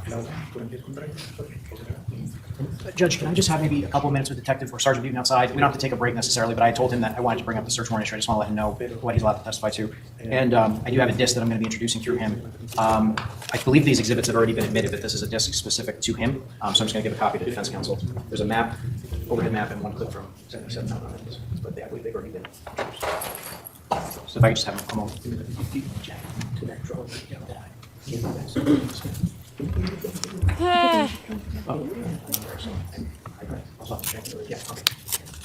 I'm sorry, Your Honor, I'll return in just a moment. Thank you.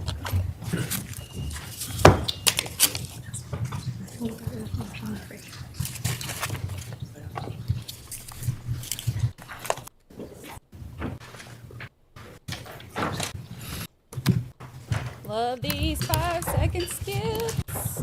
Out of the courtroom, but we are ready to proceed now. The counsel stipulates, please. Yes, Judge. Ooh. Yes. Attorney Judge, Miguel. the state Coffer recalls hasn't Sergeant been Newton. coughing. Did you notice? The coffer hasn't been coughing. Coffer no swiping. Coffer no coughing. Sergeant Newton, good morning. Yeah. Good morning. Sir, where we left off, you had discovered license plates at Hartford. Do you recall that testimony? I do. What date did you discover those license plates? That was Friday, May 31st, 2019. I'd like to talk to you now about some of the steps that you took after you seized the license plates. Could you indicate for the jury what you did? Yes. Sometime after seizing the license plates, I received a telephone call from Detective Sergeant Bisson informing me that some search and seizure warrants had been approved, specifically for the home at 4 Jefferson Crossing and the persons of Mr. Dulos and Ms. Troconis. And so I was instructed to head over to the area of 4 Jefferson Crossing, among other detectives, to meet there and discuss what we were going to do going forward. You mentioned other detectives also responded. Who responded to 4 Jefferson Crossing? Detective Fitzsimons, Trooper Dwayne Loprior was also assigned to Western District Major Crime, and Sergeant Al Bisson. Approximately what time did you arrive at 4 Jefferson Crossing? I don't recall the actual time, but it was sometime in the late afternoon, early evening. When you arrived, what did you do? We met down the road. We parked our vehicles down the road from the property. We met with Sergeant Bisson, and he informed us about the warrants, what the warrants encompassed, and that we were going to go down the street and see if they were home, seize them, and to seize the residence so that we could perform a subsequent search of the home. How did you approach the house? I honestly can't recall if we left our cars down the street or if we drove up after, so it would have been either by driving up to the property or on foot, but I can't recall. Upon reaching the property of 4 Jefferson Crossing, what did you do? We walked down to the property. One of us knocked on the door. I'm not positive who that was. There was no answer at the house. After there was no answer, what happened next? Sergeant Bisson attempted to contact Mr. Dulos on his cell phone, I believe several times, and Mr. Dulos did not answer Sergeant Bisson's phone call. Call me on my cell phone. Were those calls made in your presence? Yes, they were. Since you were not able to make contact with Mr. Dulos, what were you doing? We were standing on the property. I believe some of the guys may have been looking through the windows just to try to see if it looked like anyone was home. It didn't appear to be. As you were standing on the property of 4 Jefferson Crossing, did you notice what appeared to be a white Jeep Cherokee driving on Jefferson Crossing? Yes, I did. What direction on Jefferson Crossing was it traveling? So it came off of the main road, so it was traveling from the main road down the street toward the residence that we were at. How fast was it traveling? Not very fast, just kind of maybe 5-10 miles an hour. Had you seen this particular vehicle prior to May 31st? Yes. Where had you seen this vehicle? So prior to that, I can't recall the specific day, but it was sometime that week, Detective Ryan Frechette and I were on Sturbridge Hill Road in the town of New Canaan. We knew that the Ford Group owned a house that they were building and trying to sell on that road, so we were doing a canvass of the area. While we were down there, we noticed that the vehicle was parked on that property. So were you familiar with the fact that this vehicle was owned by Ford Group? Yes. So at the onset of this case, the supervisor and the case officer had identified multiple people who were associated with Ford Group to include vehicles, and that happened to be one of the vehicles that was registered to the Ford Group. As the vehicle was traveling slowly, were you able to see the operator? I was able to make out that it was a white male with a crew-style haircut. Based on how the operator appeared to you, did you believe that it might be Mr. Dulos? I did. Why? So I was informed of what Mr. Dulos looked like earlier in the week, and it was a middle-aged white male, average build and height, and specifically that he had a crew-cut style haircut. Where did the white Jeep Cherokee travel? So it continued down the street. It didn't stop at the house. The operator wouldn't really look at us. He just kept driving down the road past the house, and at some point we lost sight of it, and shortly thereafter it appeared to have turned around because it was now coming back toward us. I can't remember if I asked you this, but Jefferson Crossing is not a through street. Is that correct? No, it's a private road with that ends in a cul-de-sac. Now remember, Jefferson Crossing is the house/office. Like he had the big office over their garage thing, but that's the house that they lived in. Where's there's one entrance, one exit? Correct. When you regained sight of the white Cherokee, what direction was it traveling now? Outbound, so back toward the main road to exit the neighborhood. As you observed the white Jeep Cherokee heading outbound, what did you do next? Based on the fact I knew that we had a search warrant for the person of Mr. Dulos, and that vehicle was believed to be registered to his company, and the individual driving it appeared to match his description as it was known to me, I walked out into the street along with Detective Fitzsimons, and I signaled for the operator to stop his vehicle and to pull over. Where did the operator pull over? He stopped right in the middle of the street. Were you now able to see the operator more clearly? Yes, I was. Was the operator Mr. Dulos? No, he was not. Did you ask the operator to identify themselves? Yes, I did. How did the operator identify themselves? I can't recall if he provided a driver's license or not. I have to take a peek at my report for that. But we did identify him as Mr. Pavel Gumini, who was the project manager for the 4 group, so he was an employee of Mr. Dulos's. I'm ready for him to And come was testify. Mr. Gumiani still in the Cherokee at this point? Yes, he was. Did you have a discussion with him about what he was doing? I did. Can you describe that discussion for the jury? Yes, so I asked Mr. Gumini where he was coming from, and he had indicated to me that he was coming from the property down in New Canaan that they were working on. So yeah, he said he was coming back from New Canaan. Describe Mr. Gumiani's demeanor for the jury. He appeared to me to be very nervous. I noticed that his breathing rate was elevated. He was breathing at a higher rate than you would expect someone to be, just driving in a car. I also observed the carotid artery in his neck was pulsating, indicating that his heartbeat was beating pretty fast. Was anyone else from the state police in the immediate area as you're having this interaction with Mr. Gumiani? Yes, Detective Fitzsimons. Based on Mr. Gumiani's demeanor, what did you do? I asked Mr. Gumini if he had anything illegal in the vehicle that I should be made aware of. He related to me that he did not, and that I was free to search the car if I wanted to. At some point, was he asked to step out of the vehicle? Yes, he was. Why? Based on his appearance in terms of his rapid breathing, the elevated heart rate, and the fact that he gave me consent to search the car, at that point I was going to remove him to further investigate. So for officer safety purposes, my intent would be to pat him down, to continue our dialogue further, and just kind of remove him from the vehicle to ensure that he doesn't have any weapons on him or anything that could harm myself or the other detectives who were with me at the time. As you were patting him down, what did you notice? I noticed that his shirt was soaked in sweat. Did you ask Mr. Gumiani about the sweat? I did. So as I stated earlier, Mr. Gumini had indicated to me that he was coming up from the New Canaan area. Based on what I knew about the travel distance, that was at a minimum of an hour to 2 hours of drive time, depending on the traffic. And I had indicated to Mr. Gumini that I thought it's suspicious that his shirt was soaked in sweat, as it was due to the fact that he just told me he drove up from New Canaan, presumably inside of an air-conditioned vehicle. I didn't feel that his shirt would be so sweaty if he was in a car for that long in the air conditioning. How did you respond? He then elaborated further on his comings and goings and stated that after coming from New Canaan, he stopped down the road at a property also owned by Mr. Dulos, number 585 Deercliff, and he had indicated to me that he was removing vehicle seats from a Porsche that belonged to Fotis so that he could put them into his own truck. Okay, so this is the big part. So that Porsche that we keep hearing about, he's talking about putting those Porsche seats in his truck. Excuse me, a 2001 Toyota Tacoma pickup truck, color red. Did you ever search the Cherokee?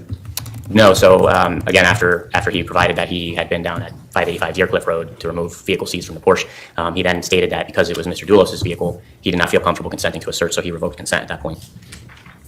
After you revoked consent, did you look inside the vehicle? Yes, I did. And just to be clear, when I say you looked inside the vehicle, you didn't enter the vehicle. No, I looked through the windows.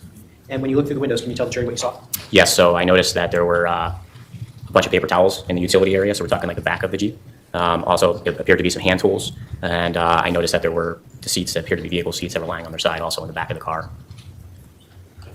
Was the Cherokee or any of its contents taken by you or any other state police that day in your presence? Not that day, no. Directing your attention now back to Mr. Dulos and the defendant, you indicated that Sergeant Bisson was not able to reach Mr. Dulos via telephone. Do you recall that? That is correct. Did Sergeant Bisson make a request of Mr. Gumiani? Yes, he did. What was that request? Sergeant Bisson asked Mr. Gumini if he could call his boss to notify him that we wanted to speak to him and that we had search warrants for him and Mr. Troconis. And did Mr. Gumiani make that phone call in your presence? Yes, he did. Incidentally, had you become aware that Mr. Dulos had a second cellular phone? Yes. And when did you become aware of that? So at some point during that week, it was relayed to me by the case officer that they were aware of a second phone and that they had applied for a search warrant. You know, I'm going to object that this is all hearsay and it's outside the scope of this witness's personal knowledge. I'll withdraw the question, Judge. Mr. Gumiani called Mr. Dulos in your presence, is that correct? Yes, he did. And after Mr. Gumiani called Mr. Dulos in your presence, what happened next? Shortly thereafter, Mr. Dulos and Mr. Troconis showed up to the house. I don't recall specifically if they came with Mr. Troconis' mother and child or if they came later, but I know for sure at least Mr. Dulos and Mr. Troconis had appeared in their black Chevy Suburban. And approximately how long after the phone call would you say this was? My understanding is they were at a ski pond in Avon, so I don't know the specific time, but it was pretty consistent with them probably leaving right away and coming right back to the house. Do you recall what vehicle Mr. Dulos arrived in? It was a black Chevy Suburban. When Mr. Dulos, the defendant's mother and daughter arrived, did you greet them? Yes. Where did you greet them? Right in the driveway as soon as they came back. And did Sergeant Bisson also greet them? Yes.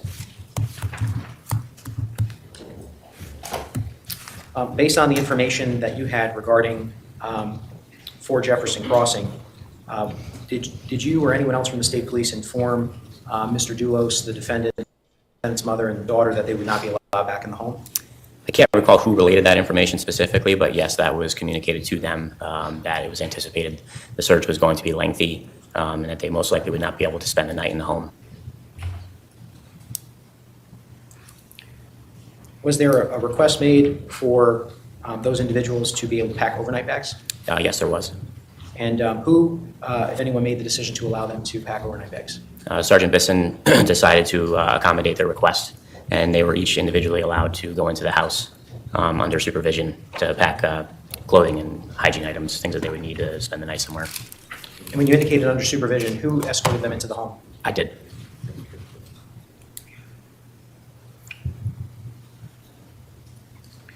You mentioned earlier that there was a search warrant for Mr. Dulos and Ms. Troconis. Where were the defendant and Mr. Dulos to be brought that day for that search warrant? So we were instructed that they were to come to Troop L in Litchfield, which is Western District headquarters, and the Western District Major Crime Van is stationed there. So that's where they made the decision to do that search. And did you speak with someone named Eugene Riccio that day? Yes, I did. Who was Eugene Riccio? My understanding was Mr. Riccio was the attorney representing Mr. Dulos at the time. And did Mr. Riccio make any requests of you? He did. What requests did he make? So we wanted to take Mr. Dulos and Mr. Troconis to drive them in our vehicles to Troop L. Mr. Riccio objected to that. He asked if they could drive themselves. So I then asked my supervisor, Sergeant Petreska, if he was going to be good with that. And he related that was fine. And so that's what ended up happening. And was it agreed that they would be escorted by police up to Troop L? Yes. Were you part of that escort? No, I was not. Was Mr. Gumiani still in the area while the defendant, Mr. Dulos, and company arrived? Yes. Where was he? He was parked, I believe, in the driveway. He was standing around. And did he eventually provide transportation in the Cherokee to the defendant's mother and daughter? I believe he did, yes. Where were they taken? To whatever area hotel they had planned to spend the night at. Did you travel to Troop L eventually? Yes, I did. And when you arrived at, well, why did you travel to Troop L? I had the license plates secured in my trunk from earlier that day, and so they needed to be brought to Troop L so they could be entered into evidence. And so that was the purpose of my journey to help. And upon arrival at Troop L, did you give the license plates to Detective Riley? I did. While at Troop L, did you encounter the defendant and Mr. Dulos? I did. Where did you see them? They were in the conference room inside the barracks. Was anyone else present? I believe so, yes. Who was present? I can remember Detective Clabby being there, Sergeant Duva, Detective Riley, and then some of the other van detectives were in and out. During this interaction, were you able to see the defendant's facial expressions? Yes, I was. Approximately what time was this? I would estimate sometime between 9 and 10 p.m. Can you describe the defendant's demeanor and what she did in your presence? Yes, so she was seated in a chair. Her head was between her legs, head in hands, and just was rocking back and forth. Did she do anything else in your presence? She did. What did she do? At some point, she looked over at Fotis with what I would describe a stern look, and she made eye contact with I would him. object to his characterization of someone's, what he calls a look. It's appropriate opinion, Judge. Well, it's based on the perception of the witness. Overruled. That's what witnesses do. They witness things and then they talk about it. You may finish your answer, sir. So yeah, so what I would describe as a stern look, and was just shaking her head back and forth at him. I mean, you shaking your head back and forth. Which direction is she shaking her head?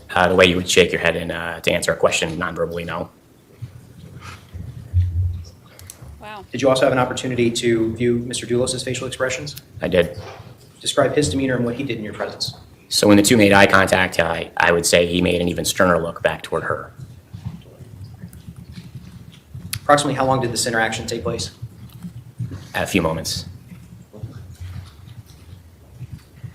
Okay, now put yourself in his shoes. Like they now have Michelle and Fotis there, and he's watching them interact, and they look at each other with like stern looks, and she's shaking her head no. Like, I mean that.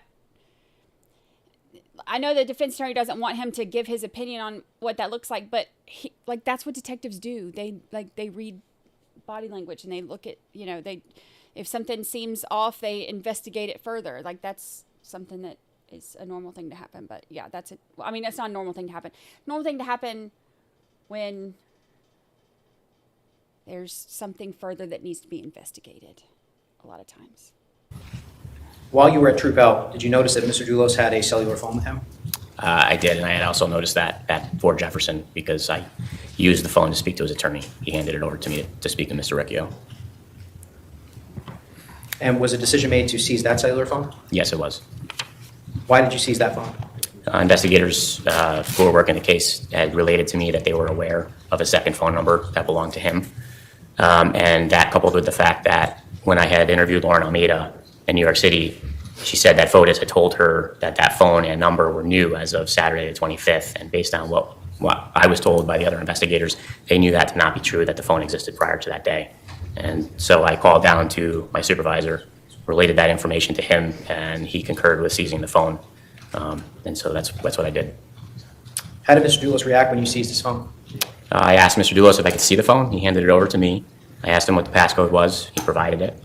I tried the password code to make sure it worked. It did. And he then asked for the phone back. And I related to him that he wasn't going to receive it back. It was going to be seized as evidence in conjunction with the investigation. Approximately what time did you seize the phone? Sometime between 9 and 10 p.m.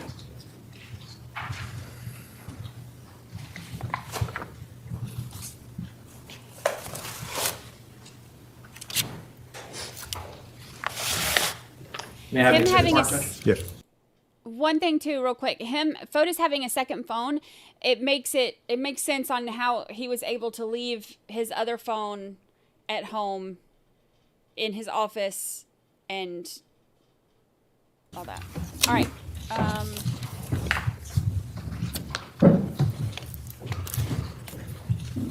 This is 82 for identification, showing Attorney Schoenberg.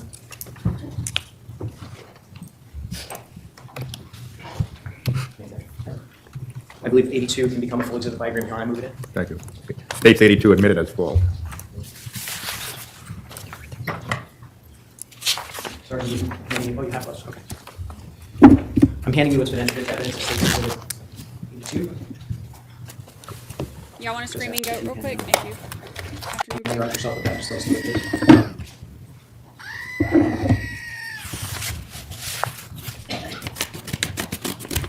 Love that thing. May 31st. I love it when we don't have to listen to them open it.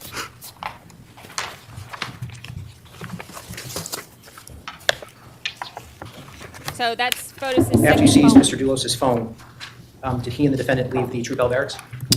Yes, so he did ask to look into the phone to get some phone numbers out of it. Detective Clabby gave him a pen and paper, and I did supervise him while he opened up the phone so that he can get some of his contacts. I know specifically he wanted his lawyer's number. So we did help him facilitating that, and then sometime after that, they did leave the barracks, yes. And did they leave on their own, or were they transported by law enforcement personnel? No, they left on. I want to direct your attention now to a couple of days later, specifically Sunday, June 2nd, 2019. Were you given any assignments that day in connection with this case? Yes. And what assignment were you given? Detective Fitzsimons and I were instructed to go meet with Mr. Gumini at his residence to attempt to interview him. Where did Mr. Gumini live? 27 Springbrook Lane in the town of Simsbury. And what type of home is this? It's a single-family residence. I'm not sure of the square footage. And did you interview him? We did. And as part of that interview, did you end up seizing his cellular phone? Yes, yes, we did. And did Mr. Gumini provide consent for you to seize the cellular phone? Yes, he did. And was that after speaking with his lawyer, Lindy Urso, on the telephone? Yes, yes, it was. Did you part company with Mr. Gumini at any point? After we were completed with our interview and took his phone, yes, we departed his residence. And did there come a point in time where you returned to the residence? Yes, there was. Approximately how long after you left his home did you return to the residence? I don't recall the specific time, but it was sometime later that day. Why did you return to the residence? We were instructed to seize the Jeep Cherokee that was at his residence. Based on information we had gleaned through the interview, it became known to us that it was at 80 Mountain Spring on the day Ms. Dulos disappeared. When you approached Mr. Gumini's residence, were you able to see the Cherokee? Yes. Where was it parked? In the driveway of the residence. And just to be clear, this is the same Cherokee that you would stop Mr. Gumini in on May 31st, is that correct? That is correct. Were there any other vehicles in the driveway at this time? Not that I can recall, no. How was it removed from the driveway? By a flatbed tow truck. In speaking with Mr. Gumini, was any additional evidence seized from him that day? Yes. He offered to us that he had a work laptop issued to him by Mr. Dulos, and he made a statement to the effect of, if I were going to use a computer to research things, I would use one that didn't belong to me. And at that point, I asked him if we could have the computer, and he complied. He went into his residence and retrieved it and brought it back out to us, and he provided his username and password for the computer.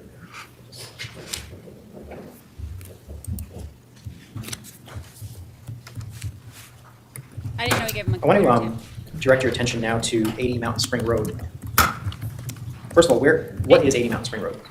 My understanding of 80 Mountain Spring Road, it was a large high-end home that was owned by the Ford Group, and that was for sale. And are there any homes located across the street? Yes, there are. What is the address of the home located across the street? That would be number 77. At some point, did you respond to 77 Mountain Spring Road in Farmington? Yes, I did. Do you recall what date you responded? I would have to take a peek at my report. I don't recall off the top of my head.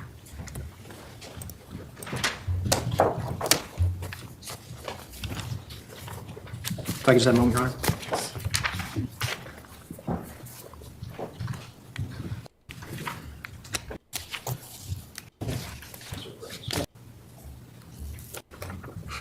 This is your report, and I'm just going to ask that you read the first line of your report silently to yourself and look up when you're done. Has your memory been refreshed? Yes.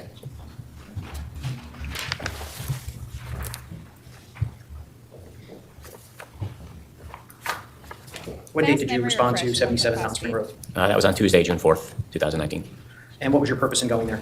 I was instructed by my supervisor to respond to that residence, as it was made known to them that there was some potential surveillance footage that may have a view of the 80 Mountain Spring Road property. When you arrived at the residence, was anyone home? Yes. Who was home? Both occupants, so Mr. James Manafort and Mr. Julian Manafort. And did you speak with the Manaforts about whether or not they had a home surveillance system? I did. And did you have an opportunity to review their home surveillance footage on June 4th? I did. How were you able to review it?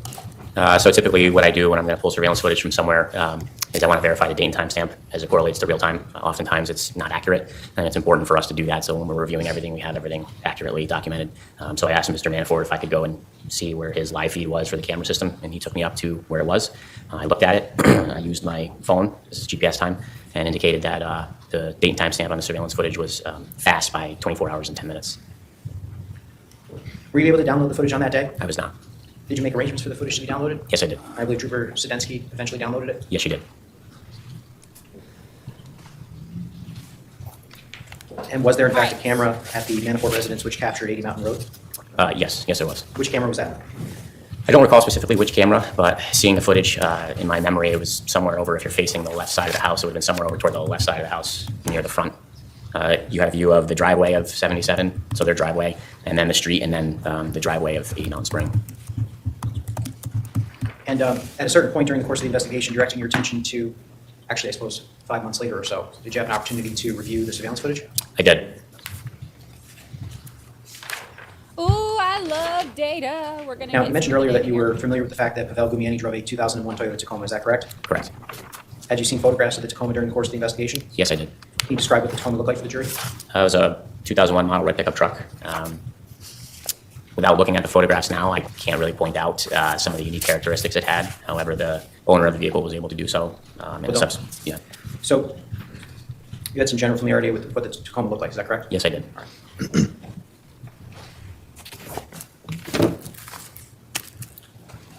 I have this marked for identification. Yes. Data. Timestamps. This is 84 for ID. Movements evidence. I wish to one here. Yes. No. Ah. Detective Hughes, before we look at video, I just want to be clear. This is clips from the surveillance camera system at 77 Mountain Spring Road, correct? That is correct. I understand that the cameras were maybe motion activated. So I understand it's not like a complete continuous cycle of video. That's how I understood it. Well, when you were looking at it, did you watch hours at a time? You know, I don't recall specifically. I'd have to take a peek at my report. I honestly don't remember. I could remember the cybercrime Trooper Sedensky, telling me that it was clipped. But it was so long ago now, looking at it, I can't say if it was continuous or not. I really don't remember. In any event, even if it shut off at a certain point, you understand that a surveillance system can shut off after a minute, after 10 minutes, or after 45 minutes, correct? Yeah, I think it varies depending on the system. Do you recall whether, if anything, activated these cameras, they stayed on for at least 45 minutes or an hour each time? I can remember looking at a significant amount of video, so I think that would probably be pretty accurate. I'm sorry, I apologize. I wouldn't describe it as like a ring video, like really short portions, so I think that's pretty accurate. I think they're long segments of video. Were these segments then that are going to be shown on this particular disc ones that you know are just selected from a larger number of clips? That I don't know. Does it go from May 23rd?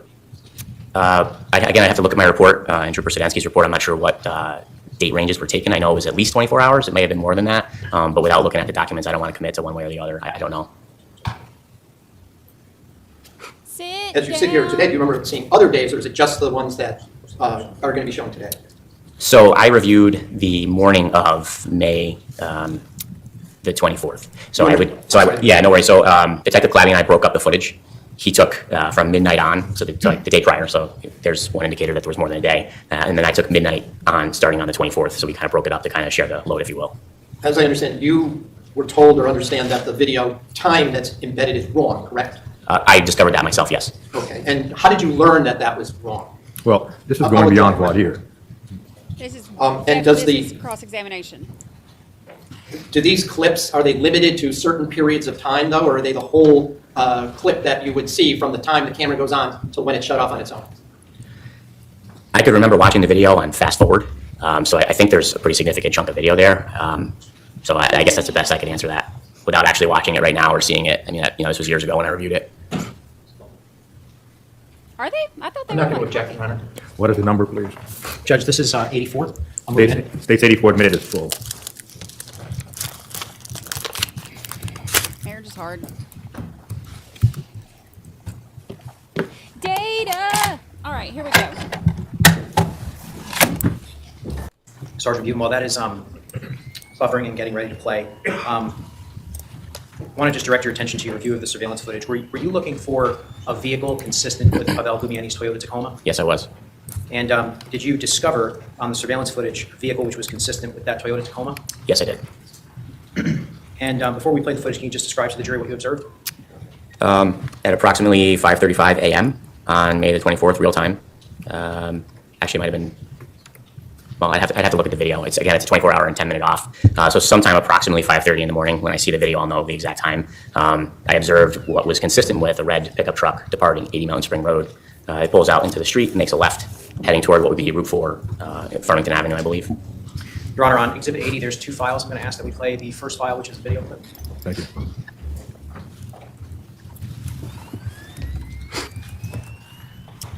And if you could just orient the jury, where on this video you observed the red pickup? So it's actually coming out now. You can see it's coming out of the driveway of the property of 80 Mountain Spring.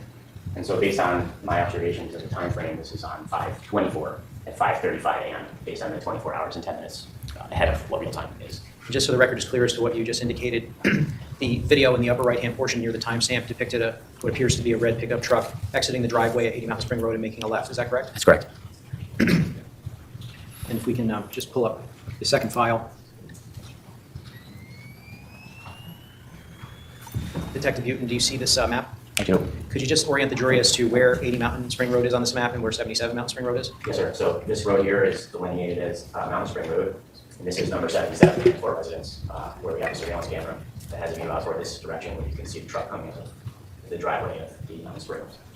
And just so the record is very clear, you indicated that the road, which is to the left in the photograph running from top to bottom, is 80 Mountain Spring Road, and the visual is two separate houses, one on the left and one on the right. You indicated that the house on the left is 77 Mountain Spring, and the one on the right is 80 Mountain Spring Road. Is that correct? Yeah, yes, sir. This is 80 Mountain Spring.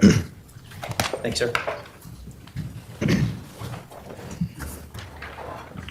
When if a vehicle is to make a left out of 80 Mountain Spring Road, are there any major highways that road connects with or is approaching? Several. Which ones? I'm familiar with, I believe that road actually comes out to Route 4 in Farmington. You can make your way to I-84, Route 6, depending on which direction to travel. There's a lot of different ways you could end up going from there. But to come off of Mountain Spring Road, I'm almost positive that will be all onto Farmington Avenue, which is Route 4. If I can just have a moment, Your Honor. Yes.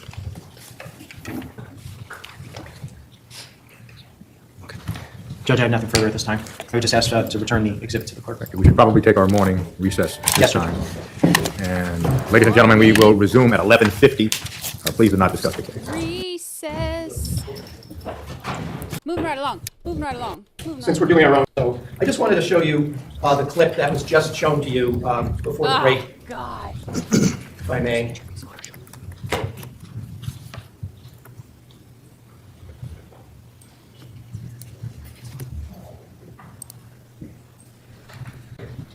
Now, if you look at this image, and I've stopped it, it says May 25th, 2019 at 5:45 and 28 seconds, but your testimony is that this is actually May 24th, 2019 at 5:35 a.m., correct? Yes, sir.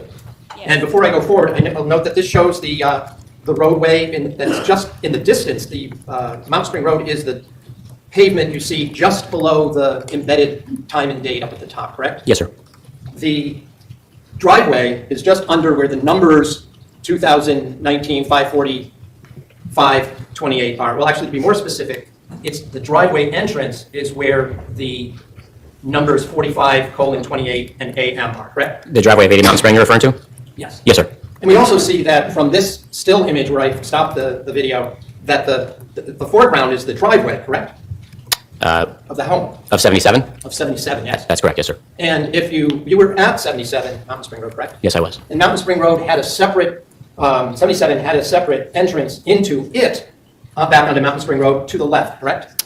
I don't remember that. It's not a crescent driveway that comes out on the other side there? Not that I can recall. I'm not disputing it. I just don't remember it that way. Well, we'll go to the Google satellite picture in a minute, but I don't want to get off this for a second. We also observed that the pavement of the driveway is wet, correct? I don't know that I can characterize the pavement as wet or freshly paved or surfaced. I don't know that I could say that it's wet or not. I'm not sure. Did you say you watched the entire night video of the surveillance from about midnight all the way through into May 24th? I did on fast forward. And didn't you see in ones that we haven't seen both rain and reflection of rain? I don't recall. Honestly, I'd have to be shown the video to say whether I remember that or not. I don't remember. So I just want to play this clip. I'll start it at the beginning. This whole clip is, according to what it says up there, is 19 seconds, right? If you look at right there, the number is 19. We start at 0. If we play it, it goes for 19 seconds, right? Yes. Okay, so let me play it one more time for you. Let's play it one more time. Let's go through everything again. Yep, still see it leaving. So the red pickup truck that you see in the pulling out of the driveway is obscured by landscape trees that we see up in the right-hand corner of the video, correct? Partially at times, yes. You can't tell who's in it. No, sir. You can't tell how many people are in it, right? No. And you don't see anybody driving in to the 80 Mountain Spring Road driveway, do you? No, sir. No. In the entire night of watching those videos, you don't see any vehicle pull into that address, 80 Mountain Spring, correct? I do not remember seeing that. That's correct. You don't see any pedestrians walking in there that may have activated the videos, correct? Also correct. You don't see any other vehicles of any sort, whether person power or motor vehicles, correct? Also correct. And so that I'm also clear about what we can, or what you had watched during the night, we're talking about each time that the camera activated, it was between 45 minutes to an hour at a time, right? I believe that to be accurate, but I don't want to commit because, again, I just don't remember. You would at least admit that this 12-second or 19-second clip is part of a much longer clip that begins when it's still dark out, right? I do remember it being dark beginning to watch the video, yes. And there are other lengthy videos you watched during the night where it was also dark out, correct? Yes, sir. And Mountain Spring Road, does it have many streetlights? I don't believe it does. I don't It's a think very so. dark, windy road, right? That would be an accurate portrayal. An accurate one. Description, yes. It comes out, you said, if you keep going south, which would be to the right off of this video screen, you eventually come down to Route 4, correct? That's correct. And for the benefit of people who aren't from up that area, Route 4 is a main road that goes up into the northwest corner of Connecticut, right, through Litchfield County, right? Yes, sir. And in the other direction, it goes at least into Hartford, right? I believe so, yes. And I don't know if it goes past Hartford in the other direction, but at least it goes into downtown Hartford, right? I'm going to go with I'm not too sure about that, but I'm not going to dispute it either. It becomes Farmington Avenue in downtown Hartford, doesn't it? Goes past the train station? Yes, that sounds accurate. Okay, where I-84 crosses several times. It's parallel to Interstate 84 along that route there? Yes, sir. You're referring to the Hartford train station over there? Is that... Oh, yeah, the Hartford train station. Yes, sir. Yes. Yeah. And also, you had mentioned that Route 4 eventually goes to I-84, but there's multiple places along Route 4 where you can pick up Interstate 84, correct? I believe that to be accurate, yes. And again, for people that are from up there, Interstate 84 goes from the city of Danbury on the New York border, all the way up towards the northwest part of Connecticut, towards Sturbridge, Massachusetts, right? Yes, sir. And it does eventually, right after that, connect with the Mass Turnpike I-90, right? That's correct. Now, the other item you were shown on, and if I could just have, this exhibit that I'm showing is numbered what now? 83, I believe? I don't want to say the wrong number. 84. 84. The other thing you were shown was, it was referred to as a map, but in fact, this is a satellite image of the area, correct? That's accurate, yes. And we were talking about this being 77 Mountain Spring Road to the left of this image, correct? This is the second image on that same exhibit, right? Yes. And does this refresh your recollection that the driveway continues and has a separate and second entrance onto Mountain Spring Road further away from the house, right? So I don't remember that. I only went in and came out that way. But obviously, yes, that's what the satellite image depicts for sure. Right. And does that at least refresh your recollection that that's the way the house was laid out with two entrances? Yes. But 80 Mountain Spring Road only had the one driveway entrance, correct? That's correct. And the property itself is surrounded by trees, right? That is 80 Mountain Spring, right? Yes. You've been on that property, right? Yes, I have. And there are other houses, they're not shown in this image, but there are other houses behind on each side of that house there? It looks like where your mouse pointer is, there's something. I don't remember though what it specifically is around it. I do know there's a large open field and there was a heavily wooded area surrounding the property. Right. There's fields and woods, right? Yes.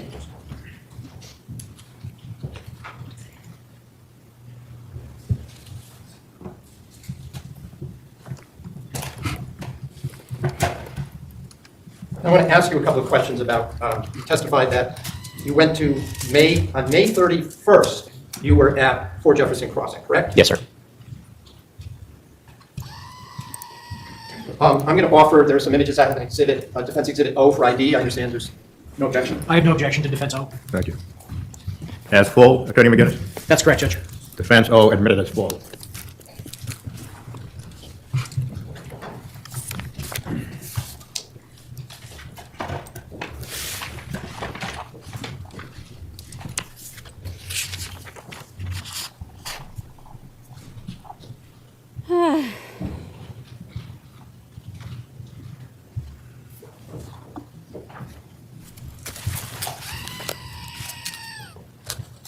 You recognize an Exhibit O in the first image I'm showing you marked Fort Jefferson Crossing aerial north on this exhibit. You recognize what this shows, correct? Yes, sir, I do. And this is a view of Fort Jefferson Crossing from the south facing the house with Fort Jefferson Crossing on the other side of the house, the north side of the house, correct? So my understanding would be that this photo is facing the north, taken from the south. Is that accurate? Yes. Okay. And the reason I'm asking you about this is that I'm going to ask you about your encounter with Pavel Gumieni that day. Is it your testimony? Were you able to show us on this, on the large screen, where Mr. Gumieni was on Jefferson Crossing when you first observed the white Jeep driving out? I don't recall specifically the exact location. It was just somewhere on the street, coming toward the house. Probably when it was passing by the house is when I first noticed it. So would it have been somewhere between the driveway here and the separate second loop driveway here on this side of the property? I would surmise, yeah. I mean, I don't think I'd be able to see it from past where those trees are, being on the property. Well, my question, you said you were in the front someplace, right? Yes. Can you identify where you were when you observed the white Jeep? No, I can't. Were you on the side after, that is, this house across the street is what, 1 Jefferson Crossing, correct? I believe that's accurate. All right, so would it have been to the left side of, and from this image of the driveway, you were closer, or were you close to the right side driveway when you observed the Jeep? You know, honestly, I don't recall specifically where I was. Yeah, I don't remember. All right. In any event, you were somewhere in the front, am I correct about that? Yes, sir. If I could just refer to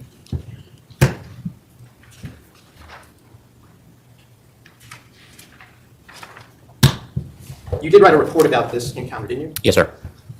So let me just ask you a couple of questions, as I understand it. So you're somewhere in the front yard when the team is there to at least execute the search warrant at the house and on the individuals, correct? Yes. And that's the day you had seized Fotis Dulos' phone, right? Yes, sir. And later drove up to Litchfield, right? Yes. To bring that phone. Correct. So No, I'm sorry.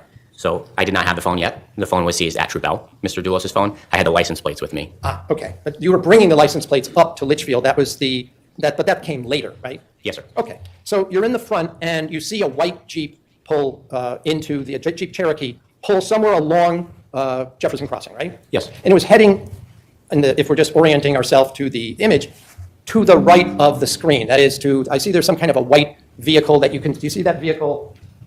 Yes, I do. All right. So we're right here. Is this the direction that the vehicle was going when you first noticed it? Yes, sir. So if we're orienting the map here, he would have been driving from left to right on the screen. So if he were coming to 4 Jefferson Crossing, that's the way he would have come, driving toward the house. However, he didn't stop at the house.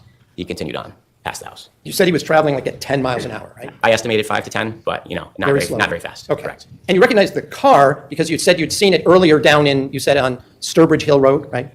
Yes, sir. So we knew there was a white Jeep Cherokee in play as being registered to the Ford Group, and Detective Frechette and I had also observed a white Jeep Cherokee at 61 Sturbridge at some point earlier that week. It was earlier during that week between May 24th and the 31st, right, that you saw it down there? So it would have been between May 28th and the 31st. Fair enough. Did you observe it by actually observing it at 61 Sturbridge Hill Road, or were you looking at some kind of surveillance ring doorbell videos from across the street? No, sir. We were canvassing the neighborhood, and we actually physically saw it there, parked on the property. Were you the person or one of the detectives that actually obtained surveillance video from Sturbridge Hill Road from across the street? Was that you? I don't believe so, sir. It was someone else? I believe yes. And it wasn't Detective Frechette with you? It might have been. I'd have to look at his report. But we were together canvassing for video, so that sounds accurate. Okay, all right. So in any event, let me see if I get this straight. You see the vehicle, you recognize it, or believe you recognize it, right? It's consistent with a white Jeep Cherokee. Right. It didn't say Ford Group on it on the side, right? Did not. But the driver was looking straight ahead as he passed the house, wasn't he? That's what it appeared to me, yes. In fact, there's all this activity with several state police cars in and around the property at this moment, right? That is accurate. And you have somebody driving, looking straight ahead, not even looking over to see what's going on, right? That's how I remember it, yes. And that's one of those things that alerted you, or at least raised your suspicion. Isn't that true? That's accurate. And the car, as you said, it went down to the right, and there's no other way out of Jefferson Crossing down there, is there? Not unless you were going to drive through someone's property. And woods. Correct. So it's a cul-de-sac, right? Yes, sir. So the car slowly turned around, right? Well, I didn't specifically see it turned around just because of the way the street is situated. You can't see the cul-de-sac from where we were, but at some point it had to have turned around because I viewed it coming back out. It's turned and it dips down a bit, right? That's correct. And so that we're clear on this, this street is on the top of Avon Mountain, correct? I'd have to take a peek at the map. I don't know if it's at the top. I'm not going to dispute it. I can't answer that. A lot of these images, it's difficult to tell the topography, but there is Deer Cliff Road and Eli Road are the roads just to the left of the screen, right? I believe Eli turns into Deer Cliff, like right around Jefferson Crossing. And if you're coming up Eli, that's a very steep hill to get to Jefferson Crossing, right? Again, I don't really remember if it's a hill or not, but if you're telling me it is, I'll concede to that. I just don't remember. I actually will show you something, but I don't want to go out of order here, so I'm just going to see if you remember that or not. At the moment, you don't. That's correct. Okay. So the car is coming back. Now, the car did not look like it was going to pull into the driveway of Fort Jefferson, did it? No, it just kept driving. So you actually step into the road and flagged it down? On its way back out, yes. Did you just explain to us how you did that? Did you jump in? You didn't go in front of the car like this, did you? With your hands up? Oh my God. Well, so I walked out into the street as it was coming out. And I, with my left hand, just signaled for the operator to stop. I stood in the middle of the road, and he stopped. All right. So I know it's been a while since you were probably a patrol officer, but that's a signal to put your hand up. It's to stop someone. You hold your hand palm up as a sign to stop a vehicle, correct? I think a reasonable person would make that inference, yes, sir. Okay. And you did that? Yes, I did. And Mr. Gumiani did stop, right? Yes, he did. When you approached the window, right? Yes, I did. Did he roll down the window or have an electric window button, right? I'm not that old, but I've never in my career dealt with a window that wasn't electric in my 16 years as a All right, trooper. so- I think we're past that point. Yes, you're past the point where somebody has to roll down the window unless it's a really old vehicle, right? Not since I was a little kid, yeah. And you noted that the air conditioning was on in the vehicle, didn't you? It appeared to be, yes. You started talking to Mr. Gumieni, correct? Yes, I did. He identified himself to you as Pavel Gumieni, right? That's correct. You said you don't remember if he showed you his license, but you have no reason to think it wasn't him. No, and I may have documented that in my report. I just can't recall off the top of my head.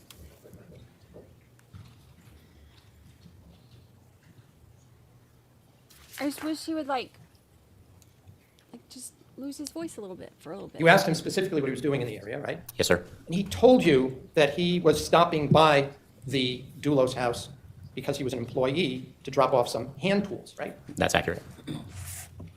You asked him specifically where he was coming from, right? I did. And he told you he was coming up from New Canaan and had been working down there that day, right? Yes, sir. Now, at this point, he didn't say anything to you about being over at another property down the street in Avon, did he? Not at that point, no.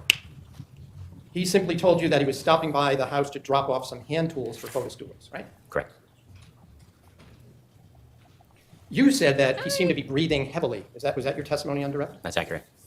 Did you also notice that he seemed to have like his carotid artery was like pulsing? Yes, I could tell that his heartbeat was elevated because of what I saw.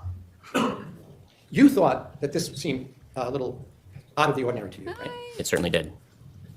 You hadn't even asked him anything more pressing than, what are you doing here and where are you coming from, right? That's accurate.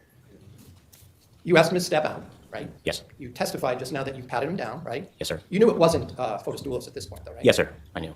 And you noticed that I think you used the term that he was, I don't know if you used the word soaking wet, but his clothing was quite wet. Yes, sir. He was perspiring and his shirt was wet to the touch. Hi, addicts. I think you actually, in your report, didn't you use the word soaking wet? I believe that's how I referred to it in my report, yes. When you asked him, after he told you that he had just driven up from New Canaan, you questioned him about that because of how wet and sweaty he appeared, right? Yes, sir. And he was inside an air-conditioned vehicle, right, according to your report, too? Yes. And after you asked him that is when the first time he told you that he had actually been at a 585 Deercliff Road removing seats from a car, right? Yes, that's accurate. And he told you he did that so he could put them in his truck, right? Correct. He didn't tell you that he was doing that at the instruction of Mr. Dulos at that point, did he? He did not. Hey, RA. He just said, I'm taking these seats out of the, I don't know if he mentioned that it was a Porsche, but he was taking it, he did say to you it was his Porsche, the Porsche, right? That's correct. And he was going to put him in his own truck, right? You asked him if you could search the car, right? Yes. And he said no. Well, actually, let me remind that. I didn't ask him if I could search it. When I asked him if there was anything illegal in the car, he offered that I was free to search it if I wanted to. Okay. So he actually elicited consent and said, well, not elicited, but offered consent to search the car. However, he changed his mind, didn't he? He did. He said he didn't feel comfortable consenting to your searching. Isn't that true? Yes, he made a reference that it was his boss's vehicle and he wasn't comfortable with us searching it because it wasn't his. So he withdrew the verbal consent he had previously given. Yes, sir, he did. But you were allowed to look through these windows of the vehicle, right? It would be in plain view, so yes, I did make it a point to look through to see what I could see inside. Yeah, it's perfectly okay. If a person's driving a vehicle and you can look through the window, you're allowed to do that, right? Yes, sir. This guy. Where's my goat?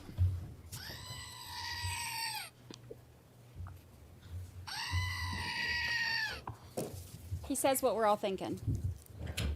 Not that guy, the goat.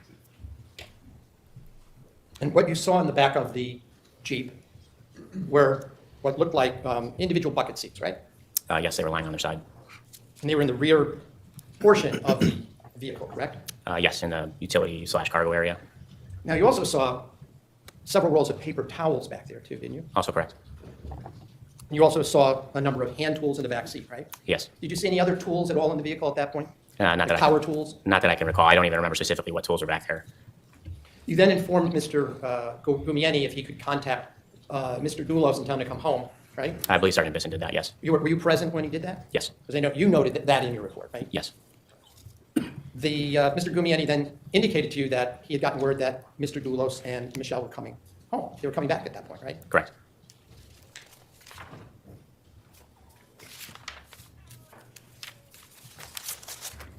Why are you whining? That's the goat's job.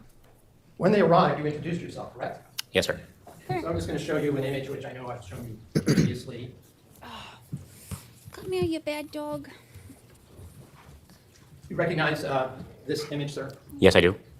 That's you, and you're in the navy blue short sleeve shirt with the state police emblem on it, correct? Black, but yes, sir. Oh, it's black. Okay. All right. And that's you with the sunglasses on the right, correct? That is me. And the person in the striped shirt with the pink stripe down the legs, that's Michelle Troconis, right? Yes, sir. And the man on the left is Fotis Dulos, correct? Also correct. And that's how he appeared, that is, Fotis Dulos appeared, when you saw him on May 31st, 2019, right? Yes, sir.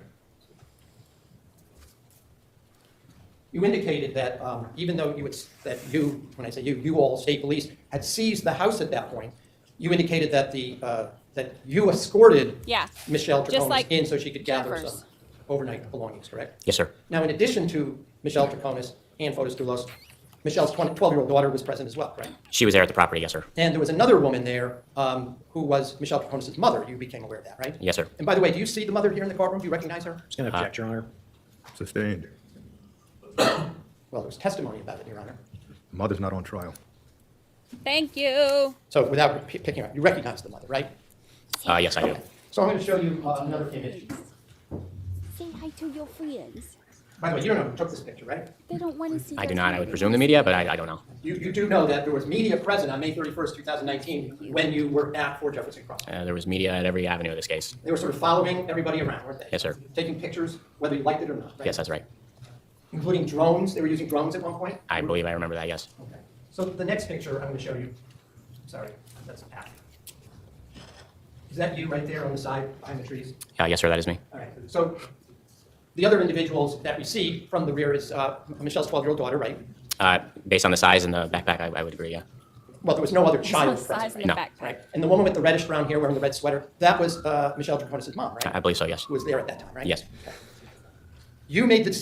Who made the decision that Michelle and Fotis Dulos should be brought up to Litchfield to be processed? I don't know who specifically. That would have been worked out between the commander of the unit and the case supervisor as well as the van sergeant. You testified that you had a conversation with Attorney Riccio before they were allowed to drive themselves up there, right? Yes, sir, that's correct. Originally, the plan was to take them up in a police car? Yes, sir. And Litchfield is about 45 minutes or more from Farmington to where the barracks is, right? I believe that's accurate, yes. And what time of the day or night, or should I just say evening, were they escorted up to Litchfield? I don't recall specifically. You did go in and allow Mr. Troconis to get an overnight bag, right? Correct. You checked everything, though, before it went in the bag, right? I mean, I didn't physically, inspect the items of clothing individually, but yes, I kept an eye on what was being packed just to ensure that nothing that was covered under the warrant was going to be taken out of the home. And you recall that then the child's backpack was an overnight bag with clothing for the child as well, right? I don't remember it specifically. I would assume so, but I don't recall. You recall, though, clothing for the child being collected for overnight so she could have a change of clothes, right? My recollection is I think the grandmother did that, yes. You went in with the grandmother? Correct. Got it, okay. And you did a cursory, at least, review of the house, right, when you went in there?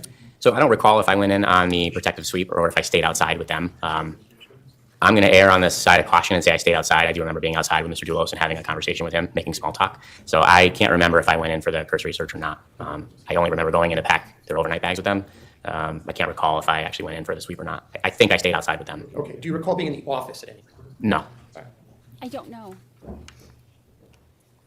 Chairgate 2024. I have no idea who sent it to me. Somebody sent it to me through Amazon, and I've been trying for 2 days to figure out who sent me the chair. Oh, yeah. I have no idea. There was no name with it. And although it's on here and it's been offered, I just want to make sure, you don't recall being up in the ante office where the extra set of stairs are? No, I do not. You do not? No. You recall seeing the door to the office being in the alcove right where you were standing near the driveway alcove there, the garage alcove? Kind of knowing the layout of the property as we stand today, I wasn't aware at the time, but yeah, I believe their office space was above the garage. So if you're facing the house, that would be on the right side. Okay.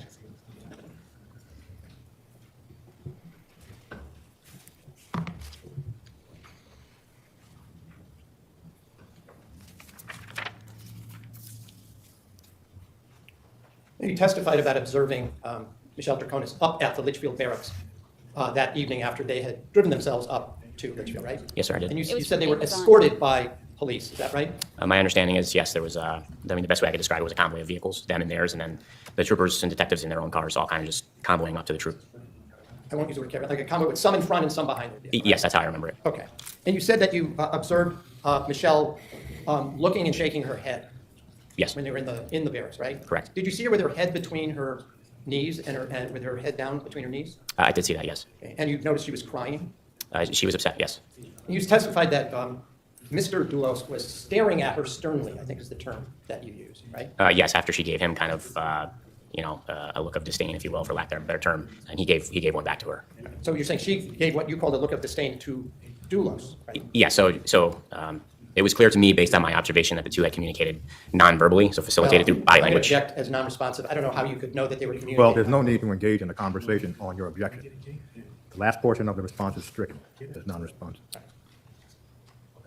Whatever you observed by my client, you're saying that Dulos gave her a more even stronger look or glare at her. Is that a fair way to put it? That would be a fair statement, yes. Okay.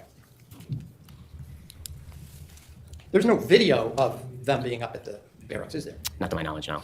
Were they in an area where there's cameras at the Litchfield barracks? No, they were in a conference room. Yes.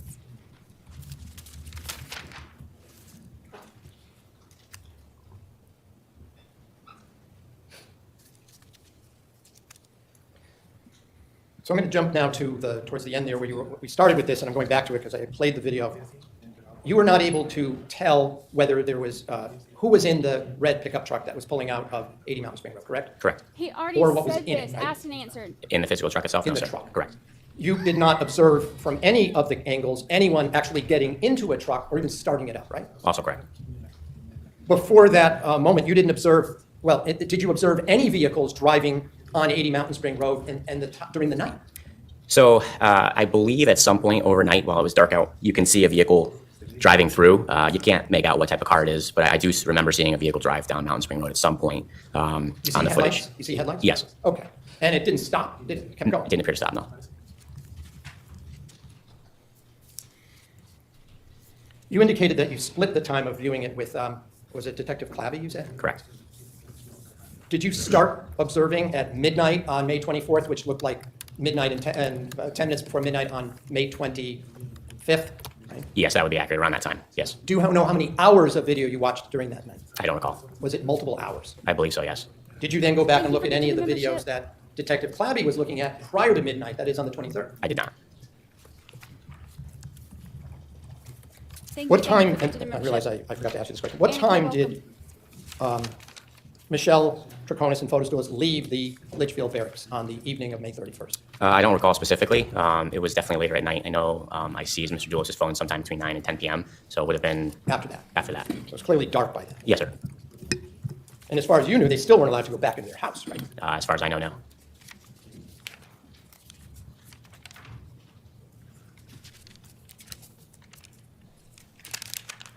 It's a Boston, B-O-S-S-O. When you went to Mr. Gumieni's house on June 2nd, what time were you there?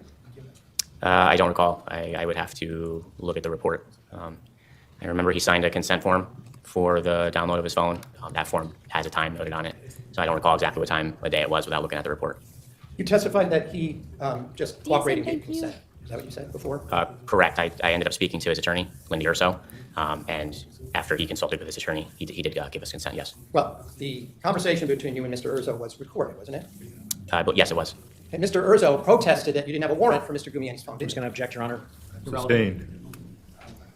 You told Mr. Gumieni that if he didn't let you, if he didn't consent to getting his phone, giving it to you, it would be months before he got it back. Didn't you tell him that? I don't recall that specifically, but that sounds accurate. I mean, that would be what would happen. It was only after that that he then consented, right? I'd have to listen to the recording, but that sounds like it might be accurate. Okay. And you said you also seized the Jeep Cherokee at that time, right? So not at that specific time. We were sent back later, the same day. Did you have a warrant for the Jeep? We did not. Not to my knowledge, no. Did you also take a DNA sample from Mr. Gumieni? Not at that specific instance. We interviewed Mr. Gumieni again with his attorney, and my partner, Detective Allegro, took a DNA sample from him. At that time? Correct. You So after. You weren't there for that? I was. Oh, you were there? I watched that. Yeah, that was in the interview room. It was recorded audio, video, and he was in the presence of counsel, Mr. Attorney Urso, and he consented to a pickle swab, which is a DNA sample. The other thing I was going to ask you about is you also testified that you had gone from, you had watched the video at 77 Mountain, right? Yes, sir. And you had also been to Jefferson Crossing, right? Yes. So you were somewhat familiar with that area, right? Yes, at the time. All right. So I'm going to show you. There's no objection. No objection. Exhibit P is no objection to Exhibit P as a full exhibit. Defense is P as a full exhibit.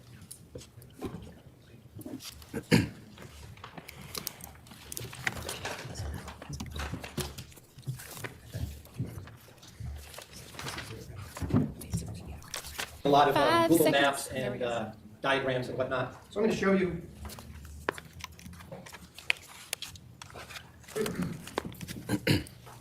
a video.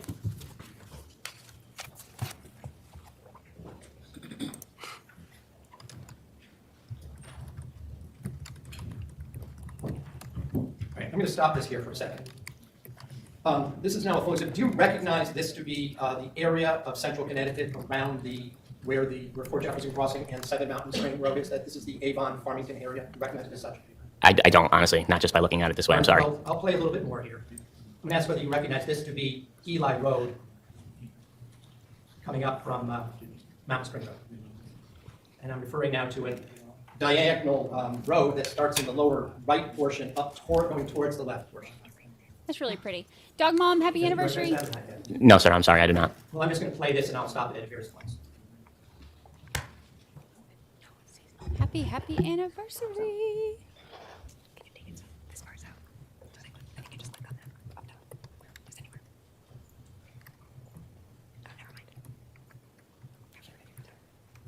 I love it when they whisper. It makes me feel like I'm hearing voices.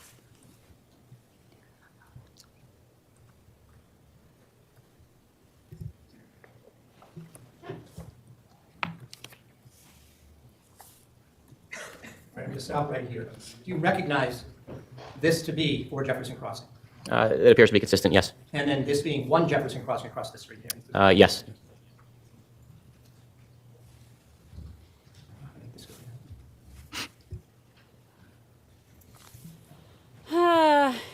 He goes over so Again, many. in the center there, that's clearly shows Fort Jefferson Crossing, right? I believe so, yes. It's so repetitive and so tedious. And you see the Yukon Health Center and Hospital up in the distance there at the top? That looks to be accurate. I believe that's on Route 4 or somewhere in the vicinity. Now, if you look at the road that's traveling in this image, you recognize that now to be Eli Road, heading down towards Mountain Spring Road? Yes. Okay. So this would be the direction of travel from Jefferson Crossing down Eli Road towards Mountain Spring, correct? Yes. I believe so, yes. And if I we think you have to follow- cross Old Mountain Road, I think, before you get to Mountain Spring. Is that accurate? Say that again? I think you have to cross Old Mountain Road to get to Mountain Spring. We're going to get there in a minute. Yay! Happy anniversary! Happy anniversary! I'm going to pause this for a second here. You see where there's an intersection here between, I'm pausing it at 2 minutes and 28 seconds. You see where there's a T intersection here, where Eli Road crosses another street here? Yes, yeah, I believe that's Old Mountain Road. That's Old Mountain Road in Farmington, correct? Yes, sir. And if we go in this direction, which we'll see in a second, if you keep staying on Old Mountain Road, you know that eventually comes out into the town of Avon, right? I believe it does. And it eventually goes into Route 10, right? Yes, I think so. And that connects with Route 44, right? I believe you're right on that, yeah. Okay, so I'll play it again now.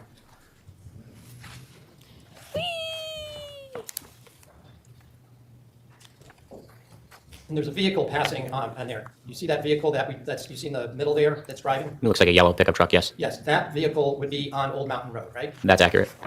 And now that vehicle went right. We're now on Mountain Spring Road, aren't we? Yes, sir. And we're heading in the direction of 80 and 77 Mountain Spring Road, correct? Yes, sir.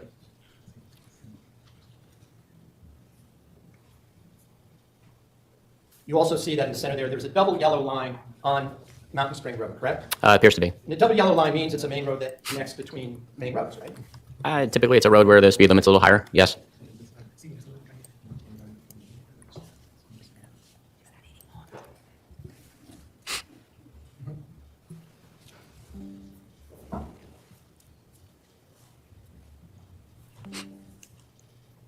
The drone is following Mountain Spring Road down from Jefferson Crossing, correct? Appears to be, yes.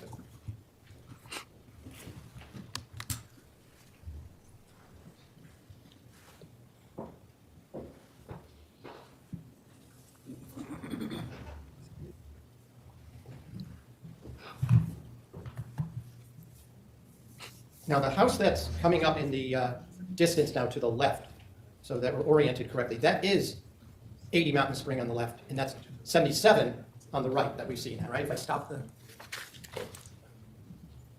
am I correct about that? Yes, that appears to be correct. And here is the driveway that, of 77 that goes out one way and comes in the other way here somewhere? Correct. And here is the property itself, correct? 80 Mountain Spring, yes, sir. 80 Mountain Spring from the, and the driveway is on the other side of this video, correct? Yes, it's on the opposite side of the house. The driveway wraps around from the left side and then in front of the house and back out to the street. And if we continue down Mountain Spring Road, eventually we will come to the, you said Route 4? Yes. Almost right in downtown, or not downtown, the center of Farmington, correct? Yes, sir. The little commercial area of Farmington. Yeah, it's businesses, gas stations, etc. All right.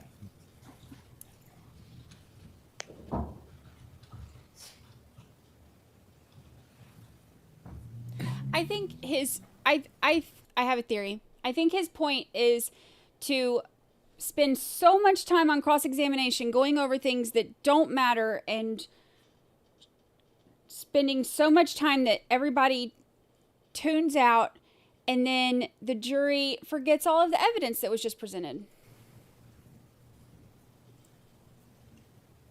And again, that's 80 on the left and 77 on the right, correct? Yes.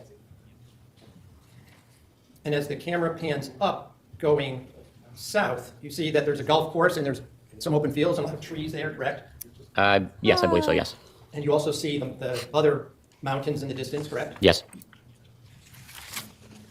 And as the camera now is panning to the left, you again see homes, right?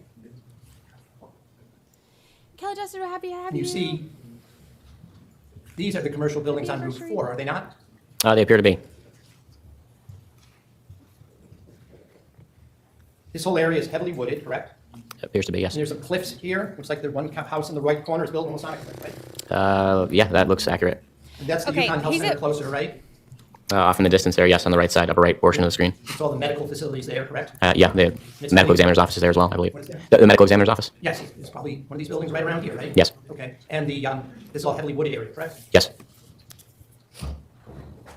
This is 1.75 And, speed I'm gonna now. stop right there. Up here, that's the city of Hartford right there, isn't it? Yes, yes, it is. It's all the downtown buildings, right? Yes.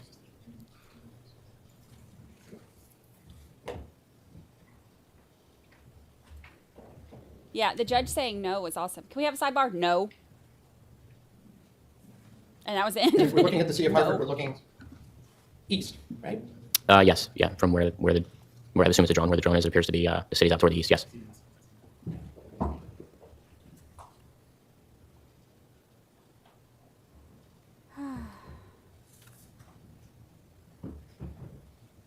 And once again, we see Eli Road in the foreground, the lower part of this video.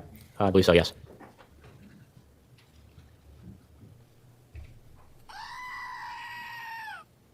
Does this help orient you to the fact that Jefferson Crossing was on top of Avon Mill? Yes, it does.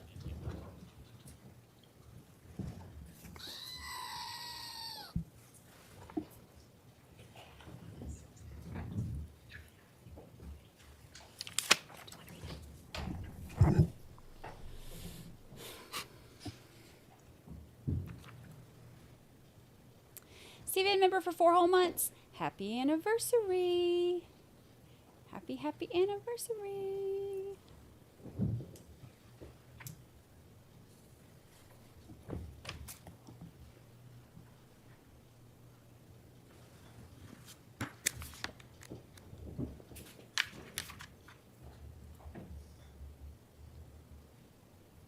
Now you see as we're approaching, there's a body of water that we're viewing that's between the Sea of Hartford and where the drone is. You see that? Yes. That's part of the MDC reservoir area, correct? As I understand it, yes.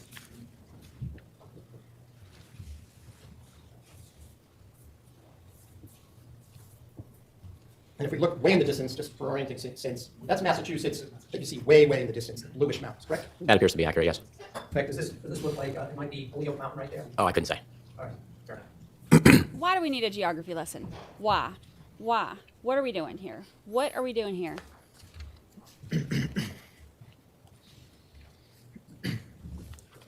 Why? Why? Why?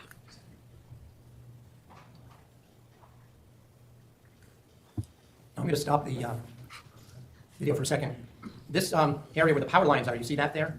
Yes, sir, I do. That is a gravel utility road, correct? Appears so. Did you go in there at all? No, I did not personally. You didn't accompany Mr. Troconis when she went with the police to show where the motorcyclists go, right? No, I did not. But it's not a paved road through there, is it? It doesn't appear to be, but I've never been back there, so I can't say with certainty. You're It not doesn't. a hiker? It doesn't. Say what? You're not a hiker? I don't hike power line trails. No, I'm more of a runner myself. Okay. Judge, you paused it at 10:31. That's true. Okay. Yeah.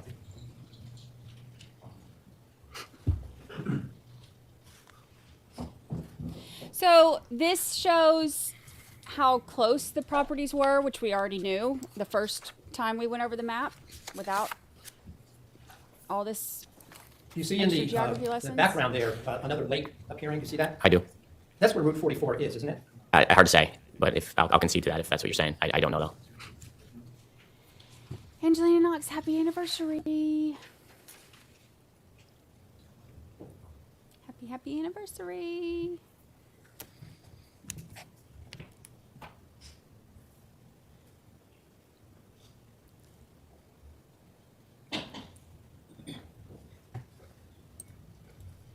I just want to He be clear. pointed You're out. familiar a little bit with the power lines, right? And I'm just going to reorient myself. So this is still for Jefferson Crossing down here on the bottom right. Stop this at 12 minutes and 11 seconds, right? It appears to be. Yes, sir. And I want to be clear. These high tension power lines, they don't continue near 80 Mountain Spring Road, do they? I don't know, honestly. They come out near the Yukon Health Center, don't they? I don't know. Yes, the jury's there. They're probably asleep, but they're there.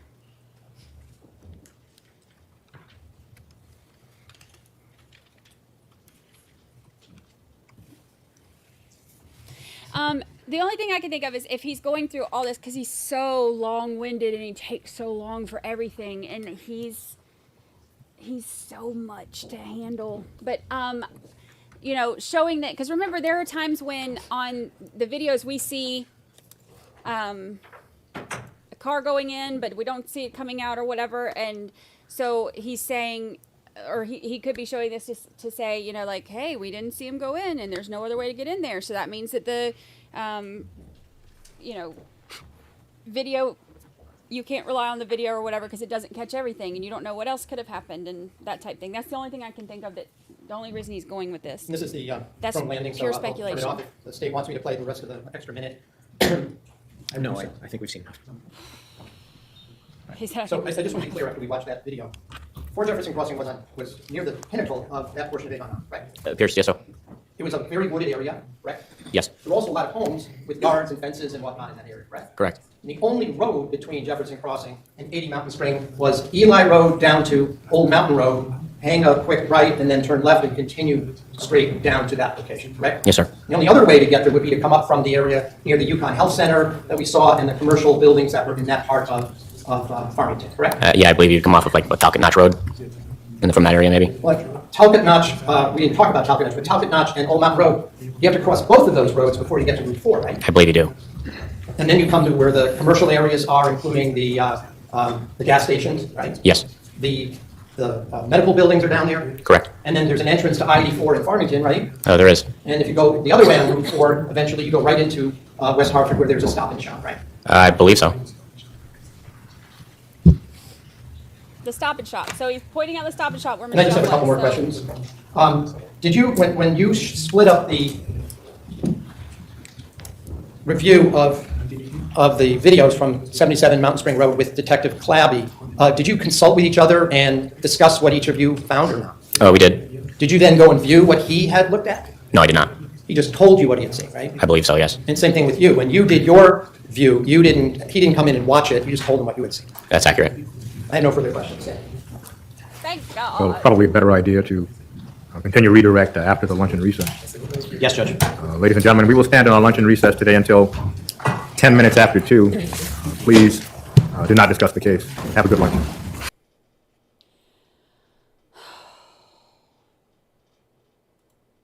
Lord of mercy. Lord of mercy. Look at that little baby girl. She's over today. So this is from this morning.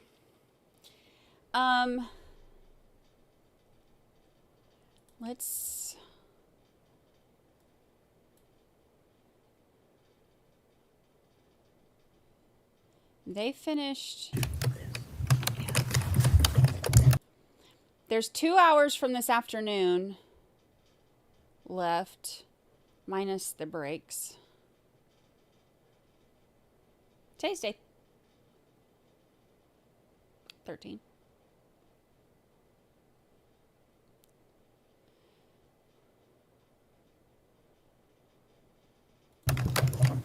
Let's see what they. Let's see how far we can get.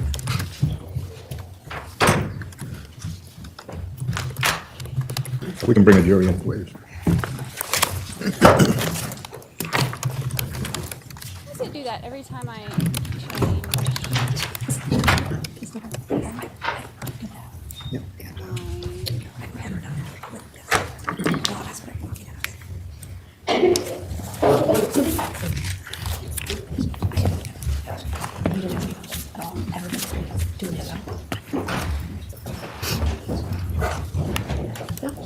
Counsel stipulate, please.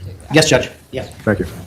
Judge, over the lunch hour, I had an opportunity to reflect, and I'm actually not going to be doing a redirect of Sergeant Bute. I just wanted to note that for the record in front of the jury. Okay, thank you. So, Sergeant Bute, you may step down. Thank you, Your Honor. He is still under subpoena, subject to possible recall. Thank you. He's like, hallelujah. I do have the next witness up, Your Honor, if I can. The state would call Greg LeBeau to the stand. He took off. Of course, I have all of his files still, so maybe he didn't like take off. If I may just approach the clerk, Your Honor, mark a few things.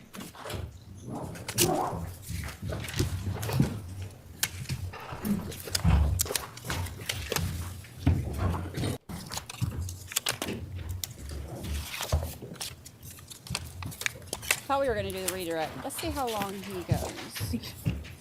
Do you solemnly swear or solemnly and sincerely affirm, as the case may be, that the evidence you shall give concerning this case shall be the truth, the whole truth, and nothing but the truth, so help you God, or upon penalty of perjury? I do. Please state your name and spell it for the record. Gregory LeBeau. It's Gregory, LeBeau, Lebeau. Thank you. And you may be seated. Thank you. Your Honor, may I inquire? Yes. Good afternoon, sir. How are you? Good, thank you. Mr. LeBeau, were you previously employed by the Connecticut State Police? I was. And did you retire? I did, Okay. yes. When did you retire? 2022.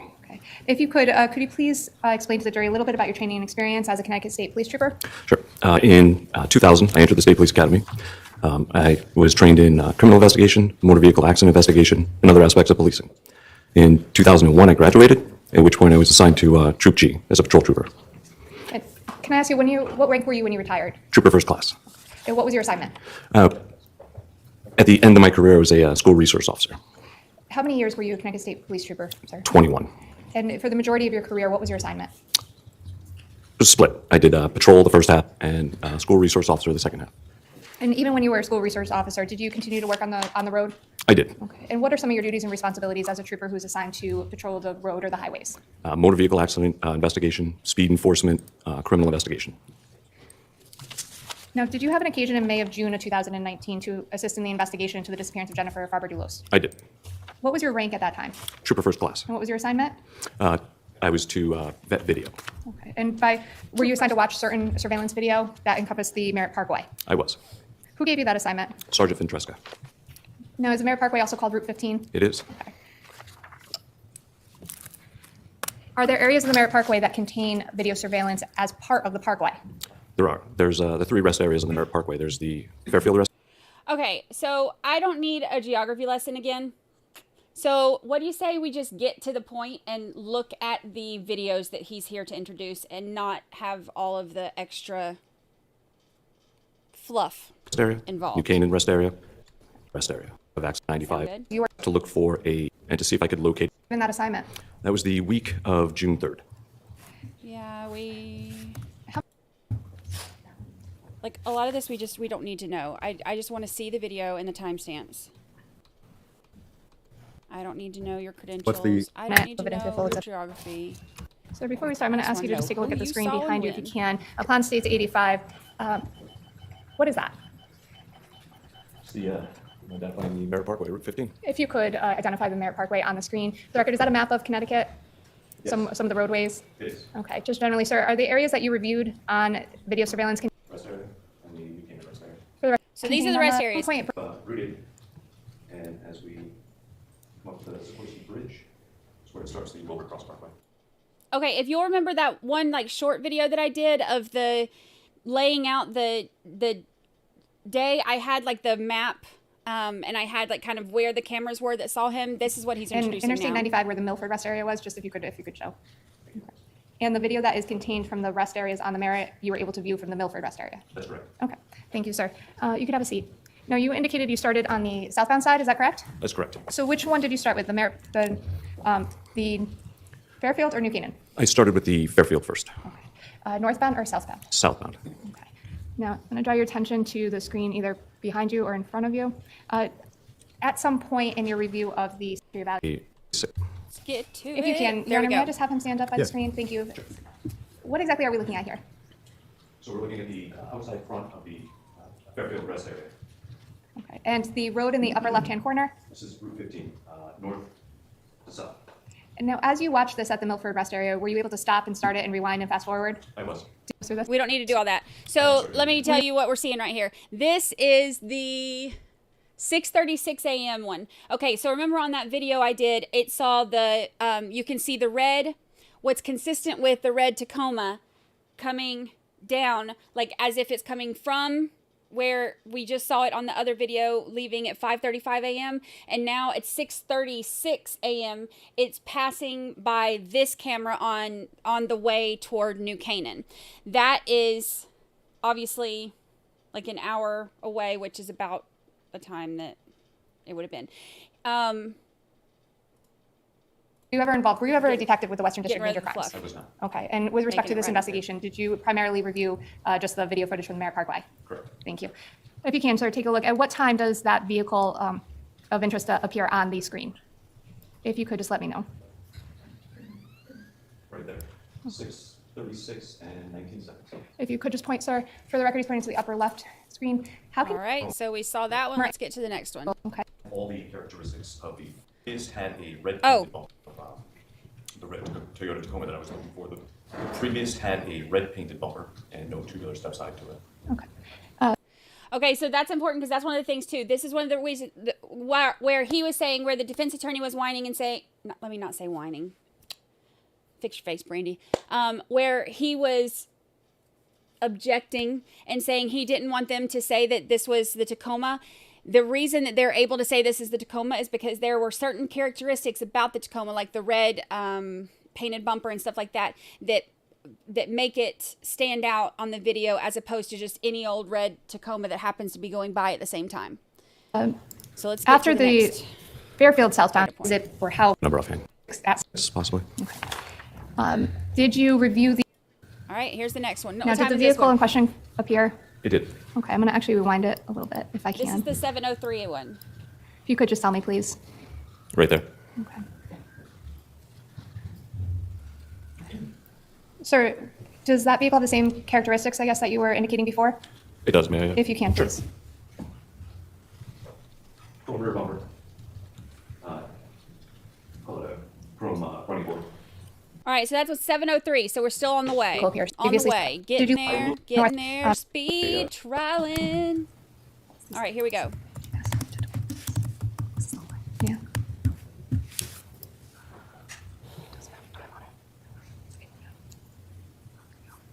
I'm going to draw your attention to, can you go back to about 11 minutes, sir. I'm just going to play it. If you see the vehicle and that you identified, can you please let me know and I will stop it.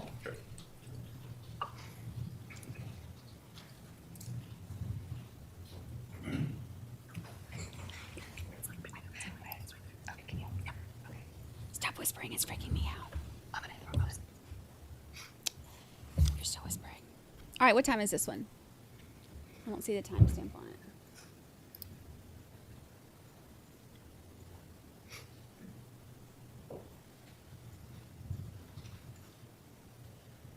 Oh, I see it up here. 11:12. Okay, so 11:12. So this one's where it's heading back up north. So, this one was from, where was that one from? I have it on my video. I think it's the New Canaan rest stop.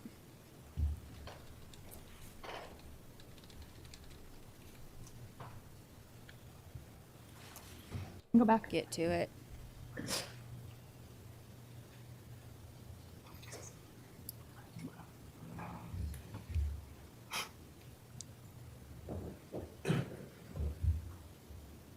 Get to it. Get to it.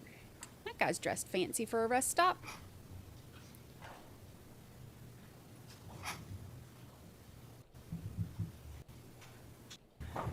There we go.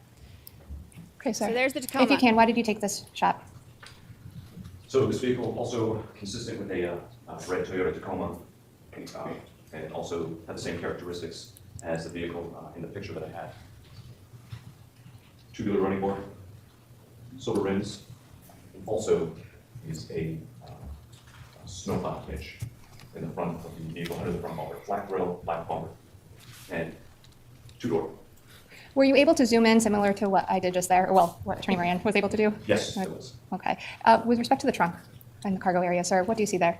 So something else I noticed in the bed of the pickup truck was a white square-looking object, as well as a round object, which was consistent with a bicycle.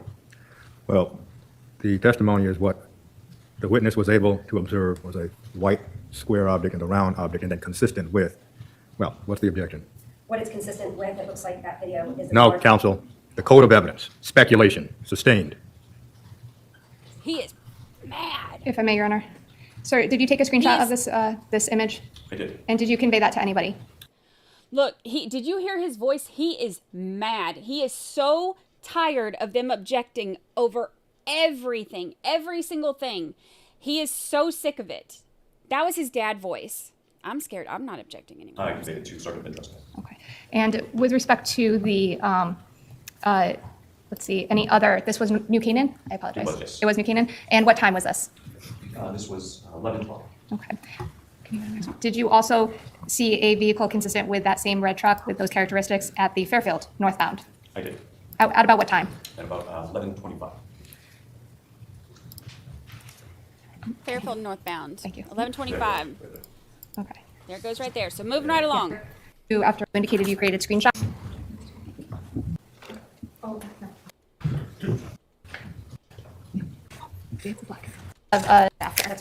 He is over it. Do you recognize? I did. I did. Objection. All right, here's his screenshots. He mad.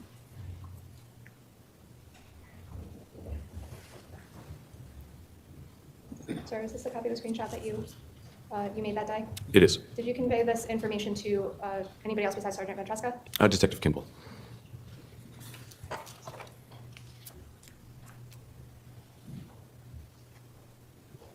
Why did you take this shot, sir?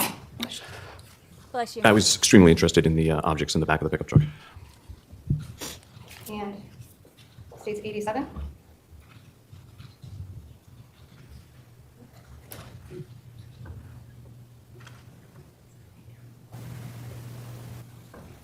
So here's where they see like what's consistent with the bicycle. Same question, sir. Why did you take the shot? Same. I was interested to see if I could identify what was in the back of the red pickup truck. Thank you.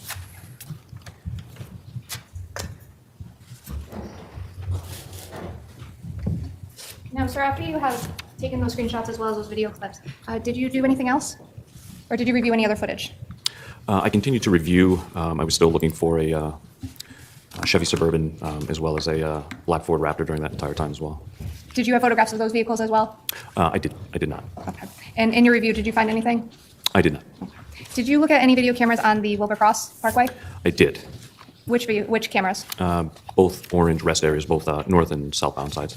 Did you find anything of evidentiary value with respect to those? I did not. And what did you do with that information? I related to Sergeant Ventresca. Oh, Lane in New Canaan on May 24th or 25th or any of that time period? I did not. Okay. Are you familiar with New Canaan at all? Vaguely, yes. Okay. Are you familiar with Waveney Park off of the Merritt Parkway? Yes, I am. How far away is the New Canaan rest area from Waveney Park? 300-400 feet. Thank you. Nothing further. Cross-examination. Good afternoon. Good afternoon. It's Trooper LeBeau. Yes, ma'am. Good afternoon. So you were looking at videos of the Merritt Parkway in the time frame of May 24th, 2019? Correct. And you started looking in the early morning? Correct. And that was Friday? The day I was looking or the day I was looking at? The day you were looking at? Friday, yes. Okay, of Memorial Day weekend. Correct. And you've been on the Merritt Parkway many times before, I assume? Yes, ma'am. And are aware of the traffic that happens in the morning on the Merritt Parkway? Correct. Is the traffic sometimes heavy around 6 a.m.? It can be. It can vary. It can. Same with 7 a.m.? Yes. Probably 8 a.m. as well. Depending on the day, yes. Traffic flow was not consistent, right? Repeat that, The please. traffic flow was not consistent. Correct. When you started looking at the video cameras, Yes. you started in Fairfield, Fairfield. going southbound. Southbound. And you were given a photo to review at some point of a Toyota Tacoma, right? Correct. And you looked at all of the video surveillance of the traffic traveling southbound on the Merritt Parkway. Yes. Did you look for all red trucks? Whatever caught my eye that was red, yes. So you took note of all red trucks? Yes. Did you take clips of all of the red trucks that you saw going southbound? So I would stop the video. No, I didn't. All right. But you did look further. I did, yes. Did you take note of how many red trucks you saw traveling down the Merritt Parkway going southbound on the morning of May 24th? Yes.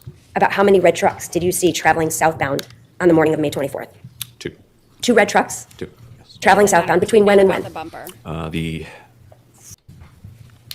Doesn't matter. Let's skip. A car, a truck that had the characteristics of a red Tacoma? correct. And you took a photo of it or a snap of it? Screenshot. Screenshot.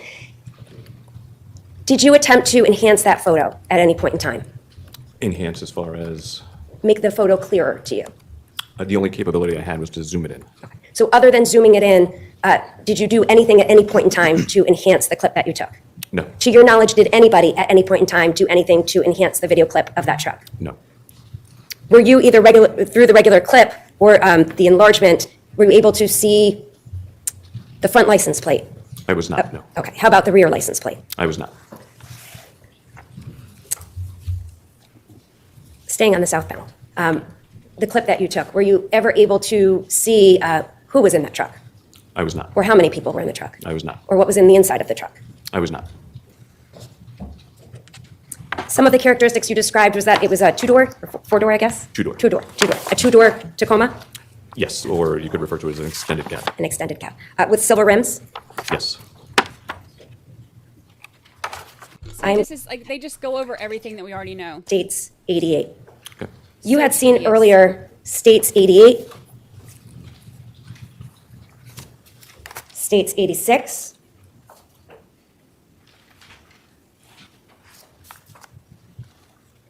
and States 87.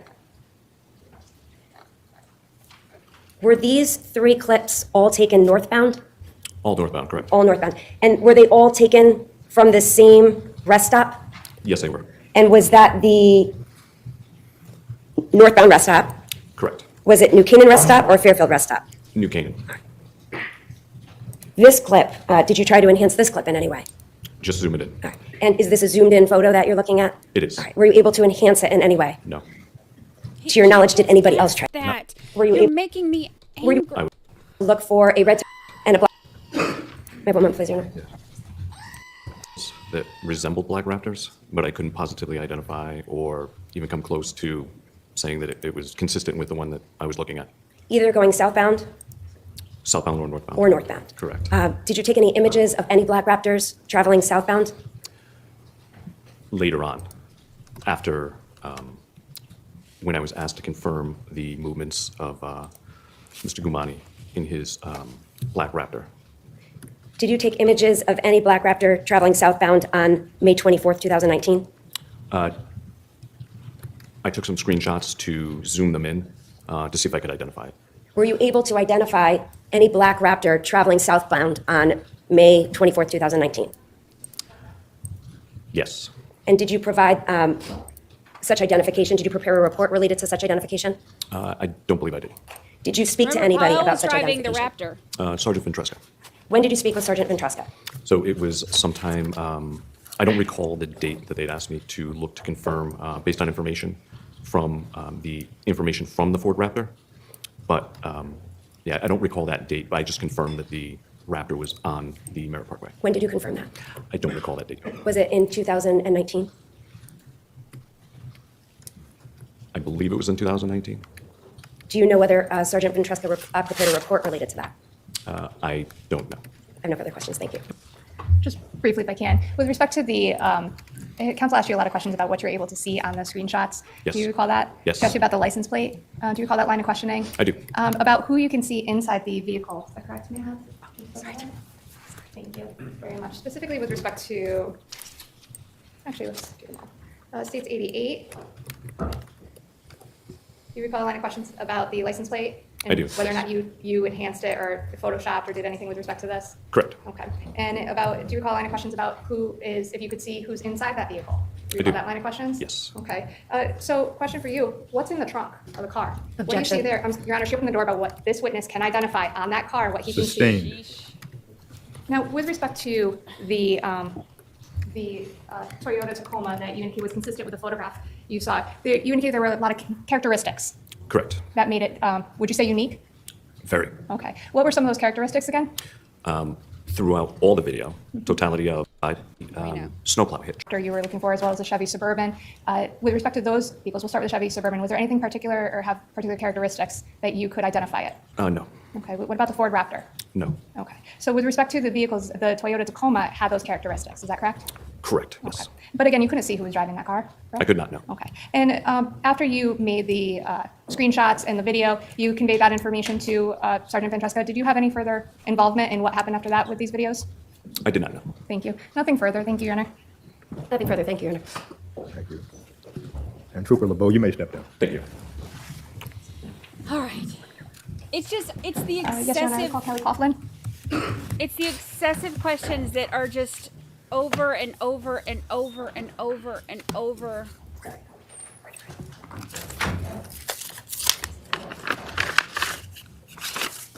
If it was like one cross that was like that, or like one day that was like that, but we're on day 13 and it's every day, every cross-examination and recross and recross.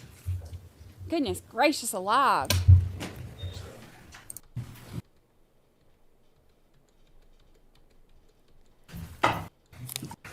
To you, you're still working for New Canaan PD? Oops. Officer Coughlin, how are you? Good, how are you? Okay. Briefly, with respect to your rank or training experience or employment, anything changed since you were here about a week and a half ago or 2 weeks ago? Okay. You're still working for New Canaan PD? Yes. Okay. With respect to this, the investigation into the disappearance of Jennifer Farber Dulos, I'm going to draw your attention and ask you some questions about some video surveillance that you reviewed. Is that okay? Yes. Okay. With respect to talk about early June of 2019, were you given an assignment to review school bus footage throughout New Canaan, the New Canaan area? Yes. Who gave you that assignment? Members of the Detective Bureau at the New Canaan Police Department. Specifically, what was your assignment? To review any video footage obtained from New Canaan Public Schools that was recorded on the school buses. Did you receive New Canaan Public School bus information or bus videos? Yes. Where are the video cameras located on the buses? There are several cameras located on the exterior and interior of the school buses. How many did you review? How many buses did you review, I should say? I reviewed footage from 11 buses. And what were you looking for? There were several vehicles provided to me that I was told to look for while watching the footage. What were those vehicles? 2 different black Chevrolet Suburbans, a black Ford Raptor, a white Jeep Grand Cherokee, and a red Toyota Tacoma. With respect to the Toyota Tacoma, did you receive any photographs or any information with respect to that vehicle on what to look for? Yes, I was provided a description of the vehicle. What was that description? The basic features of a red small pickup truck that is a Toyota Tacoma with a silver chrome running footboard below the doors of the vehicle. All right, so she's Did you looking, review, this is more of the... In your 11 buses that you reviewed, did you find anything of evidentiary value? Yes. Which buses? Bus number 1462 and bus number 15056. I'm going to draw your attention. Okay, so remember the, on the little video I did, this is the school bus footage where they capture it too. So this helps to create their timeline of the Tacoma. To bus number 15056. How many times did you find a vehicle consistent with a red Toyota Tacoma on that video camera? On bus number 15056? Yes. 1 time. And with respect to bus number 1462, is that right? 1462? Yes. Okay. On bus number 1462, how many times did you see a vehicle consistent with the red Toyota Tacoma on that video surveillance? 2 times. Okay. Did you also find where was it located in the town of New Canaan when the bus picked up the vehicle? This vehicle was located on Lapham Road on the west side of the southbound lane of Lapham Road, and it was facing north. Okay. Lapham Road, is that near Waveney? Yes. Are there particular cutouts or places to park on Lapham Road near Waveney Park? Yes. Are those on the side, if you're driving away from the Merritt Parkway going north, are they on the left or the right side? Both sides. They're on both sides. Which side was this vehicle parked in? If you were driving away from the Merritt Parkway heading north, this vehicle was on the left side. Was it parked in a cutout? Yes. Now, if it was Okay, so driving remember we saw north these on the left side, pictures. which direction was it parked in? It was facing north. Okay. So would you say that's the opposite side of the road? Yes. Okay. Now, did you also review footage that showed that same particular cutoff or area prior to the vehicle appearing? Yes. What time was that? 7:05 a.m. And in that exact same spot at 7:05, is that vehicle there? No. When does that vehicle next appear? At 7:40 a.m. Okay. Now, between 7:05 and 7:40, do you have a bus video that covers that time period? No. Okay. So the next bus video that covers that time period, or that covers that area, is 7:40. I'm sorry. What did you say? 7:40. 7:40. 7:40. Thank you. Your Honor, the state's intention is to, well, show states 89. I don't believe there's an objection. May I inquire? No objection.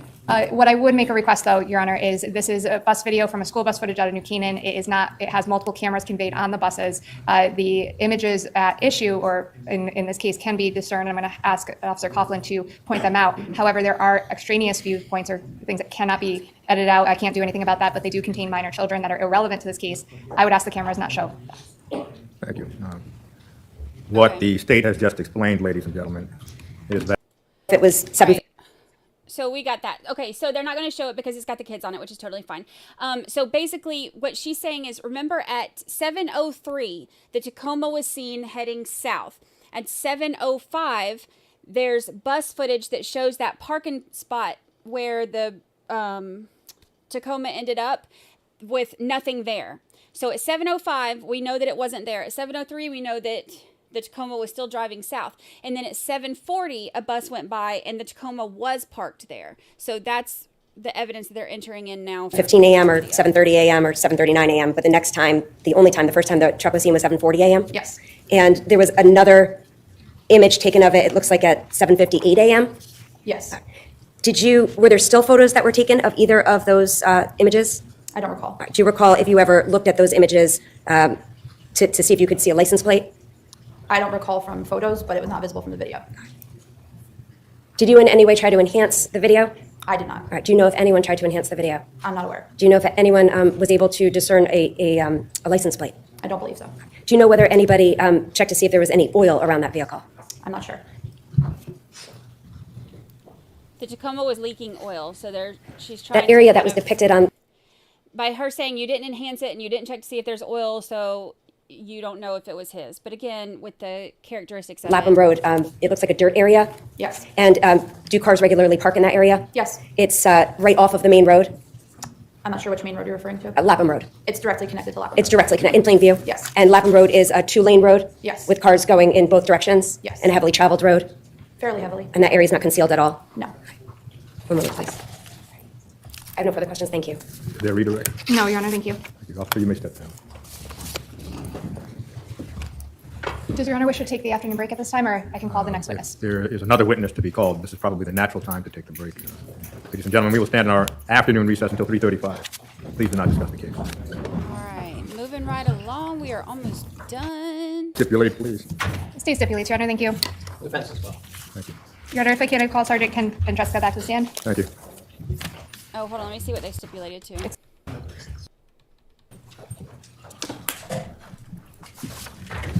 Look, Lucy is all of us right now.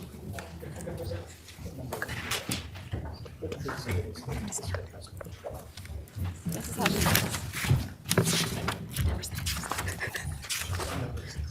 I just lost like, make it in. Are you objecting? Your Honor, if I can, I'd call Sergeant Ken Vendreska back to the stand. Thank you. You may be seated, sir. Thank you, Your Honor. Good afternoon, sir. Good afternoon.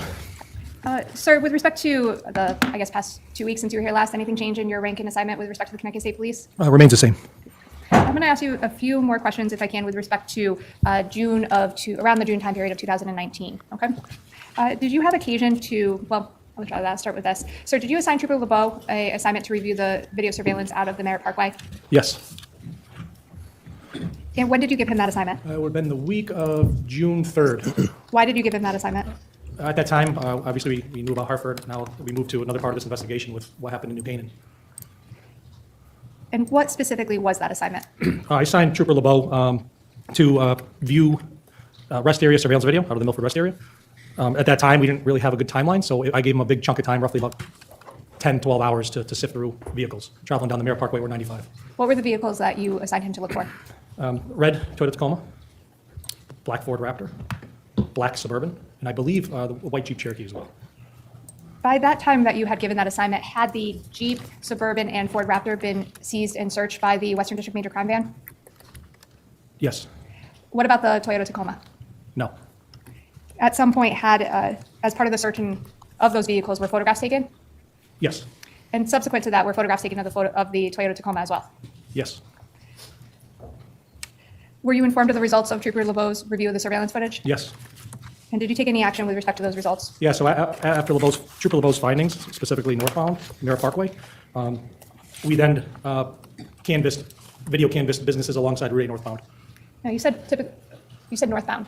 Why was northbound results, I guess, important? Can you repeat the results? Is that what you said? You indicated in your answer that because of Trooper LeBeau's results of his review of the surveillance footage, particularly northbound results. What was it about the northbound results? So northbound, we had an approximate time of a vehicle consistent with this red Toyota Tacoma pickup truck. Therefore, we're able to map out in time when a vehicle would possibly be traveling through a certain location. Okay, what time did it appear on the Fairfield New Canaan rest area? Fairfield and New Canaan? Oh, I'm sorry, Fairfield rest area. Roughly 11:25-ish. So based on that result, what did you do? Myself and Detective Frechette, we traveled up Route 8 North, where the Mirror Parkway joins with Route 8. Obviously, that is a route back to Farmington. With that being said, now we know that if this vehicle is passing the northbound Fairfield rest area at a specific time, I've driven that route numerous times, so I knew approximately maybe, it was about 15 to 20 minutes from the Fairfield rest area to a business I found on Route 8 with cameras. What was the business called? Valley Transit District. Was Valley Transit District, well, what kind of business is it? There's a train station in there, buses, it's to the area where it just transports people back and forth. Did they have any video cameras that covered the highway or They Route did, 8? yes. And did that also capture both northbound and southbound of Route 8? Yes, Were you able to review that video footage? yes. Did you review it on site at Valley Transit? I reviewed, I got the video in two parts. Do you want to get into that, or? Sure. If Okay, you could so I take that reviewed back. the northbound Route 8 area, approximately in the 11:30 to 11:45, 11:50-ish timeframe. I was anticipating a red Tacoma that was going to be traveling up Route 8, and at 11:40 hours, on 5:24, I observed a vehicle consistent with Paulville's red Tacoma. And why is that specific time frame? Because of the time traveled from Fairfield to the time traveled to Valley Transit District, which is right alongside Route 8, was approximately 15 to 20 minutes. So we narrowed down our scope of what we're going to be looking for. On your review that day so we're going northbound on Route 8 around the 11:40, 45 time period that you just said, when you were reviewing the video surveillance at Valley Transit, was the time accurate? Yes. How did you know? So I used my agency-issued cell phone, and I marry up the times with my cell phone time. And did you find anything of evidentiary value to you when you were reviewing that time period? Yes. What did you find? I observed a red Toyota Tacoma, what appeared to be a red Toyota Tacoma, consistent with Pavel's Toyota Tacoma. Your traveling Honor, northbound on object to Route 8. his opinion about whose it is, he can testify it was a red Tacoma. Well, there's already been evidence as to who drove or to whom the Tacoma belonged. Overruled. Sir, Your Honor, this would be States 91. Odd 91, files 1 through 3. The state's intending to introduce 4, 5, and 6 come out of another exhibit, but they're clips. And then there is one map the state would offer them. I just want to applaud you very briefly, if I may. The court is not certain of what the offer is. If I can, Your Honor, the state's offer of proof is that the video surveillance from Valley Transit, 1, 2, 3, 4, 5, and 6 are clips out of the 77 Mountain Spring Road video, which came in its entirety yesterday. These are just clips out of those 2 days that came out. Okay, thank you. May I? Yeah. Just a couple of questions. You're watching just a half hour or 20 minutes of video? Yeah, so I went during the time when I was at Valley Transit. Typically we watch. I was anticipating this thing coming through right around 11:40 hours, with given mapping and me driving that, right? I take before, I take after, roughly about a half hour before, half hour after. I'm viewing everything. I find something of evidentiary value, I seize it. Okay. You didn't follow any other red pickup trucks that were consistent with a Tacoma, Toyota Tacoma, that were also traveling on the Merritt Parkway either before or after this one, correct? No. This was just a particular time frame based on that one video and the one comment by Trooper LeBeau. Well, correct? based on the totality of this truck, given we already have 77 Mountain Spring, we have Fairfield rest areas, it's like a puzzle, right? You take a piece, you put it in the puzzle. Right. That's basically it. But when you were doing that, they was just taking the one. Those are the ones that were seized. Right, that's my question. Correct. And you couldn't read a license plate on it, though, could you? Absolutely. No, this is not voir dire, this is cross. So, All right, I have no further questions. I'm not going to object. That's exactly what I said so earlier, this is too. state's 91, Your Honor. 91, which has already been admitted as Goodness full, correct? gracious. 3 out of the 6 files, Your Honor, are clips out of state. 77? Yes, Your Honor. And the other 3 are new. They're, the state's intending to introduce those with respect to Sergeant Francesca. So And is it states 91, 1 through 6? it's 1 through 6, and then there is a map that was introduced just recently with Trooper LeBeau. It's just on this as well for ease of. So states 91, 1 through 6, and is there a designation for the map? It just says map, Your Honor, map for Merritt Parkway, and that has been admitted already. Admitted as full. Thank you, Your Honor. Sir, I'm going to have you take a look behind you if you can. Just briefly. Do you see the map behind you? Yes. If you can, sir, is the area that you went to called Valley Transit depicted on that map? Can I stand up? Yes, please. Is it depicted on the map? Is it? Yes. No. Is Route 8? Route 8 is yes. Okay. And with respect to the area that you went to where Valley Transit is that on along the Route 8 corridor? Yes, it should be right under the Sheldon area, just south of, I'm sorry, just north of the Sheldon area, between Sheldon and Sonia. Okay. And the information you received from Trooper LeBeau from the Fairfield rest area, is that depicted on that map as well? Yeah, 6:36, I'm sorry, 12:25 p.m. northbound Fairfield. Right here. Now, with respect to 80 Mountain Spring Road and 4 Jefferson Crossing, you've been there? Yes. Correct? Okay. Is that area depicted on the map? Okay, let me give y'all a little help here. Let me give you a little help here.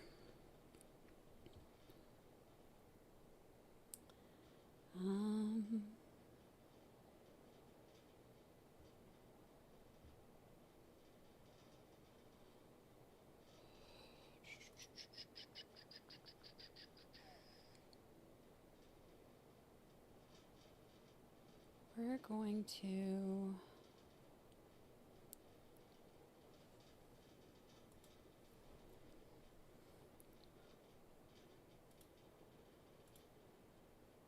because this gets to be a lot. Gets to be a lot.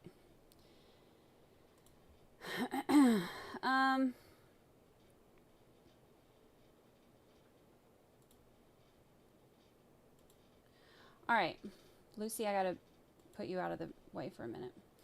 All right, so take a look at this. This is basically everything that they're going over, and Lord knows it's hard to put it all together when they're, like, when it's having to go, like, little bitty piece by little bitty piece. All right, so this is May 24th, right? This is the stuff that we're seeing. So we saw that one piece of, that one timestamp that they said where they saw the 5:35 a.m. or the video where we saw 5:35 a.m. from that really nice camera, that really nice house.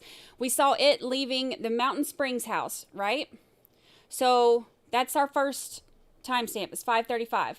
These are our next two, those 2 pieces of video that they just showed, where one was at 6:36 and one was at 7:03, where the car is still, or the Tacoma is driving south. This is 80 Mountain Springs up here. This is the workhouse.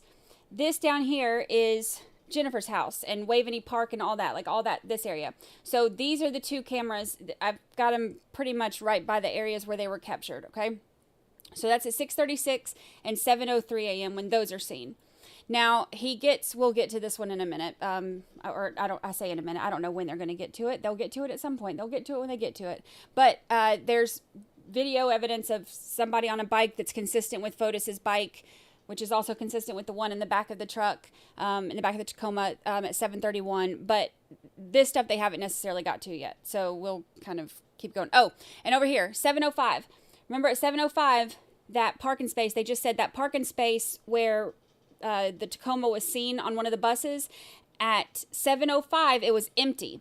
And then at 7:04, the Tacoma was parked there. Again, at 7:57, a bus drove by, and the Tacoma was still parked there. So at 7:40 and 7:57, it was there. Okay, and then the next stuff, well, this is 10:25. They haven't shown this one yet, but they'll get to this one too. 10:25, there's video surveillance of the Suburban leaving Jennifer's house. And then this is where they think, like, he drove the Suburban, her Suburban, not his, her Suburban to the park, swapped over into the Tacoma, put the bike in the back of the Tacoma, and then headed back north toward the house. So now the Tacoma is caught at 11:12 on video surveillance here, 11:25 here, 11:40 here, 12 here, and then it's seen pulling back into the Mountain Springs Road house, the workhouse, at 12:22. So all of that they're going over right now is this.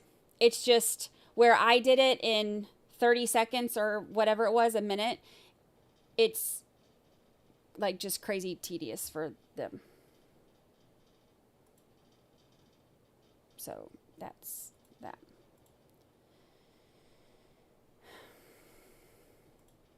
Hopefully that helped. So this is what he's going over now, is these. Thank you. You can have a seat, sir.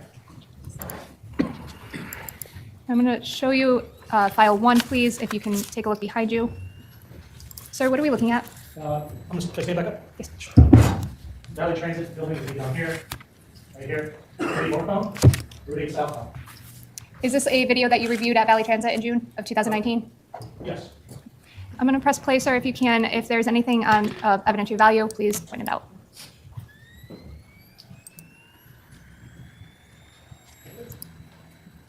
Okay, in the upper middle part of the screen at 9 seconds, sir, what is that? It appears to be a red pickup truck consistent with a... Oh, wait. We did see, actually, the 1025 leaving in her car. We did see that. That was on one of the first days. Remember, it was the neighbor's car, and you can see, because they went through the... we saw at 7:58, Jennifer was taking the kids to school, and then at 8:03, there was that camera that showed her dropping them off at the kids' school, and she had, like... they had pointed to where you go and all that stuff when you go in there or whatever. So it, and then they saw the, Jennifer passes by the neighbor's camera again, returning home at 8:05. So we know that she got back around to 8:05, and then, so we did see that part already, but. Puzzle pieces. Now, I'm going to draw your attention to the beginning of this video, if I can.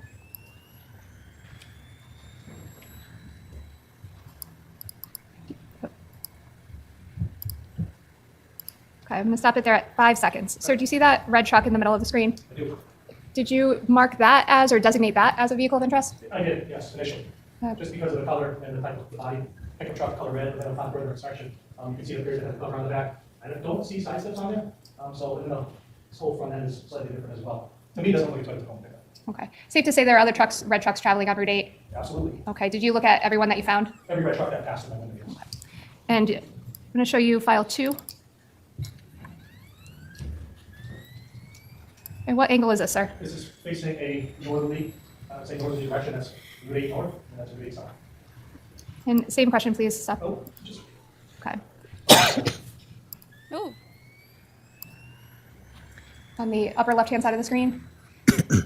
Again, sir, why did you pick that truck as opposed to another red truck? So in this image, you can see it appears it's a chrome style rear bumper, which was on. That's what that's of interest in here. The same color wheels in this photo, and there's also an extended cab.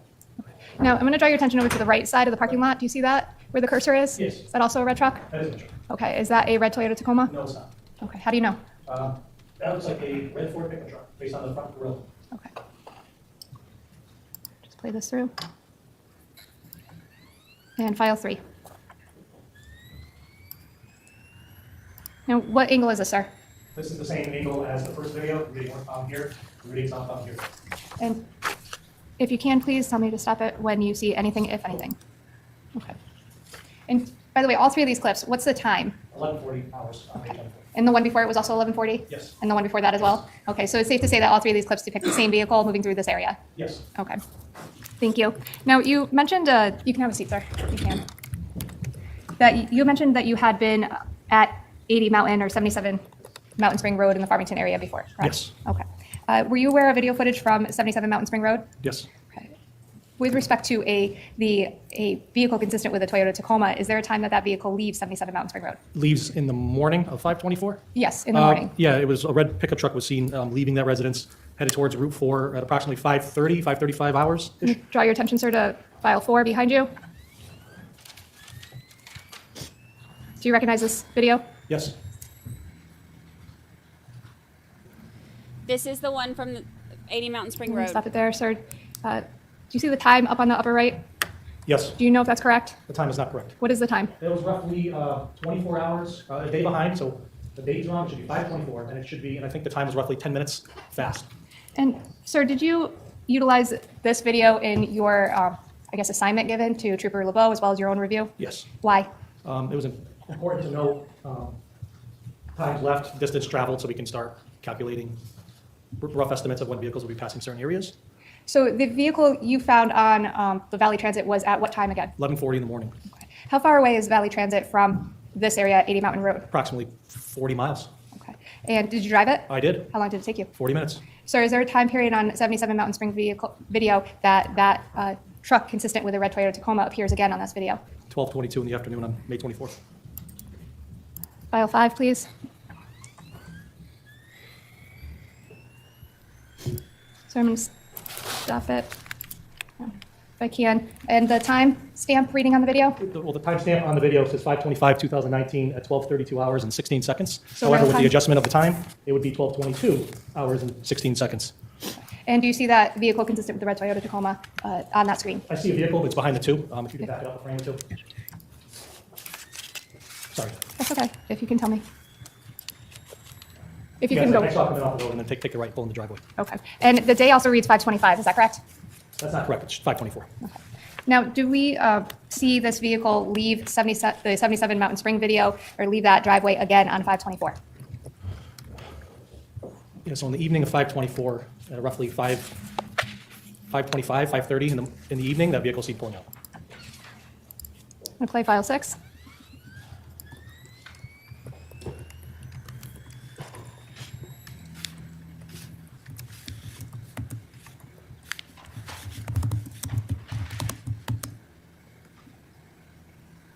Did you see that vehicle, sir? I did. I'm going to back it up a little bit and ask you a question. I think it leaves at 5:27. And what is depicted on the screen now, sir? A black Suburban pulling out, driving with a system of blue right on top. What's the time? 5:37:25. And in real time? 5:27:25 on 5:24. 24. And now, sir, what is the time on the video now? You want the Real, video- well, the if you timestamp can, the or just timestamp, then the real okay, time. so the timestamp on the video is 5:37:38 seconds, which would be 5:27:38 seconds. And it should be, again, 5:24, not 5:25. Thank you, sir. I have nothing further. Cross-examination.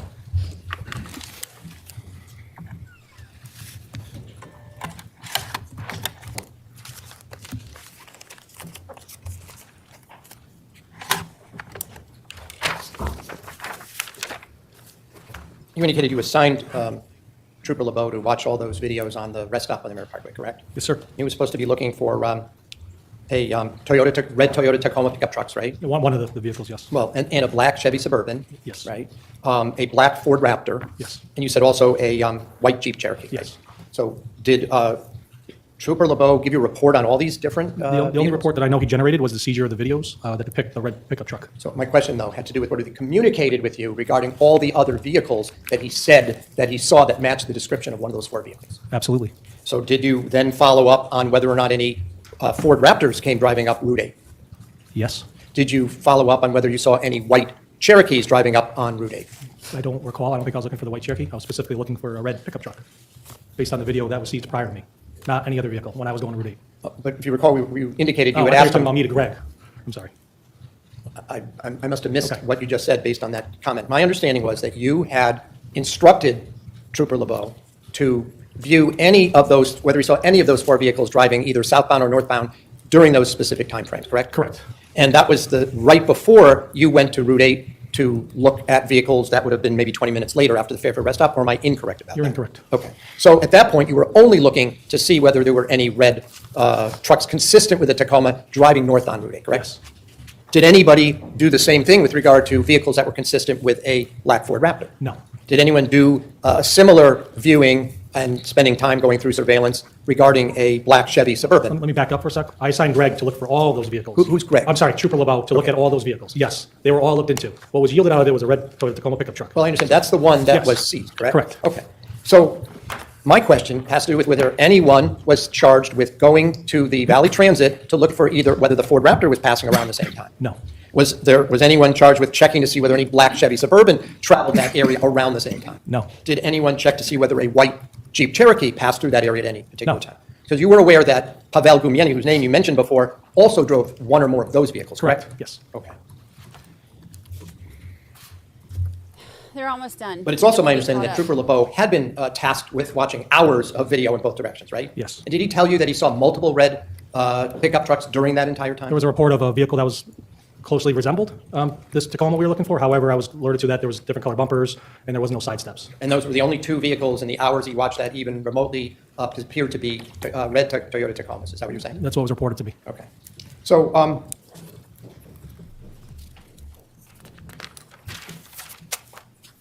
the videos in the northbound lane appear to be and I'll play it again, but appear to be substantially darker than the videos we've seen of the Merritt Parkway Toyota Tacoma. Is that just based on lighting, or is there some other reason that the vehicle that we just witnessed driving on Route 8 appeared to be more of a purplish, dark red, burgundy color almost?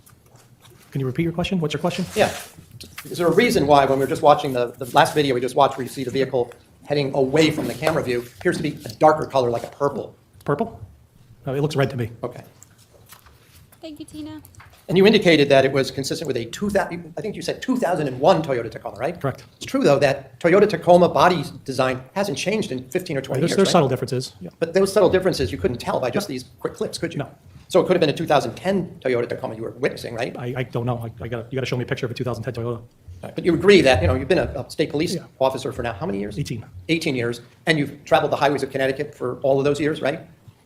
Almost all of them. And you know that except for certain subtle differences, such as maybe the shape or size of the headlights, the Toyota Tacoma has been one of these vehicles that almost consistently remains the same, right? Correct. And I started to ask you out of turn during the voir dire before, you were not able to make out any license plate on that vehicle, correct? No. You were not able to tell who was driving, correct? Correct. You can tell how many people even were in the cab of that vehicle, right? Correct. You said it was a two-door vehicle or an enlarged cab? Two-door extended cab? Extended cab means there's a back seat, There's right? a back seat here, yeah. So you couldn't tell whether there was anyone in the back seat from those videos, could you? Could not tell.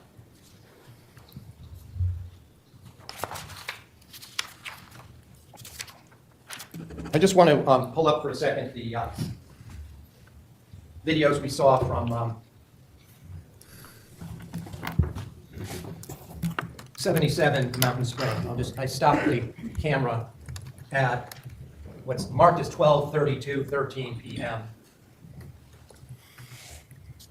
If you just look at that for a second, this is just before the red Tacoma pulls out of the driveway. Do you remember seeing there was a black pickup truck that went by just before? I don't recall.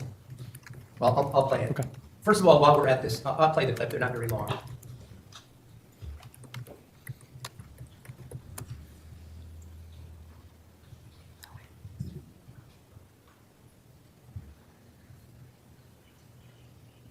I think I need to play it. It froze, so let me just play one more time here. Right, then you see immediately thereafter the red pickup pull in, correct? Yes. So that vehicle that went by, were you able to discern what kind of pickup that was? Yes. Not definitely, but it appeared to be consistent with a red pickup truck. No, the one that went by. It appeared to be a Ford. Appeared to be a black Ford pickup. It looked. I mean, this screen looked bluish. But it was at least, it appeared, well, the colors aren't exact in any of these videos, are they? I can't tell you that. I don't know. In any event, it appears to be a Ford pickup truck, right? That's what it appeared like to me. Consistent with a Raptor? No. No. No. Okay. I'm also going to ask you to look at you see the pavement here. This was at 12:22 in the afternoon on May 24th, correct? Yes. And this here is part of the roof of the Manafort house across the street, correct? Correct. So if I go now back to the early morning video that we observed a few minutes ago, I just want to be clear about one thing. And I'm going to stop it for a second. You agree that the roof is shiny and the pavement appears to be shiny, correct? I got to relook at the other video. I mean, can you put them side by side? I don't know if I can do that with this equipment, so. Could you just turn around and look at the larger video? Okay. I'm asking you whether it appeared to be that the driveway is wet. I can't tell. What am I looking for? Does the driveway appear in this video to be wet along with the roof? I can't determine whether something's wet or not based on a video. Okay. And you look at the mulch around these plants, it does not appear to be dark and moistened compared to the other video? It looks like brown mulch. All right, well, I'm going to go back to the other one. This is at 12:22 in the afternoon. You see it seems to be a different color mulch here. You see that? It still looks brown, but if it's a tad lighter. Appears to be lighter, correct? And the roof is not shiny in this video, is it? No, it's a different time of day, so the sun is in different positions as well. So I can't comment on whether something's wet or not in Fair a enough, video. but at 5:22 in the morning, the sun is very low on the horizon, even on May 24th, I'm 2019. going to object at this point, Your Honor. It's Wow. outside the scope, the state of the sun. Well, the question's concerned essentially, does the driveway look the same in both photos or screenshots? Does the roof look the same in both? And apparently, the thrust of the question is, doesn't it appear that in the early morning photos, there is dew or water on the driveway and on the roof, but in the 12:20 photo, there doesn't appear to be dew or water on the roof or the driveway. That's the thrust of the inquiry. And so the objection goes to the sun. Well, the court just captured what the inquiry is, so the objection's overruled. Can you just repeat it again? Yeah, so at 5:20 in the morning, the sun has to be really low to the horizon, correct? Yes. Right, and this is 12:22, whether it's sunny or not. It's certainly a brighter time of the day, correct? Correct.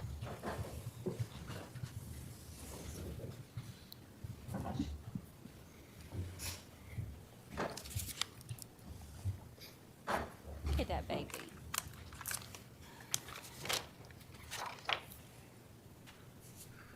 She looks broken. I just have a moment. Yes.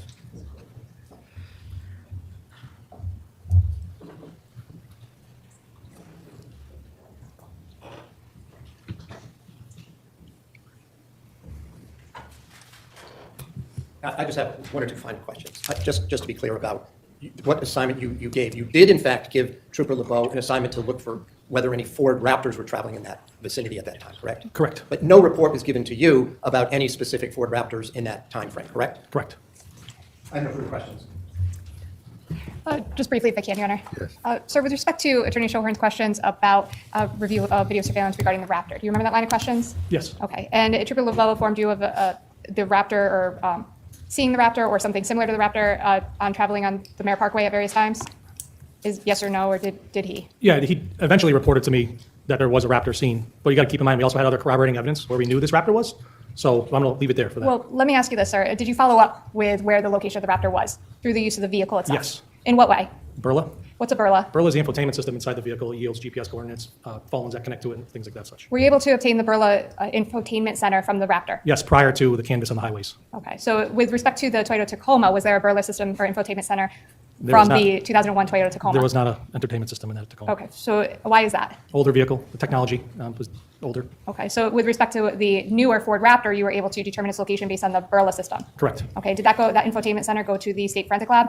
Yes. Okay. And did they submit a report? We received that report on May 31st. Okay. Which was prior to the date that Trooper LeBeau was given his assignment? Correct? Yes. Okay. So when Trooper LeBeau reviewed the video cameras with respect to the Toyota Tacoma, you did not have any Burla or infotainment center with respect to the Toyota Tacoma? Correct. But you had one for the Raptor? We did, and you got to keep in mind it was under review. We got it on a Friday, so that the following weeks, yes, it was under review.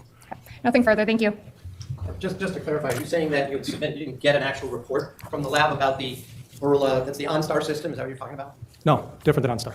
But Burla is, and it's different, but Burla is a, some kind of a location system, for it's like a infotainment system, right? Yeah, it's part of, again, I'm not a subject matter expert in dumping these. Think of Celebrate with the cell phones, think of Burla with the vehicle infotainment You could system. It's download- you could download data off that vehicle. And without getting any specific about it, though, were you able to determine whether the Raptor was in any particular town that day? Yes. You were? Yes. I have no further questions. Nothing further. Thank you. Thank you. Sergeant, you may step in. Thank you.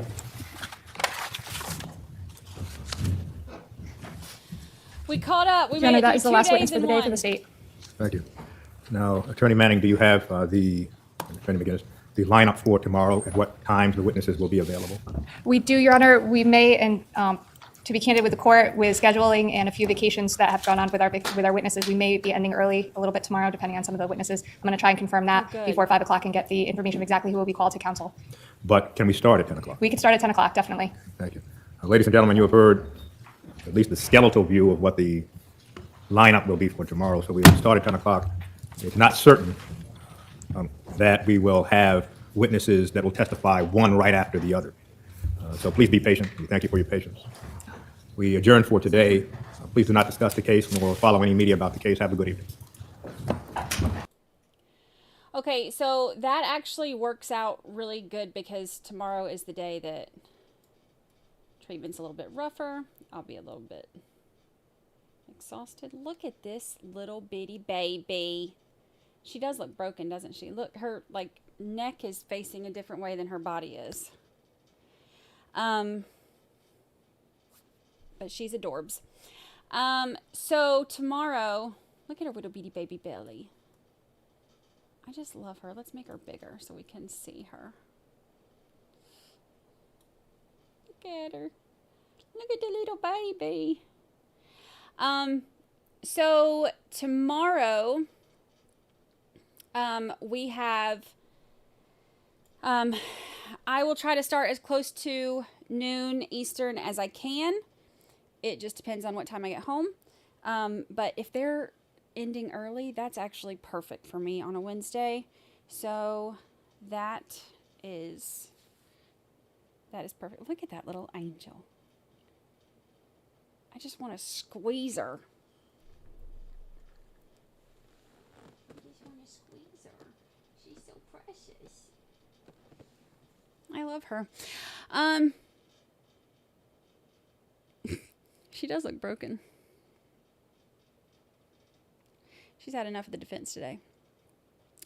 So we made it through 2 days of testimony today. That's great. So we got caught up on yesterday and we got caught up on today. So today was like speed trialing. We've been speed trialing where we're just skipping breaks and doing 1.25, but today we like speed trialed, which is great. Made it through. Uh-oh. Look at those little legs. She's so stinking cute. So tomorrow we will start as close to 12 as we can Eastern and then see how it goes. And then we'll go over to that thing I did that I was showing y'all. We'll go over some of that too, because that helps kind of. We'll go over it again tomorrow with some of the other pages of it. That kind of helps with some of the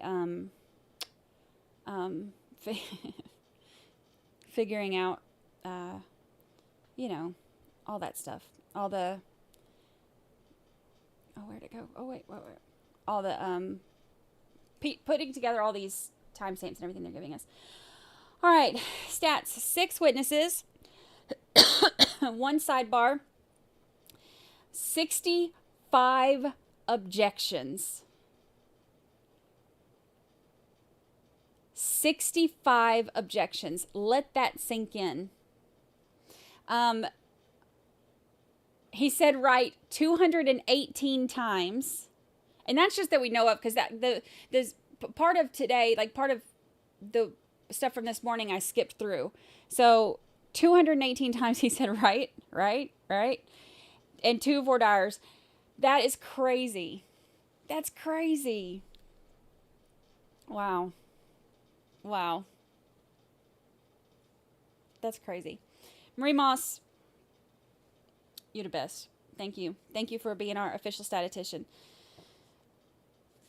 We know that there's a lot of objections and stuff, but then when you see it, when Marie Moss puts up the stats at the end of the day and you actually see it, it makes it like, wow. All right, y'all. I am going to go watch this. Look, she heard me say, all right, y'all. And she knows. Look, she knows. She knows exactly what's happening now. She heard me say it. I am going to take her out to watch the sunset and then relax. So I will see y'all tomorrow at noon. Mods, y'all are the best. I love you all. Love you so much. Obsessed with you. If anybody can tell me who sent me a chair, I still don't know. Chairgate 2024. Still have no clue. Whoever sent it, I love it. But I'd like to thank you for it. So let me know. All right, y'all. I love you so much. I will see y'all tomorrow at noon.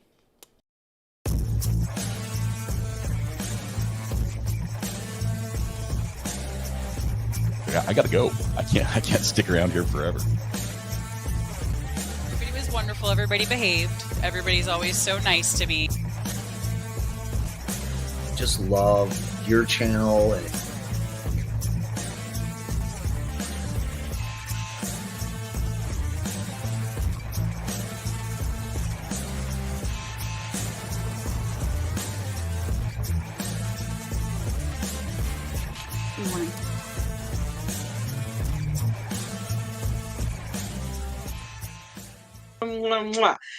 Goodbye, good people. Now, how the heck do I get out of here?